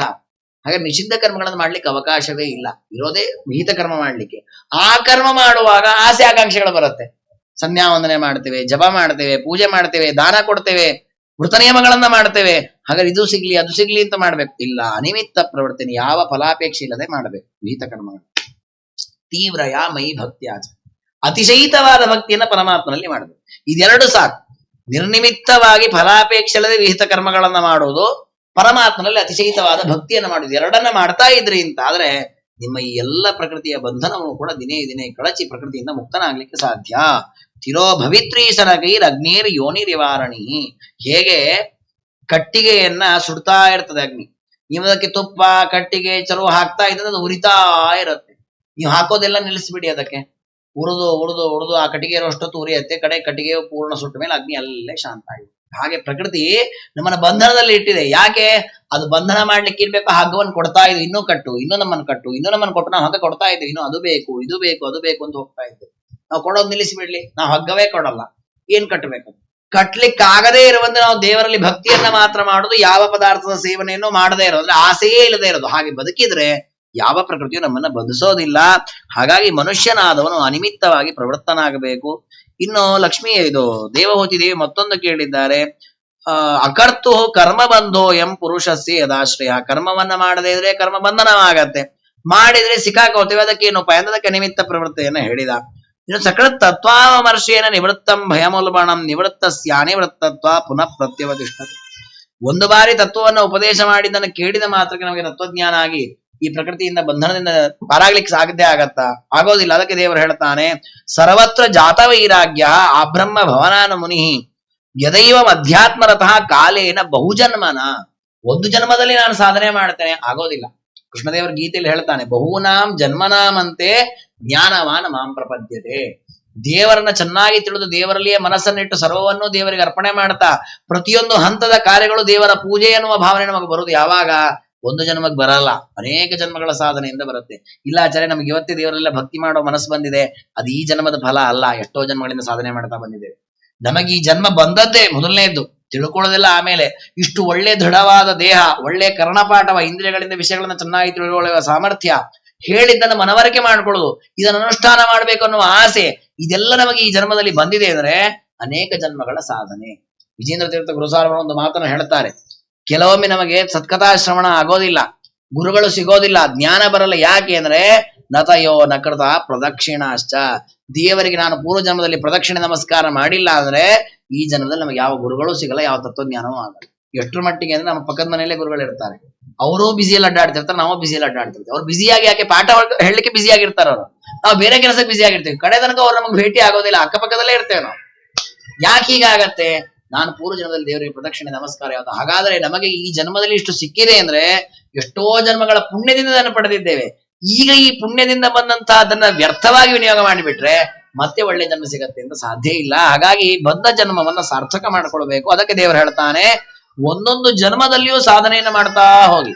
ಅದು ಅನೇಕ ಜನ್ಮಗಳ ಸಾಧನೆಯಿಂದ ಪಕ್ವವಾಗತ್ತೆ. ಪಕ್ವವಾದಾಗ ಸರ್ವತ್ರ ಜಾತ ವೈರಾಗ್ಯ, ಎಲ್ಲ ಕಡೆಯಲ್ಲೂ ವೈರಾಗ್ಯ ಬರುತ್ತೆ. ಯಾವುದ್ರ ಮೇಲೆ ಅಭಿಮಾನ ಬರಲ್ಲ. ಎಷ್ಟರ ಮಟ್ಟಿಗೆ ವೈರಾಗ್ಯ? ನಮಗೆ ಹಾಸಿಗೆ ಬೇಡ, ಮಂಚ ಬೇಡ, ತಿನ್ಲಿಕ್ಕೆ ಬೇಡ, ಕುಡಿ, ಇಷ್ಟೇ ವೈರಾಗ್ಯ ಅಲ್ಲ. ಆ ಬ್ರಹ್ಮ ಭವನಾನ್ಮುನಿ, ಸತ್ಯಲೋಕವೂ ಬೇಡ ಅನ್ಸತ್ತೆ, ಅಷ್ಟು ವೈರಾಗ್ಯ ಬರುತ್ತೆ. ಅಷ್ಟು ವೈರಾಗ್ಯ ಬಂದಾಗ ಮದ್ಭಕ್ತ ಪ್ರತಿಬುದ್ಧಾರ್ಥೋ ಮತ್ಪ್ರಸಾದೇನ ಭೂಯಸ ನಿಶ್ರೇಯಸಂ ಸುಸಂಸ್ಥಾನಂ ಕೈವಲ್ಯಾಖ್ಯಂ ಮದಾಶ್ರಯಂ ಪ್ರಾಪ್ನೋತಿ. ಅಂತಹ ಮದ್ಭಕ್ತ, ನನ್ನಲ್ಲಿ ಅಚಲವಾದ ಭಕ್ತಿಯನ್ನಿಟ್ಟಿರತಕ್ಕ ವ್ಯಕ್ತಿ, ಪ್ರತಿಬುದ್ಧಾರ್ಥ, ಚೆನ್ನಾಗಿ ನನ್ನನ್ನ ತಿಳಿದವನಾಗಿ ನನ್ನ ಸಾಕ್ಷಾತ್ಕಾರವನ್ನ ಪಡೆದು ನನ್ನ ಪ್ರಸಾದದಿಂದ, ನನ್ನ ಅತ್ಯರ್ಥ ಪ್ರಸಾದದಿಂದ ಲಿಂಗ ಭಂಗವನ್ನ ಮಾಡಿಕೊಂಡು ಮೋಕ್ಷವನ್ನು ಹೊಂದುತ್ತಾನೆ. ನಿಧಾನ ಯೋಗೋಪಚಿತಾಸು ಚೇತೋ ಮಾಯಾಸು ಸಿದ್ಧಸ್ಯ ವಿಸಜ್ಜತೆ ಚ ಅನನ್ಯ ಹೇತು ಶ್ವಥಮೇ ಗತಿ ಸ್ಯಾತ್ ಆತ್ಯಂತಿಕಿ ಯತ್ರ ನ ಮೃತ್ಯುಹಾಸಃ. ಆತ್ಯಂತಿಕವಾದ ಗತಿ, ಯಾವ ಯಮ ಮೊದಲಾದ ಯಾವ ಪಾಶಕ್ಕೂ ನಿಲುಕದಂತಹ ಶ್ರೇಷ್ಠವಾದ ಶಾಶ್ವತವಾದ ಮೋಕ್ಷ ಸ್ಥಾನ ಸಿಗಬೇಕು ಅಂತಾದ್ರೆ ಒಂದೇ ಉಪಾಯ, ಯೋಗೋಪಚಿತಾಸು ಮಾಯಾಸು ನ ವಿಸಜ್ಜತೆ. ಯಾವ ವಿಷಯ ಪದಾರ್ಥಗಳಲ್ಲೂ ಮನಸ್ಸು ಹೋಗಬಾರದು. ಅನನ್ಯವಾಗಿ ಪರಮಾತ್ಮನಲ್ಲಿ ಮನಸ್ಸನ್ನು ನೆಲೆಗೊಳಿಸಬೇಕು. ಆಗ ನನ್ನ ಲೋಕವನ್ನ ಪಡೀಲಿಕ್ಕೆ ಸಾಧ್ಯ ಅಂತ ಉಪದೇಶ ಮಾಡ್ತಾನೆ. ಇನ್ನು ಯೋಗವನ್ನ, ಆ ಪರಮಾತ್ಮನನ್ನ ಒಲಿಸಿಕೊಳ್ಳಿಕ್ಕಿರತಕ್ಕ ಮಾರ್ಗವನ್ನ ಉಪದೇಶ ಮಾಡ್ತೇನೆ ಅಂತಾನೆ ದೇವರು. ಮನೋ ಏನೈವ ವಿಧಿನ ಪ್ರಸನ್ನಂ ಯಾತಿ ಸತ್ಪಥಂ. ಯಾಕೆಂದ್ರೆ ನಾವು ಏನೇ ಮಾಡ್ಬೇಕಂದ್ರೆ ಮನಸ್ಸು ಪ್ರಧಾನ. ಮನಸ್ಸು ನಿರ್ಮಲವಾಗಿದ್ರೆ ಏನೂ ಸಾಧಿಸ್ಬೋದು. ಮನಸ್ಸೇ ನಿರ್ಮಲವಾಗಿಲ್ಲ, ಕಲುಷಿತವಾಗಿತ್ತು ಅಂದ್ರೆ ಏನು ಮಾಡ್ಲಿಕ್ಕಾಗಲ್ಲ. ಎಷ್ಟೋ ಬಾರಿ ನಾವು ಹಾಗೆ ಮಾಡ್ತೀವಿ. ನಾವೇ ಅನ್ಕೊಂಡಿರ್ತೇವೆ ಅದನ್ನ ಮಾಡಿ ಇದನ್ನ ಮಾಡಕ್ಕೆ, ಕೇಳಿದ್ರೆ ಇಲ್ಲ ಪರವಾಗಿ ಯಾಕೋ ಮನಸ್ಸರಿ ಇಲ್ಲ, ಇವತ್ತು ನಾನು ಏನು ಮಾಡಲ್ಲ ಅಂತ ಕಾಲವನ್ನ ಹಾಳು ಮಾಡ್ಕೊಳ್ತೇವೆ. ಹಾಗಾದ್ರೆ ಮನಸ್ಸು ಪ್ರಧಾನ. ಮನಸ್ಸು ಚೆನ್ನಾಗಿದ್ರೆ ಕೆಲಸ ಚೆನ್ನಾಗತ್ತೆ. ಹಾಗಾದ್ರೆ ಆ ಮನಸ್ಸನ್ನು ನಾವು ವಶ ಮಾಡ್ಕೊಳ್ಳೋದು ಹೇಗೆ? ಅದು ವಶವಾದ್ರೆ ಇಂದ್ರಿಯಗಳೆಲ್ಲ ತಾನೇ ವಶವಾಗತ್ತೆ. ಮನಸ್ಸನ್ನ ವಶ ಮಾಡ್ಕೊಳ್ಳೋದು ಹೇಗೆ? ಅದನ್ನ ನಾನು ಮನಸ್ಸನ್ನ ಪ್ರಸನ್ನ ಮಾಡ್ಕೊಳ್ಳೋದು, ಅದನ್ನ ವಶ ಮಾಡ್ಕೊಳ್ಳೋ ಬಗೆಯನ್ನು ಹೇಳ್ತೇನೆ ಅಂತಾನೆ. ಸುಧರ್ಮಾಚರಣಂ ಶಕ್ತಿಯ ವಿಧರ್ಮಾಚ ನಿವರ್ತನಂ ದೈವ ಲಬ್ಧೇನ ಸಂತೋಷ ಆತ್ಮವಿಚ್ಚರಣಾರ್ಚನಂ. ಸುಧರ್ಮಾಚರಣಂ, ನಮಗೆ ವಿಹಿತವಾದ ಧರ್ಮಗಳನ್ನ ಆಚರಣೆ ಮಾಡ್ಬೇಕಂದ್ರೆ ನೋಡಿ, ಅಂದ್ರೆ ನಮ್ಮ ಮನಸ್ಸು ಶುದ್ಧವಾಗ್ಲಿಕ್ಕಿರೋ ಒಂದು ಉಪಾಯ ಅದು. ನಾವು ಧರ್ಮಾಚರಣೆಯನ್ನು ಮಾಡುವಾಗ ಪುಣ್ಯ ಬರುತ್ತೆ ಅಂತ ಮಾಡ್ತೇವೆ. ನಾವು ಸಂಧ್ಯಾವಂದನೆ ಮಾಡು, ಯಾಕೋ ನೋಡೋ ನೀನು ಸಂಧ್ಯಾವನ ಮಾಡೋ ಒಳ್ಳೆ ಮಾರ್ಕ್ ಬರುತ್ತೆ, ಸಂಧ್ಯಾವಂದನ ಮಾಡೋ ದೇವರ ಅನುಗ್ರಹ ಮಾಡ್ತಾನೆ. ವಸ್ತು ಇದೆಲ್ಲದಕ್ಕಿಂತ ಮಿಗಿಲಾದದ್ದು ಸಂಧ್ಯಾವಂದನೆ ಮಾಡು, ನಿನ್ನ ಮನಸ್ಸು ಶುದ್ಧವಾಗತ್ತೆ. ಬಟ್ ಆ ಮಕ್ಕಳಿಗೆ ಆ ಬುದ್ಧಿ ಇರೋದಿಲ್ಲ, ಅದನ್ನ ಹೇಳಲ್ಲ. ಅಷ್ಟು ಬಿಟ್ರೆ ಶಾಸ್ತ್ರ ಹೇಳ್ತದೆ, ವಿಹಿತ ಕರ್ಮಗಳನ್ನ ಬೆಳಿಗ್ಗೆ ಎದ್ದು ಸ್ನಾನ ಮಾಡ್ತೇವೆ, ಬೆಳಿಗ್ಗೆ ಎದ್ದು ಗೋಪಿಚಂದನ ಹಂಚ್ಕೊಳ್ತೇವೆ. ಇದು ನೋಡಿ ವಿಹಿತ ಕರ್ಮ ಅಂತ ಮಾಡ್ತಾ ಇದ್ದೇವೆ. ಇದನ್ನ ಮಾಡೋದ್ರಿಂದ ಏನಾಗತ್ತೆ? ನಮ್ಮ ಮನಸ್ಸು ಶುದ್ಧವಾಗತ್ತೆ. ಅದ್ರೆ ಇದನ್ನ ಮಾಡ್ಲಿಲ್ಲ ನಮ್ಮ ಮನಸ್ಸು ಶುದ್ಧ ಆಗಲ್ಲ ಅಂತ ಅರ್ಥ. ಅದಕ್ಕೆ ಹೇಳಿದ್ರೆ ಸುಧರ್ಮಾಚರಣಂ. ಅಲ್ಲ, ನಾವು ಮಾಡ್ಬೇಕು ಅಂತ ಅನ್ಕೊಳ್ತೇವೆ, ಏನ್ ಮಾಡೋದು? ನಮಗೆ ಆ ಶಕ್ತಿ ಇಲ್ಲಲ್ಲ. ನಮಗೆ ಕ್ಷೇತ್ರ ಯಾತ್ರೆ ಮಾಡ್ಬೇಕು ಅಂತಿದೆ, ತೀರ್ಥದಲ್ಲಿ ಸ್ನಾನ ಮಾಡ್ಬೇಕು ಅಂತ ಬೆಳಿಗ್ಗೆ 4:15 ಬ್ರಾಹ್ಮಿ ಮುಹೂರ್ತದಲ್ಲಿ ಸ್ನಾನ ಮಾಡ್ಬೇಕು ಅಂತಿದೆ. ಚಳಿ, ದೇಹ ತಡೆಯಲ್ಲ, ರೋಗ ಬರುತ್ತೆ, ಶೀತಾದಿ ಉಪದ್ರವ ಇದೆ, ಏನ್ ಮಾಡ್ಲಿ? ಅದಕ್ಕೆ ದೇವರಂದ ಶಕ್ತಿಯಾ ಸುಧರ್ಮಾಚರಣ. ನಿನಗೆ ಎಷ್ಟು ಶಕ್ತಿ ಇದೆ ಅಷ್ಟೇ ಮಾಡಿ, ಮೋಸ ಮಾಡ್ಬೇಡ. ನಾನು ಗಾಳಿಯಲ್ಲಿ ಹರಟೆ ಹೊಡಿತಾ, ಕಾಲ ಕಳಿತಾ, ಮಧ್ಯರಾತ್ರಿ 2 ಗಂಟೆ ತನಕ ಮೊಬೈಲ್ ನೋಡ್ತಾ ಕೂತ್ಕೊಳ್ತೇನೆ. ಆಗ ನನಗೆ ಚಳಿ ಶೀತ ಅನಿಸಲ್ಲ. ಅದೇ ಬೆಳಿಗ್ಗೆ 4:15 ಸ್ನಾನ ಮಾಡ್ಕೊಳ್ಳಿ, ಬೆಳಿಗ್ಗೆ ತಂಪಿರುತ್ತೆ, ಚಳಿ ಇರುತ್ತೆ, ಮಳೆ ಇರುತ್ತೆ, ಹೇಗೆ ಮಾಡಿ? ಇದು ಮೋಸ. ಇದು ಹೀಗ್ ಮಾಡ್ಬಾರ್ದು. ಅದಕ್ಕೆ ದೇವರ ನಿನಗೆ ಶಕ್ತಿ ಇಲ್ಲ ನಂಗೆ ಹೊರಗೆ ಕೂತ್ಕೊಳ್ಳೋ ಸಾಮರ್ಥ್ಯ, ಹಾಗಾದ್ರೆ ಹೊರಗೆ ಕೂತ್ ಸಂಧ್ಯಾವಂದನೆ ಮಾಡಿ. ಇಲ್ಲ ನಂಗೆ ಅಷ್ಟು ಸಾಮರ್ಥ್ಯ ಇಲ್ಲ, ನಾನು ಬಿಸಿ ಬೆಚ್ಚಗೆ ಹೊತ್ಕೊಂಡು ಮಾಡ್ತೇನೆ, ಹಾಗಾದ್ರೆ ಬೆಚ್ಚಗೆ ಹೊತ್ಕೊಂಡೇ ಮಾಡಿ. ನಿನಗೆ ಎಷ್ಟು ಶಕ್ತಿ ಕೊಟ್ಟಿದ್ದಾನೆ ದೇವರು ಅಷ್ಟೇ. ಅಂದ್ರೆ ಒಂದು ರೀತಿಯಲ್ಲಿ ಹೇಳಬೇಕಾದ್ರೆ ದೇವರು ಮಾಡಿದಷ್ಟು ಉಪಕಾರ ನಮಗೆ ಯಾರೂ ಮಾಡ್ಲಿಕ್ಕೆ ಸಾಧ್ಯ. ನೋಡಿ, ನಾವು ಹಾಗೆ ಮಾಡಲ್ಲ. ಈಗ ಉದಾಹರಣೆಗೆ ನನಗೆ ಏನೋ ರೋಗ ಬಂದಿದೆ, ನಾನು ಮಲ್ಕೊಂಡಿದ್ದೇನೆ, ನನಗೆ ಸೇವೆ ಮಾಡ್ಬೇಕು, ಯಾಕೆ ನನಗೆ ಎದ್ದೇಳ್ಲಿಕ್ಕೂ ಆಗಲ್ಲ, ನನಗೆ ಊಟ ಮಾಡಿಸು, ಈಗ ಪ್ರಸಂಗ ಇದೆ, ನಾನ್ ನಮ್ಮ ಮಗನೋ ನಮ್ಮ ಅಪ್ಪನೋ ಅಣ್ಣನೋ ಯಾರೋ ಬಂದು ನನಗೆ ತಿನ್ನಿಸ್ತಾರೆ, ಶಕ್ತಿ ಇದೆ ಅಷ್ಟು ತಿನ್ನಿಸಪ್ಪ ಅಂತೀವ? ನಾನು ಹೊಟ್ಟೆ ತುಂಬ ನೆನೆಸ್ಲೇಬೇಕು. ಅವನು ನಂಗೆ ಶಕ್ತಿ ಇರೋದೇ ಒಂದು ಹೊತ್ತು ತಿನ್ನಿಸಿ ನಾನು ಮಲ್ಕೊಂಡ್ಬಿಡ್ತೀನಿ, ಆಗಲ್ಲ. ಹಾಗಾದ್ರೆ ನಮಗಾಗುವಾಗ ನಮ್ಮ ಭೋಗಾದಿಗಳು, ನಮ್ಮ ಪ್ರವೃತ್ತಿಗಳು ಹೇಗಿದೆ ಅಂದ್ರೆ ಶಕ್ತಿ ಮೀರಿ ಮಾಡ್ಬೇಕು ಅಂತೀವಿ ನಾವು. ಮೀರಿ ಮಾಡ್ಲಿಕ್ಕೆ ಆಗಲ್ಲ, ಅಂತೂ ಪೂರ್ಣ ಮಾಡಿಸ್ಕೊಳ್ತೇವೆ. ದೇವರಂತಾನೆ ನೀನು ಪೂರ್ಣ ಮಾಡು ನಾನನ್ನಲ್ಲ, ನಿನಗೆ ಎಷ್ಟು ಶಕ್ತಿ ಅಷ್ಟೇ ಮಾಡು, ಅದೇ ಪೂರ್ಣ. ನಿನ್ನ ಶಕ್ತಿ ಅಷ್ಟೇ ಇದೆ, 10 ಆಯ್ತು ಜಪ ಮಾಡ್ಲಿಕ್ಕೆ ಅಷ್ಟೇ ಮಾಡು. ಅದೇ ಸಮಯ ಇಲ್ಲ ಅಂತಂದ್ರೆ, ಸಮಯ ಇದ್ದು ನಾವು ಮೊಬೈಲ್ ನೋಡ್ತೇವೆ, ಮೊಬೈಲ್ ಜಪ ಮಾಡ್ಲಿಕ್ಕೆ ಟೈಮ್ ಇಲ್ಲ, ಅದು ಉಪಯೋಗ ಇಲ್ಲ. ಹಾಗಾಗಿ ಹೇಳ್ತಾರೆ ಸುಧರ್ಮಾಚರಣಂ ಶಕ್ತಿಯ. ಇದೊಂದು ದೊಡ್ಡ ಸಾಧನೆ. ಇನ್ನೊಂದು ಸಾಧನೆ ಯಾವುದು? ವಿಧರ್ಮಾಚ ನಿವರ್ತನಂ. ನಮ್ಮ ಧರ್ಮ ಅಲ್ಲದನ್ನ ಮಾಡದೇ ಇರೋದು ಒಂದು ಪುಣ್ಯ ಸಾಧನೆ, ಅದು ಮನಃಶುದ್ಧಿಗೆ ಕಾರಣ. ಅಂದ್ರೆ ನಮ್ಮ ಧರ್ಮ ಅಲ್ಲ. ಯಾವುದು ನಮ್ಮ ಧರ್ಮ ಅಲ್ಲ? ಬೆಳಿಗ್ಗೆ 11 ಗಂಟೆ ತನಕ ಕಾಲ್ ಚಾಚಿ ಮಲ್ಕೊಳ್ಳೋ, ಸೂರ್ಯ ಬೆಳಗ್ಗೆ ಆದ್ರೂ ನಾವು ಮಲ್ಕೊಂಡ್ಬಿಟ್ಟಿರ್ತೇವೆ. ಇದು ವಿಧರ್ಮ, ಇದು ನಿಷಿದ್ಧ ಧರ್ಮ, ಇದು ಶಾಸ್ತ್ರ ಒಪ್ಪದ ಧರ್ಮ. ಇದರಲ್ಲಿ ತತ್ರಾಪಿ ಇದು ಪ್ರಾಣಿಗಳ ಧರ್ಮ, ಮನುಷ್ಯರ ಧರ್ಮವೇ ಅಲ್ಲ. ಪ್ರಾಣಿಗಳು ಹಾಗೆ ಮಲ್ಕೊಂಡಿರ್ತಾಗ ಅವಾಗ ಗೊತ್ತಾಗಲ್ಲ ಪಾಪ, ಬೆಳಿಗ್ಗೆ ಬೇಗ ಹೇಳಬೇಕು, ಸೂರ್ಯನಿಗೆ ಅರ್ಗೆ ಕೊಡಬೇಕು, ಯಾವ ಎಚ್ಚರ ಇಲ್ಲ ಅವ್ರಿಗೆ. ಹಾಗೆ ಈ ವಿಧರ್ಮಗಳು ಅಂತ ಏನಿದೆ, ನಿಷಿದ್ಧ ಕರ್ಮಗಳು ಅಥವಾ ನಮ್ಮ ಸಂಬಂಧ ಪಡದ ಧರ್ಮಗಳೇನಿದೆ, ಅದರಿಂದ ನಾವು ಹೊರಗೆ ಬರಬೇಕು. ಅದೇ ಒಂದು ದೊಡ್ಡ ಪುಣ್ಯ ಸಾಧನ. ಶಾಸ್ತ್ರದಲ್ಲಿ ಸತ್ಕರ್ಮಗಳನ್ನ ಮಾಡಿದಕ್ಕೆ ಹೇಗೆ ಪುಣ್ಯ ಬರುತ್ತೋ, ಕೆಟ್ಟ ಕರ್ಮ ಬಿಟ್ಟದಕ್ಕೂ ಪುಣ್ಯ ಇದೆ. ಪಾಪ ಬರೋದಿಲ್ಲ ಅನ್ನೋದು ಒಂದು ಪ್ಲಸ್ ಪಾಯಿಂಟ್, ಜೊತೆಗೆ ಪುಣ್ಯವೂ ಇದೆ ಅದಕ್ಕೆ. ಹಾಗಾಗಿ ನಾವು ಕೆಟ್ಟ ಕರ್ಮ ಅಂದ್ರೆ ನಾವು ಕೆಲವೊಮ್ಮೆ ಸಂತೋಷ ಪಡ್ಬೇಕು. ನಾವು ಉದಾಹರಣೆ ನೋಡಿ, ಪ್ರತಿನಿತ್ಯ ಈಗ ಅಧಿಕ ಮಾಸದಲ್ಲಿ ಒಂದೇ ಹೊತ್ತು ಊಟ ಮಾಡಿದಕ್ಕೆ ಒಂದು ವ್ರತ, ಅದೊಂದು ವ್ರತ ಅಂತ ಕರೀತಾರೆ. ಅಥವಾ ನಾವು ನೆಲದ ಮೇಲೆ ಊಟ ಮಾಡೋದು, ಎಲೆಯನ್ನೇ ಹಾಕೊಳ್ಳದೆ ಮಾಡೋ ಊಟ, ಉಪ್ಪು ತಿನ್ನದೇ ಇರೋ ಊಟ, ಹೀಗೆ ಅನೇಕ ವ್ರತಗಳನ್ನ ಮಾಡ್ತಾರೆ. ಐದು ಉಪವಾಸ ಮಾಡಿ ವಿಷ್ಣು ಪಂಚಕ ಅಂತ ಮಾಡಿದ್ರೆ ಬೇರೆ ಬೇರೆ ವ್ರತಗಳನ್ನ ಮಾಡ್ತಾರೆ. ನಮಗೆ ಅದೇನು ಮಾಡ್ಲಿಕ್ಕೆ ಆಗಲ್ಲಪ್ಪ. ಅಧಿಕ ಮಾಸದಲ್ಲಿ ನಾವು ಯಾವ ವ್ರತವೂ ಮಾಡಲ್ಲ. ದಿವಸ 3 ಹೊತ್ತು ತಿಂತೇನೆ, ತಿನ್ನು, ಬೇಸರ ಇಲ್ಲ. ಕೆಟ್ಟ ಕೆಲಸ ಮಾಡ್ಬೇಡ. ಅಧಿಕ ಮಾಸ ನಾನೊಂದು ನಿಯಮ ಮಾಡೋದಪ್ಪ, ಏನು, ನಾನು ಯಾವ ಕೆಟ್ಟ ಫೋಟೋ ನೋಡಲ್ಲ, ನಾನು ಯಾವ ಮೊಬೈಲ್ ಬಳಸೋದಿಲ್ಲ, ನಾನು ಯಾವ ನ್ಯೂಸ್ ಪೇಪರ್ ಓದಲ್ಲ. ಯಾಕೆ ಇವೆಲ್ಲ ಬೇಡಾದ ವಿಷಯ. ನ್ಯೂಸ್ ಪೇಪರ್ ಒಂದ್ ದಿವಸ ಆದ್ರೂ ರಾಮದೇವ್ರ ಕಥೆ ಬಂದಿದೆ ಇಲ್ಲ, ಅದ್ರಲ್ಲೆಲ್ಲ ಬೇಡಾದ ವಿಷಯ. ಎಲ್ಲ ಅವ್ರು ಸತ್ರಂತೆ, ಇಲ್ಲಿ ಹೀಗಾದಂತೆ, ಅವ್ರದ್ದು ಇನ್ನೋ ಇದಾಯ್ತಂತೆ, ಅವ್ರ ವಿವಾಹ ವಿಚ್ಛೇದನ, ಆ ಪೊಲೀಸರ ಭಂಗ, ಇಂಥದ್ದು ನಮಗೆ ಉಪಯೋಗ ಇಲ್ಲವೇ ಇಲ್ಲ. ಅದು ಯಾವ್ದು ನಾವು ಸಂಬಂಧ ಪಡೆದಿರೋ ವಿಷಯ. ಆದ್ರೆ ನಾವು 15 ನಿಮಿಷ 20 ನಿಮಿಷ 1 ಗಂಟೆ ಆ ಪೇಪರ್ ಓದಿ ಒಂದಿಷ್ಟು ಪಾಪ ಸಂಪಾದಿಸ್ತಾ ಇದ್ದೇವೆ.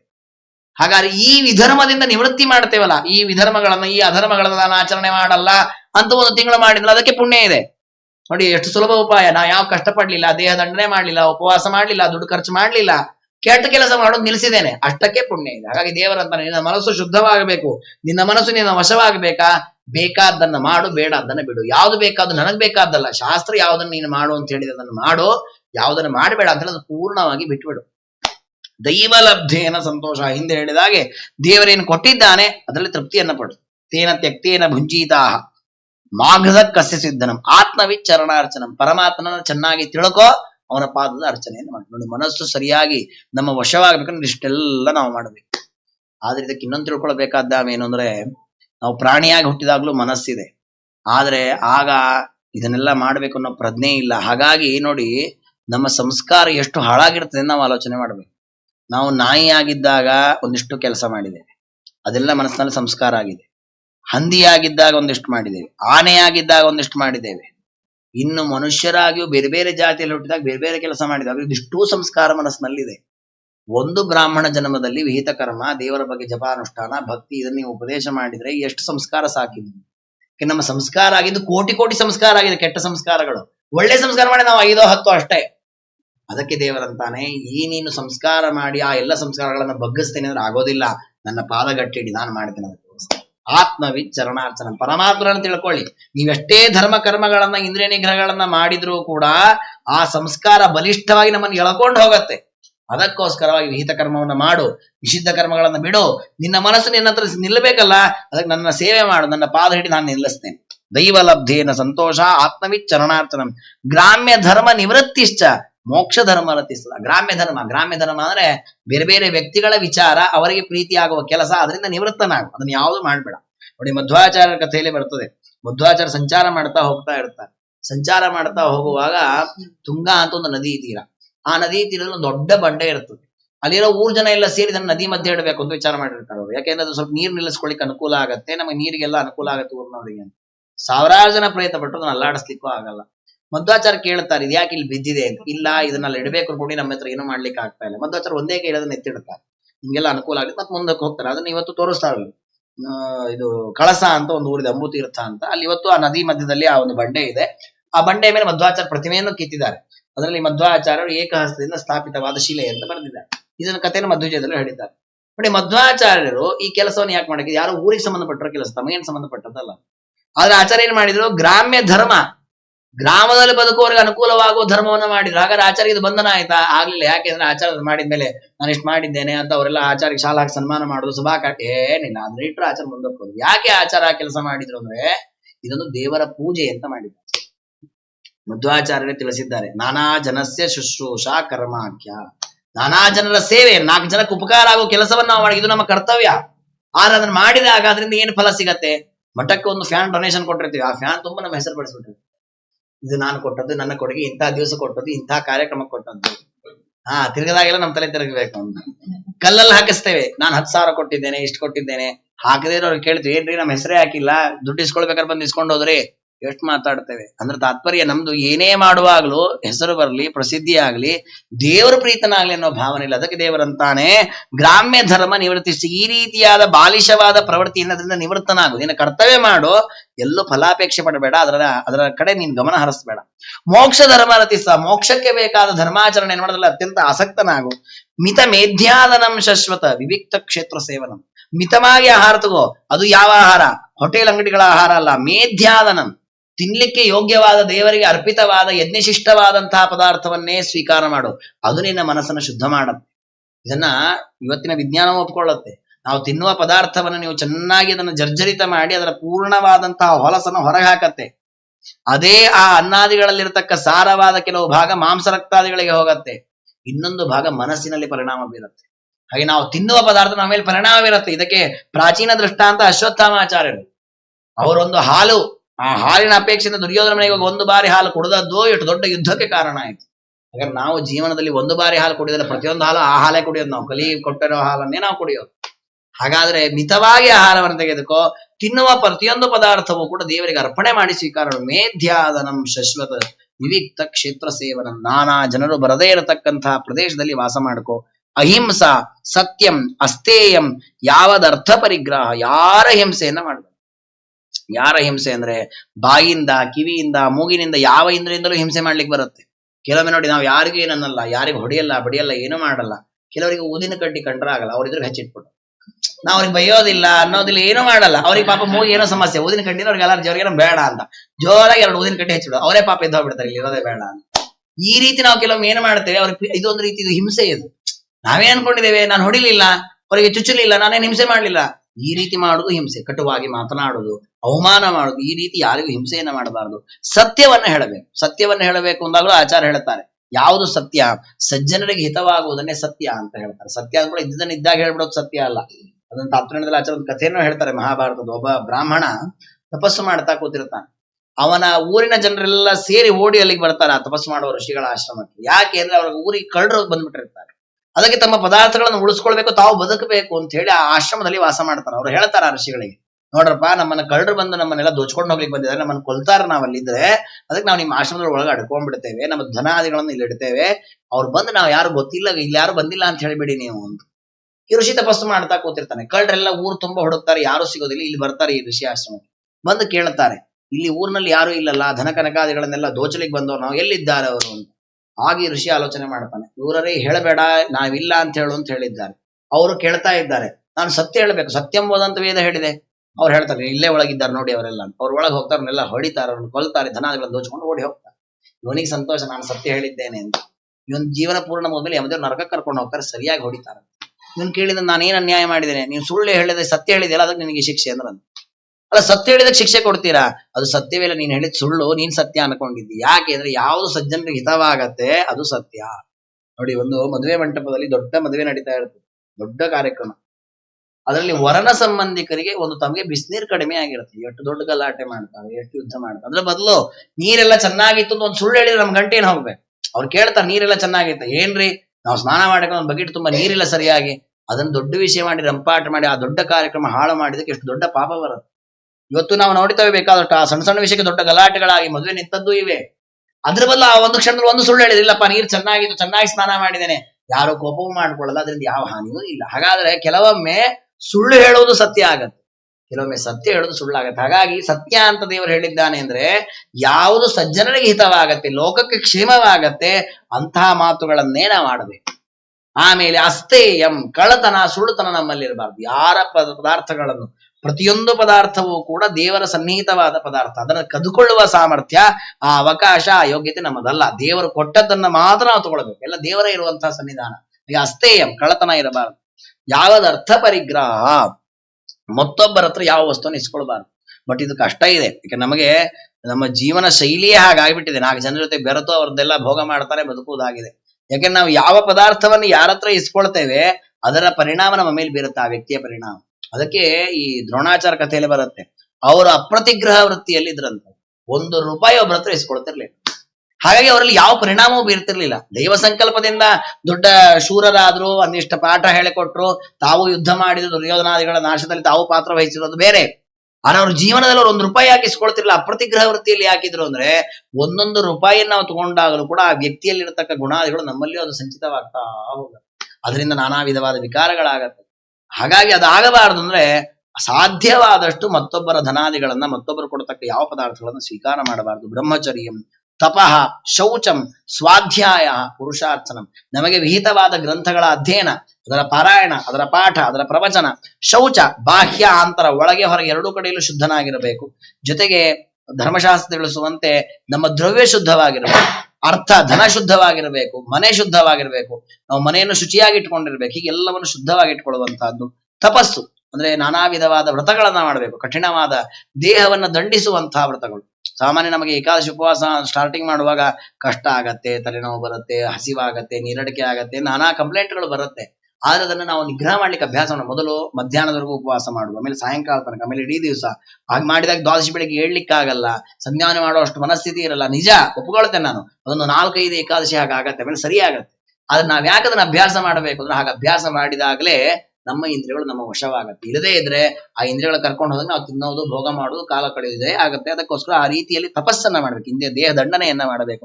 ಪ್ರತ್ಯಾಹಾರಶ್ಚೇಂದ್ರಿಯಾಣ ವಿಷಯಾನ ಮನಸಾರದಿ.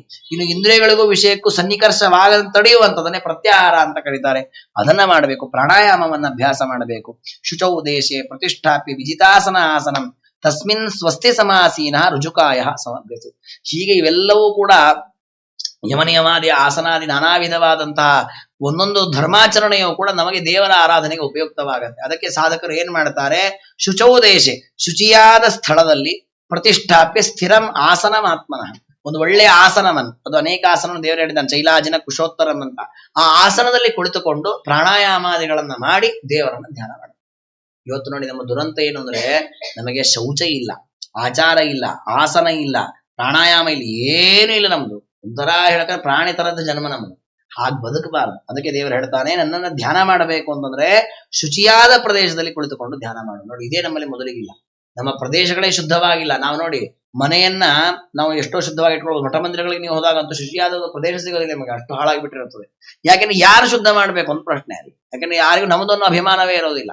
ಆದ್ರೆ ನಾವು ಎಲ್ಲಿ ಜಪ ಮಾಡ್ತೇವೆ, ಎಲ್ಲಿ ತಪಸ್ಸು ಮಾಡ್ತೇವೆ, ಎಲ್ಲಿ ಸಾಧನೆ ಮಾಡ್ತೇವೆ, ಅಲ್ಲಿ ಶುದ್ಧವಾಗಿ ಇಟ್ಕೊಳ್ಬೇಕು. ಇವತ್ತು ತೀರ್ಥಕ್ಷೇತ್ರಗಳಿಗೆ ಹೋದ್ರೆ ಅಲ್ಲೂ ಎಲ್ಲ ಕಡೆ ಗಲೀಜು, ಎಲ್ಲ ಕಡೆ ತಿಂತಾರೆ, ಅಲ್ಲೆಲ್ಲ ಇಡ್ತಾರೆ, ಎಂಜಲು ಮೊಸರು ಏನಿರೋದು. ಅಲ್ಲಿ ಶುದ್ಧ ದೇಶವೇ ಶುದ್ಧವಾಗಿಲ್ಲ ಅಂದ್ರೆ ನಮ್ಮ ಮನಸ್ಸು ಹೇಗೆ ಶುದ್ಧವಾಗುತ್ತೆ? ಎಷ್ಟು ದೇವರ ಧ್ಯಾನ ಮಾಡ್ಲಿಕ್ಕೆ ಆಗುತ್ತೆ? ಅದಕ್ಕೆ ದೇವರಂತಾರೆ ದೇಶವನ್ನ ಶುದ್ಧ ಮಾಡಿಕೊಳ್ಳಿ. ದೇಶ ಶುದ್ಧವಾಗಿರ್ಬೇಕು, ನಾವು ಕುಳಿತುಕೊಳ್ಳುವ ಜಾಗ. ಆ ನಂತರ ಅಲ್ಲೊಂದು ಆಸನ ಬೇಕು. ಆಸನದಲ್ಲಿ ನಾವು ಚಪ್ಪಳ ಮುಟ್ಟಿ, ಅದೇನು ನಮ್ಮ ಕೈಲಿ ಆಗತ್ತೆ, ವೀರಾಸನ, ಯೋಗಾಸನ, ಪದ್ಮಾಸನ ಅಂತ, ಸುಖಾಸನ ಅಂತ ಬೇರೆ ಬೇರೆ ಆಸನಗಳಿದೆ. ಆ ಆಸನದಲ್ಲಿ ಕುಳಿತುಕೊಳ್ಳಬೇಕು. ಪ್ರಾಣಾಯಾಮ ಮಾಡಬೇಕು. ಪ್ರಾಣಾಯಾಮ ಮಾಡುವಾಗ ಏನಾಗತ್ತೆ, ನಮ್ಮ ದೇಹದ ಒಳಗಿರತಕ್ಕ ಇಂದ್ರಿಯಗಳೆಲ್ಲ ಒಂದು ಸಲ ಸ್ತಬ್ಧವಾಗತ್ತೆ. ಗಾಳಿಯನ್ನ ಬಿಟ್ಟು ಗಾಳಿ ತೆಗೆದುಕೊಂಡು ಗಾಳಿಯನ್ನು ನಿಗ್ರಹ ಮಾಡಿ ಇಟ್ಟುಕೊಂಡಾಗ ಏಕಾಂತದಲ್ಲಿ ಕುಳಿತುಕೊಳ್ಳಿಕ್ಕಾಗತ್ತೆ. ಆಗ ಇಂದ್ರಿಯಗಳನ್ನೆಲ್ಲ ಸುಪ್ತ ಮಾಡಿ ಮನಸ್ಸಿನನ್ನ, ಬುದ್ಧಿಯನ್ನ ಎಲ್ಲವನ್ನ ಪರಮಾತ್ಮನ ಹತ್ರ ತೆಗೆದುಕೊಂಡು ಬಂದು ಹೃದಯದಲ್ಲಿ ಪರಮಾತ್ಮನನ್ನ ಕಾಣಬೇಕು. ಹೃದಯದಲ್ಲಿ ಆ ಪರಮಾತ್ಮನನ್ನು ಚಿಂತನೆ ಮಾಡಬೇಕು. ಹೇಗೆ ಚಿಂತನೆ ಮಾಡಬೇಕು? ಸಂಚಿಂತ ಏನ್ ಭಗವತಶ್ಚರಣಾರವಿಂದಂ ಧ್ವಜ ವಜ್ರಾಂಕುಶ ಧ್ವಜ ಸರೋರುಹ ಲಾಂಛನಾಢ್ಯಂ ಉತ್ತುಂಗ ರಕ್ತ ವಿಲಸನ್ ನಖ ಚಕ್ರವಾಲ ಜ್ಯೋತ್ಸ್ನಾಭಿರಾಹತ ಮಹದೃದಯಾಂಧಕಾರಂ ಧ್ಯಾಯೇದ್ದೇವಂ ಸಮಗ್ರಾಂಗಂ. ದೇವರು ಹೇಳ್ತಾನೆ, ಅಮ್ಮ, ಹೃದಯದಲ್ಲಿ ದೇವರನ್ನ, ನನ್ನನ್ನ ಧ್ಯಾನ ಮಾಡುವಾಗ ಸಮಗ್ರವಾಗಿ ಸರ್ವಾಂಗಗಳಿಂದ ದೇವರನ್ನ ಧ್ಯಾನ ಮಾಡಬೇಕು. ಯಾವನ್ನಚ್ಯವತೆ ಮನಃ, ಎಷ್ಟೊತ್ತು ಧ್ಯಾನ ಮಾಡಬೇಕು? ನಿಮ್ಮ ಮನಸ್ಸು ಎಷ್ಟೊತ್ತು ಆ ರೂಪವನ್ನು ಧಾರಣೆ ಮಾಡ್ಲಿಕ್ಕೆ ಸಾಮರ್ಥ್ಯ ಇದೆ ಅಷ್ಟೊತ್ತು ಧ್ಯಾನ ಮಾಡ್ತಾ ಇರ್ಬೇಕು. ಅದಕ್ಕೆ ಧ್ಯಾನ ಮಾಡೋರಿಗೆ ಎಷ್ಟು ಮಹತ್ವ ಇದೆ ಅಂದ್ರೆ, ಒಬ್ಬ ಧ್ಯಾನ ಮಾಡ್ತಾ ಕೂತಿದ್ದಾನೆ.